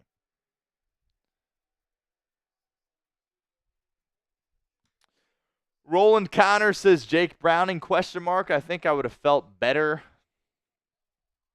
about Jake Browning going out there without the pick 6. But I think 14-point game, you got to stick with Joe Burrow, as unfortunate as that is.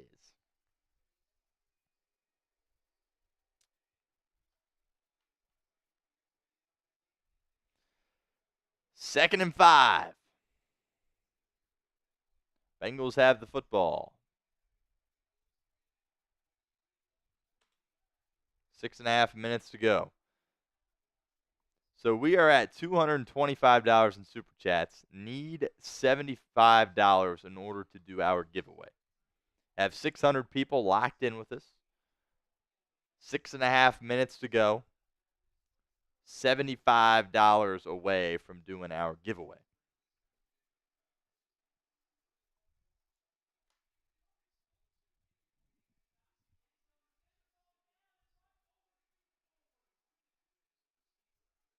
Tiger Webb with some kind words for us in the comment section. Appreciate you, Tiger.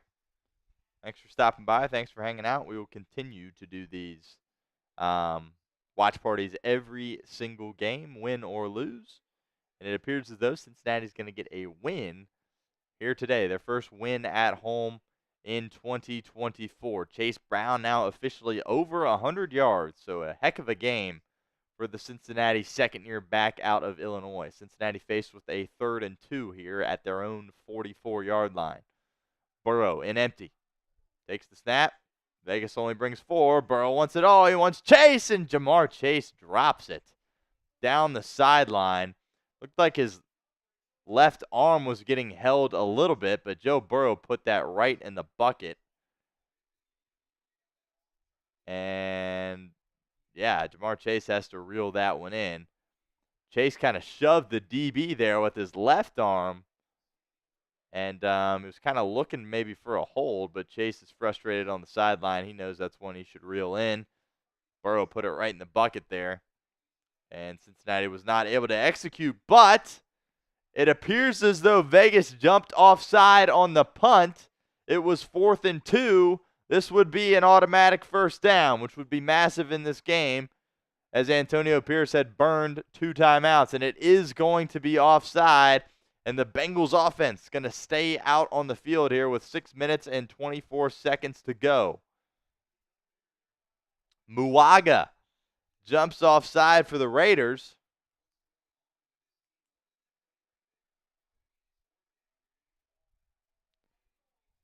Just a boneheaded play there by Las Vegas. Stuff like that is why they are 2 and 6.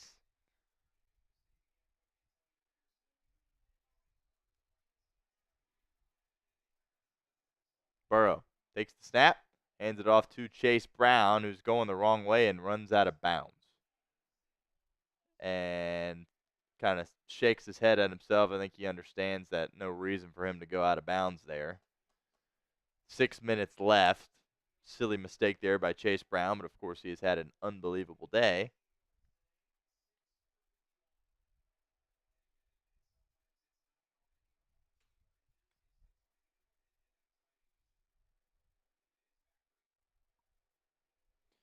Michael Easterwood, $5 super chat for a Bengal win, down to $70 in order for our bobblehead giveaway.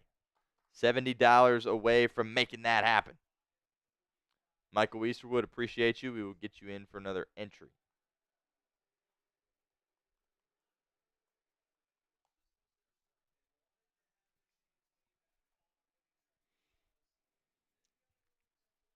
Antonio Pierce burns his final timeout. 3rd and 6 here for the Bengals. 5 minutes, 45 seconds remaining.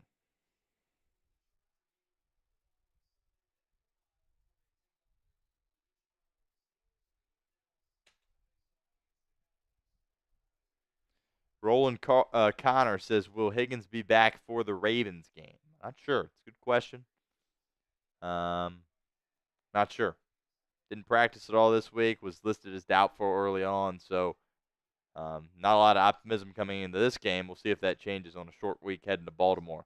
Here's Burrow. Takes the snap. Launching down the middle. Wide open. Gesicki on the seam. And he's going to score his 2nd touchdown of the afternoon. Touchdown Bengals. Touchdown Mike Gesicki. The 5th touchdown for Joe Burrow in this game. And once again, number 88's hitting the gritty in the end zone for the Bengals. Have a day, Joey Burrow. 5 touchdowns, and Cincinnati is going to get their 4th win of the season and their first victory at Paycor Stadium here in 2024. Antonio Pierce sent pressure there to Joe Burrow, but if you send pressure on Joe Burrow and don't get home, you're in for a world of trouble. And he was able to find his wide open tight end streaking down the seam, Mike Gesicki.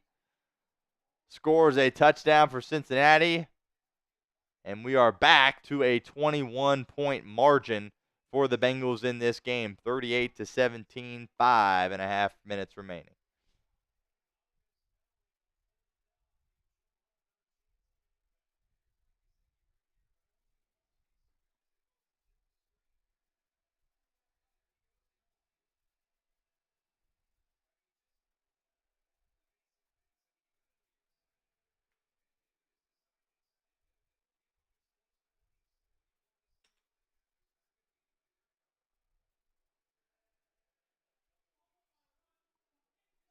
Mike Gesicki really has had a beautiful past 2 games for Cincinnati. Last week against Philadelphia, really made some big plays on third down. Of course, had the great one-handed catch as well, and did have the fumble late in the game.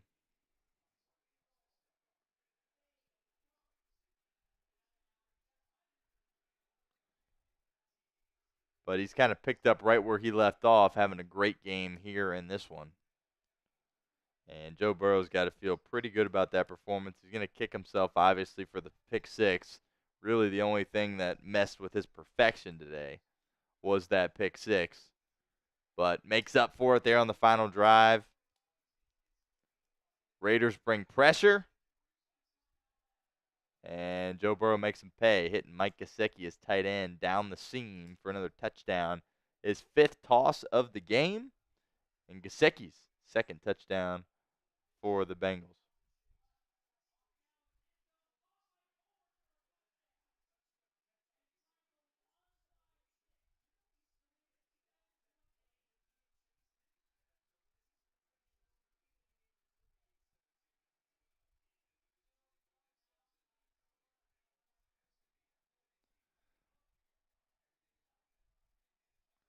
Get to some super chats here.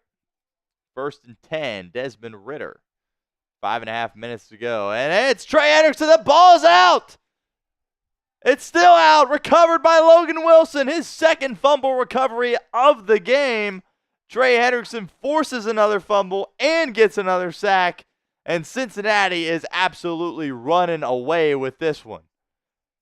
Trey Hendrickson is absolutely fired up. That guy is an animal. Duke Tobin, please get him a running mate either tomorrow or Tuesday before the NFL trade deadline.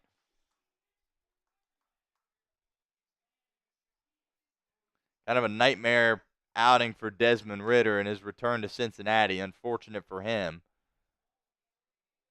But Trey Hendrickson has just been teeing off today. Looked like Vegas was going to recover it.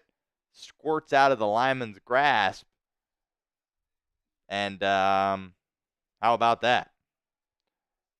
Chase Brown takes the handoff, spinning, getting down to the 5-yard line. Cincinnati looking to hang 40 on Las Vegas.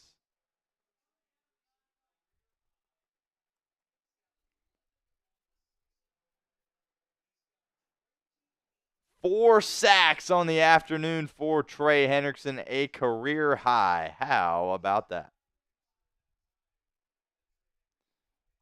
Send our Raiders stream in the chat. Make sure everybody goes and spams Houday there. Hand off to Chase Brown. Picks up about 3 on 2nd and 4. And we'll see if Joe Burrow gets a 6th touchdown pass here, as Burrow, by the way, stays in the game.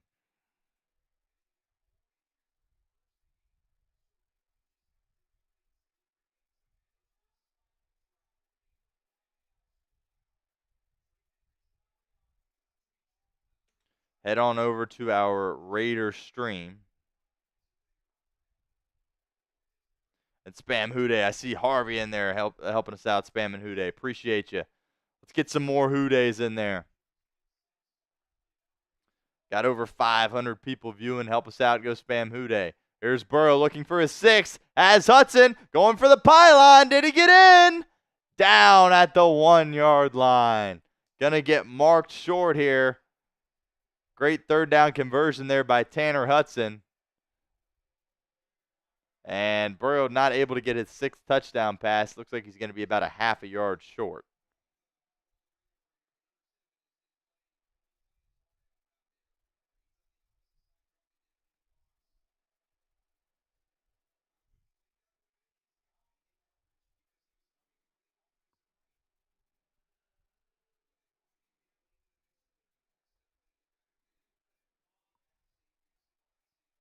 First and goal for the Bengals here. Would expect them just to hand it off here. 3 minutes and 10 seconds to go. Handoff is to Chase Brown, and he gets stuffed right at the 1. Not able to get home. Clock continues to run here. Let's see if Cincinnati will try to punch it in. I think the way the clock is right now is it winds under 3 minutes. And there is the 2-minute warning. I think the play is to try to score here. Believe it or not. Bengals will run one play here before the 2-minute warning. No reason to get fancy here. Let's just hand it off. And it looks like Kendall Milton, the rookie, checks into the game, and there's no time left on the play clock, and Cincinnati doesn't have any timeouts. So that's just a very frustrating way to end the game. Obviously, the game is won at this point, but a delay a game, you have no timeouts. You have it on the 1-yard line. Joe Burrow's ticked off about it. Shakes his head. He's not happy. Dang, that was going to be an opportunity for Kendall Milton to get his first NFL touchdown at the 1-yard line. Now Chase Brown comes back into the game. Now it's 2nd and goal from the 6. And would expect a run here. And it will be. Brown up the middle, only picks up 2. This will take us to the 2-minute warning. Head on over to our Raiders stream and type in those Who Days for us. Just sent it in the chat once again. 3rd and goal. We have hit the 2-minute warning here in Cincinnati. What has been an awesome day for this Bengals football team. Moments away from securing their first victory at Paycor Stadium here in 2024.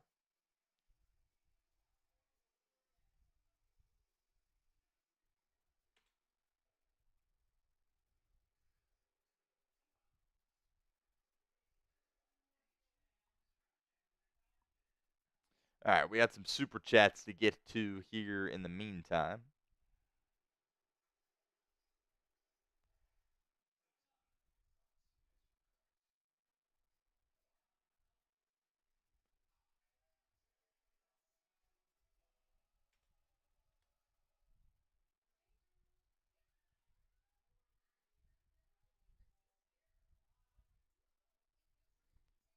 Another $5 super chat from Michael Easterwood that gets him another raffle.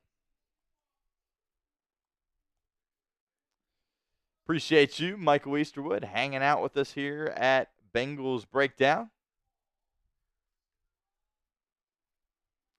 Another $10 super chat from Marvin Williford. So that is 2 more entries for Marvin.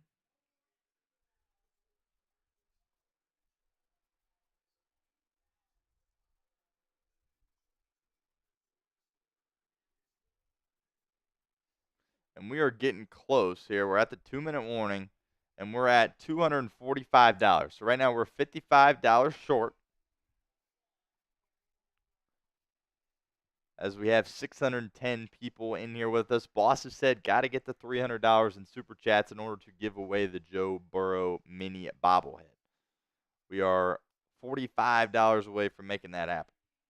Excuse me, $55 away from making that happen. 2 minutes to go.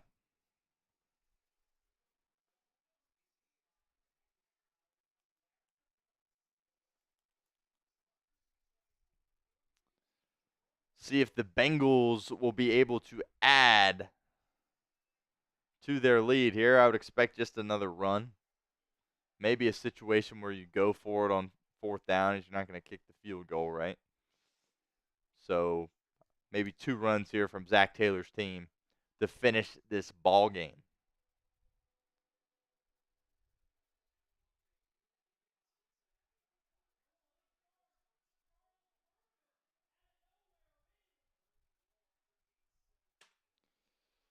$38-17. Cincinnati's got a 3rd and goal at the 4-yard line.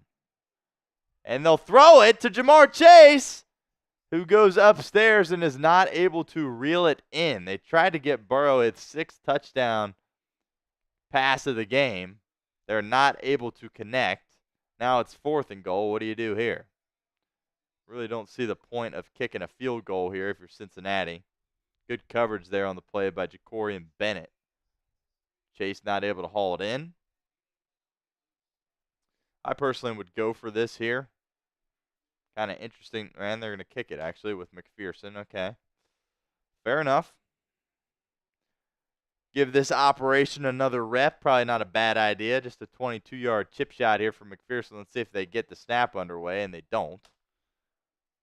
Man, it's going to be another delay of game here on Cincinnati. So just 2 silly delay of games at the end of this game for the Bengals. Simmons shows a little frustration, but 27 and 22-yard field goal shouldn't really make a difference.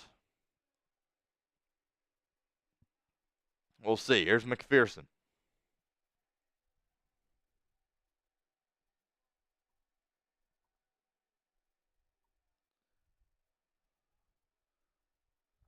Snap from Adamitis, the hold from Rico, and Evan McPherson splits the uprights. McPherson has been perfect today, and that's exactly what the Bengals needed. Bengals hang 40 points on the Las Vegas Raiders at home. 41-17 is the score with 1:53 remaining. Anything after this point, obviously, is just a formality.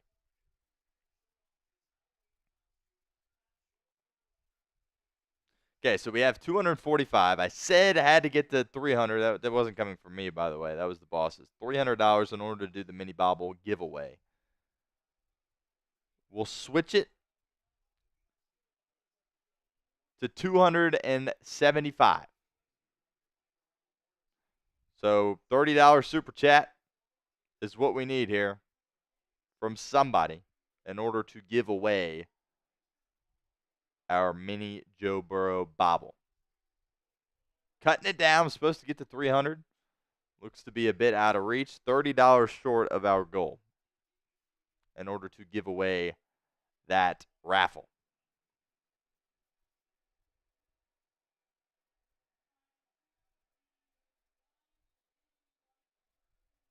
That is our super chat menu.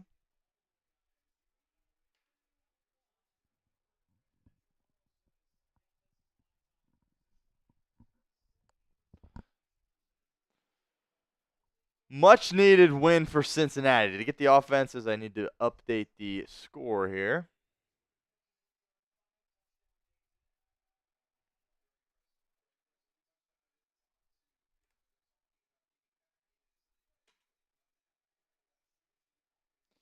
Ritter fires towards the boundary, and that is going to be incomplete, intended for his wide receiver.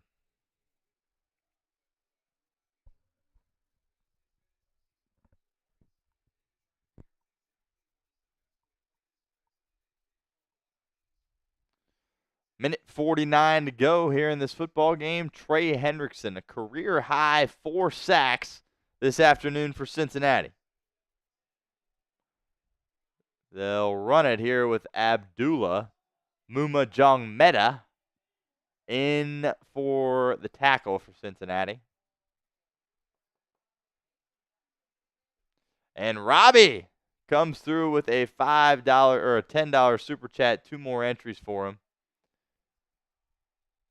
And pass is caught by Myers. We get this up on the screen here for Bobby.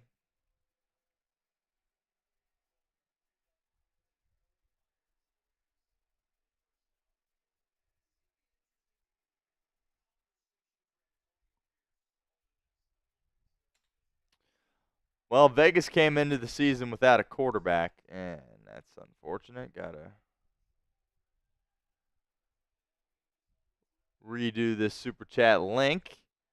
And Abdullah's tackled. The ball comes out.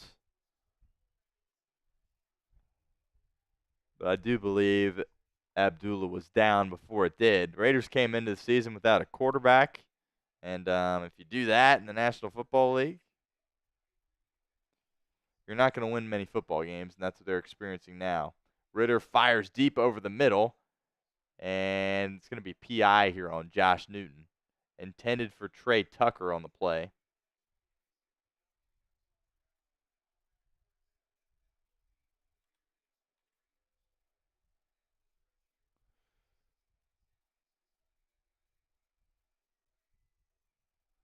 So we get this up there. There we go. Robbie Amaro, 2 more entries for us here. Up to $260, $15 away from doing our raffle. Robbie, get you 2 more in there. And a candy toss to see if he gets a third. As Ritter's going to take off, has it down to the Cincinnati 20-yard line.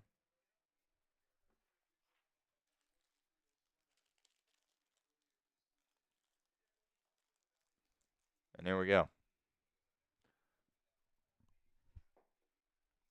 Misfires there on the candy toss. That's unfortunate because it was a strawberry gummy bear. So Robbie gets an additional one.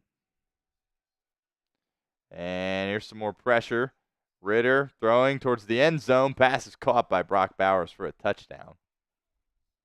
Touchdown Vegas. So Vegas is going to get some garbage time points here in this game, which is a bit unfortunate, but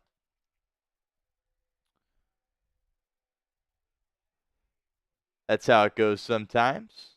Uriah Foster with a $5 super chat. He says, "Who day? Appreciate you, Uriah." Beautiful throw there by Ritter. Definitely his best of the day. Extra point away from being 41-24 here.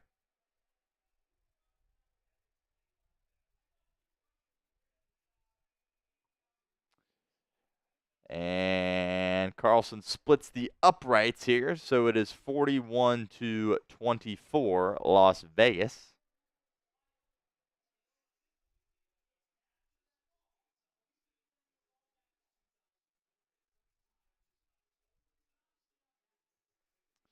Oh, look at Michael Easterwood coming in clutch once again, per usual for us here at Bengals Breakdown.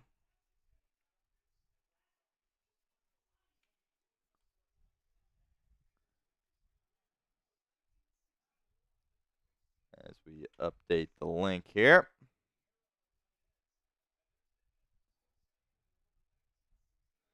He says, "I can do 10.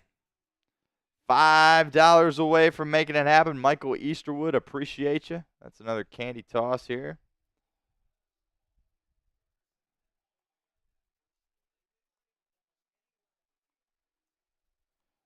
Two more entries for Michael Easterwood. And here we go in the candy toss. Close, but able to secure it.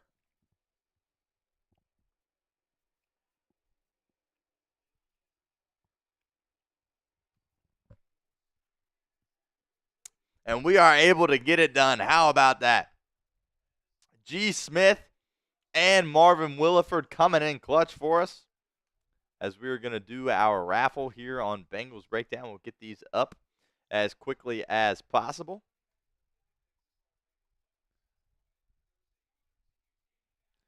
G. Smith, $5 super chat. Get you into our raffle, my friend.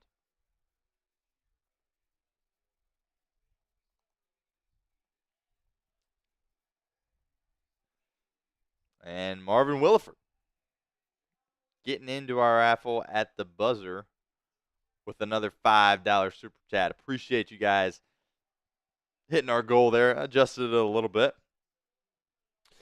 but able to get it done as we get 285. So that's close enough in my book. Appreciate you guys. Last call for super chats as we get ready here for our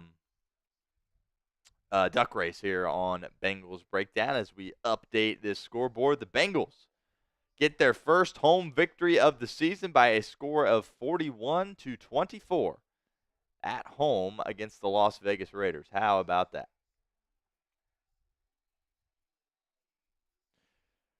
Really exactly what Cincinnati needed. Called it a must-win game going in. your season was over if you lost that football game. And boy, Joe Burrow and this Bengals offense were humming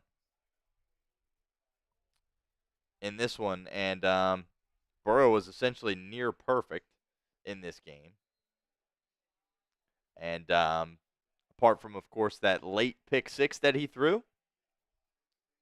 But luckily for Cincinnati, was not costly mistake for Burrow.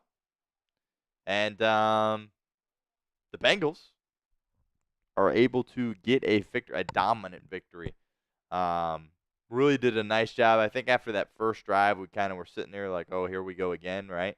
As far as just trying to make sure I didn't miss anything here.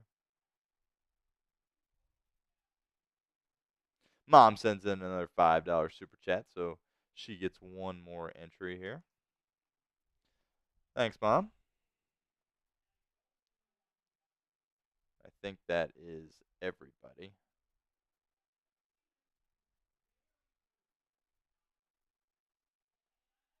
As we are up to 290. Just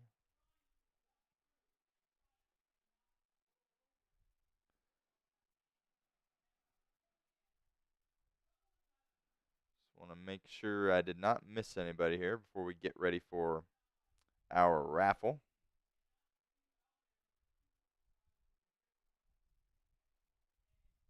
So the Bengals win it. 41-24 is the final. And now it is time to get set up for our Joe Burrow mini bobblehead raffle. In the meantime, go ahead and grade the Bengals so far, or grade their performance in this game. A, B, C, D, or F.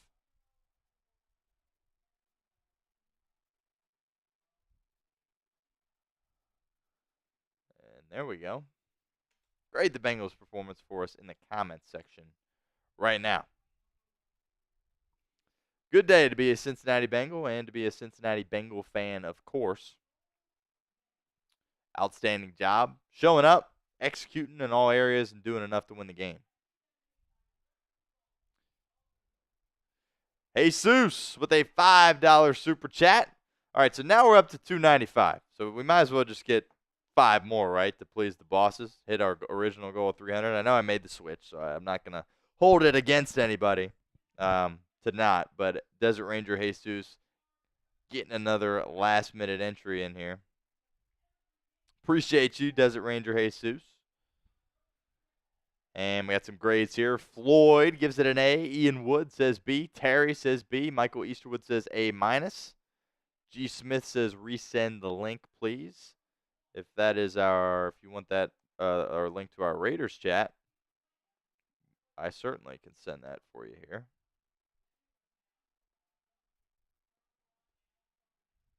One moment.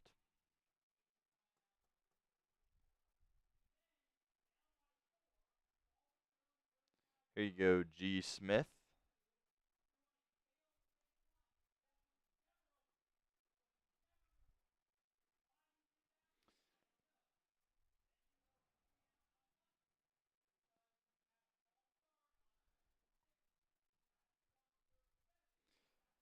Keep those grades coming.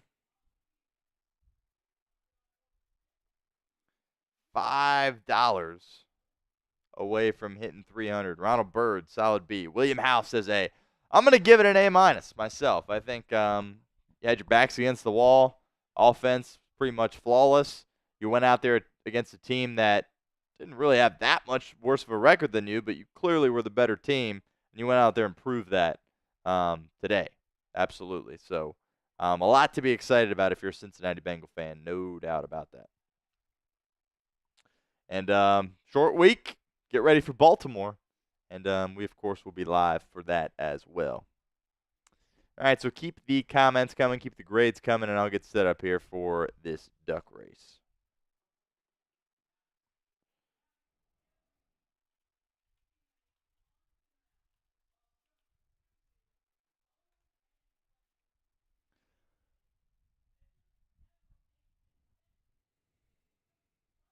John F. Miller says A.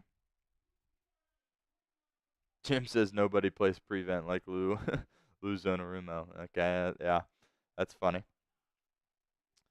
Got to give a lot of credit though to that unit today. As oh my God, Drake May, what are you doing? Drake May just threw a pick to lose the game for the Patriots. Not exactly sure what kind of decision that was. Tennessee. Brian Callahan gets his second win of the season. It's pretty embarrassing that Cincinnati lost to New England in week 1. I really can't believe that.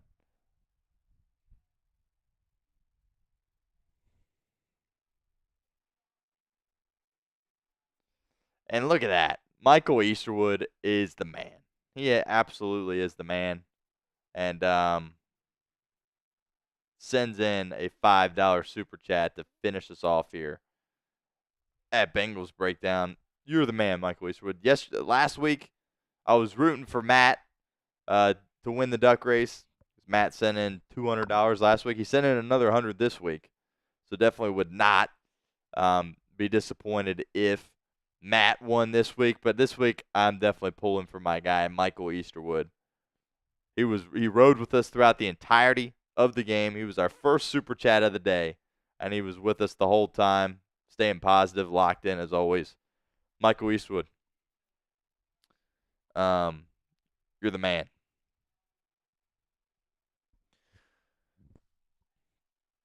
All right. Desert Ranger Jesus says he has a chance. You absolutely do. Last time you won, I think you only had one entry, and it was enough to get it done. So let's see if that works out for you again this time.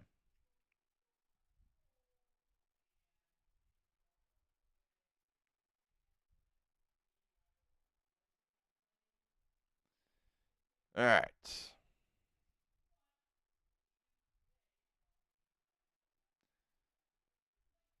Get all these copied over here. And we will do our raffle.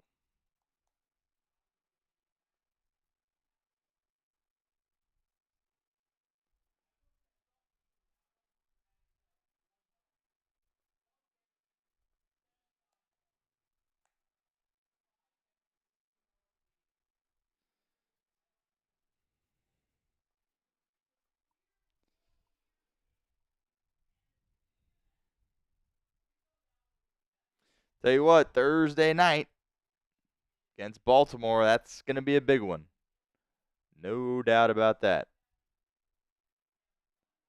Hostile environment, of course. The Ravens were talking all that nonsense. Remember them chanting obscenities at Joe Burrow after he got hurt and lost his season to an injury. It's going to be a war on Thursday night. Probably the best Thursday night matchup we have gotten all season in the NFL. Bengals Ravens. Last time that went down, it was a nightmare for Cincinnati.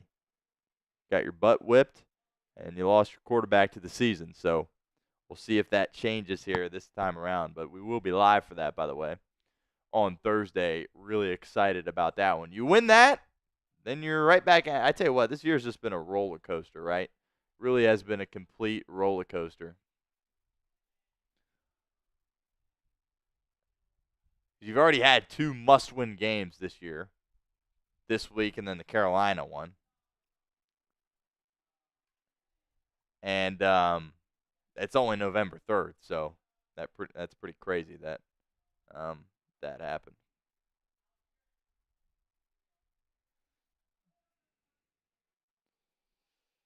Okay.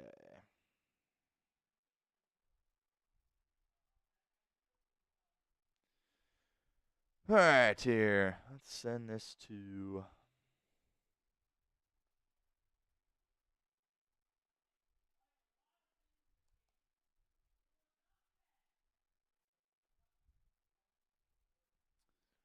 There we go.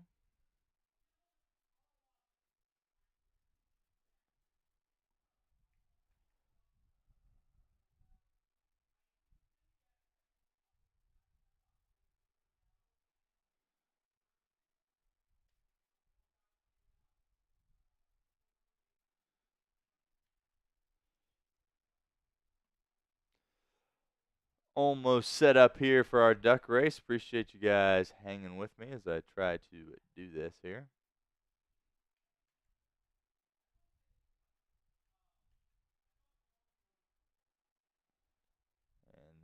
go.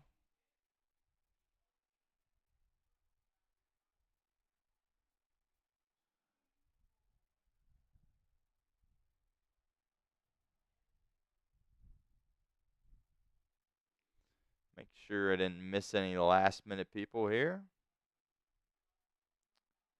Looks like we are all good. All right, appreciate you guys hanging out for a couple extra minutes while I got that set up. Michael Easterwood says he will be here Thursday. I appreciate that. I'm excited about that. And, of course, we will be here as well.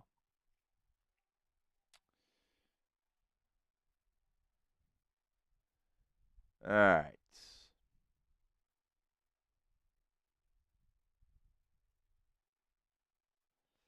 And there we have it, as we are ready for our duck race. All right, giving away a Joe Burrow mini bobblehead here.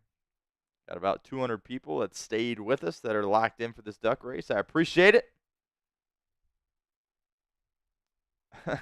Jesus said he's going to pop in as well. Looking forward to that. All right, so a minute is on the clock.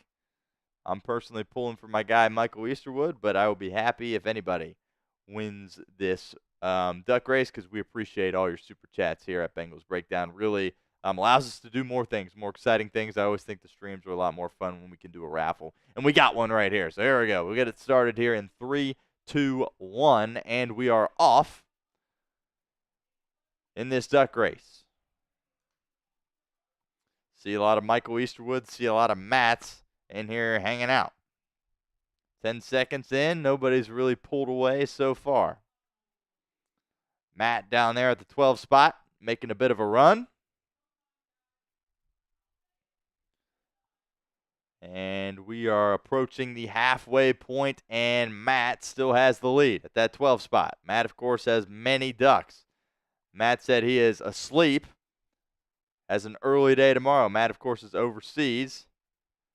Is a member of our military. And the 12 is slowing down. Oh, no, here comes Ronald Byrd, the 41, with a pretty significant lead here with 10 seconds remaining. Is he going to be able to hold on? Romy Shields also making a push. At the bottom, oh, it's going to be B. Henry pulls away and wins it at the very end. B. Henry, appreciate that. If you are still with us, give me an email, stone@chatsports.com. If not,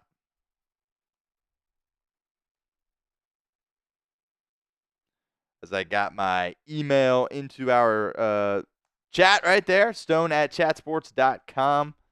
Ronald Byrd, I know, I appreciate you hanging out watching that. You made a big run there, but just couldn't hold on there at the end. So B. Henry is our winner of our duck race, and we will get that shipped out to you as soon as possible. Appreciate you guys sticking around, hanging out for our duck race. Hopefully we can continue to do more raffles as we go forward. Michael Easterwood says, I knew I'd lose. Hey, at some point, you're going to be a winner, Michael Easterwood. I can promise you that. As a promise, my friend. Appreciate you, as always, for all your contributions to the show. Looking forward to talking to you as well as everybody else on Thursday. So the Bengals break through, get it done in a must-win game here by a score of 41-24, a day in which Joey Burrow and the offense looked pretty unstoppable throughout the majority of the game. And it's only going to get a lot tougher from here. You had a weak opponent there in Las Vegas that you were able to take advantage of. But next week on the road against Baltimore is going to be a dogfight. And we will be here. We will be live. And we are definitely excited about that. So hit that sub button for us if you have not done so already. YouTube.com/BengalsTV. And make sure you guys stay tuned for our instant reaction video that will be out as quickly as possible. But until then, take care, everybody, and Who Dat?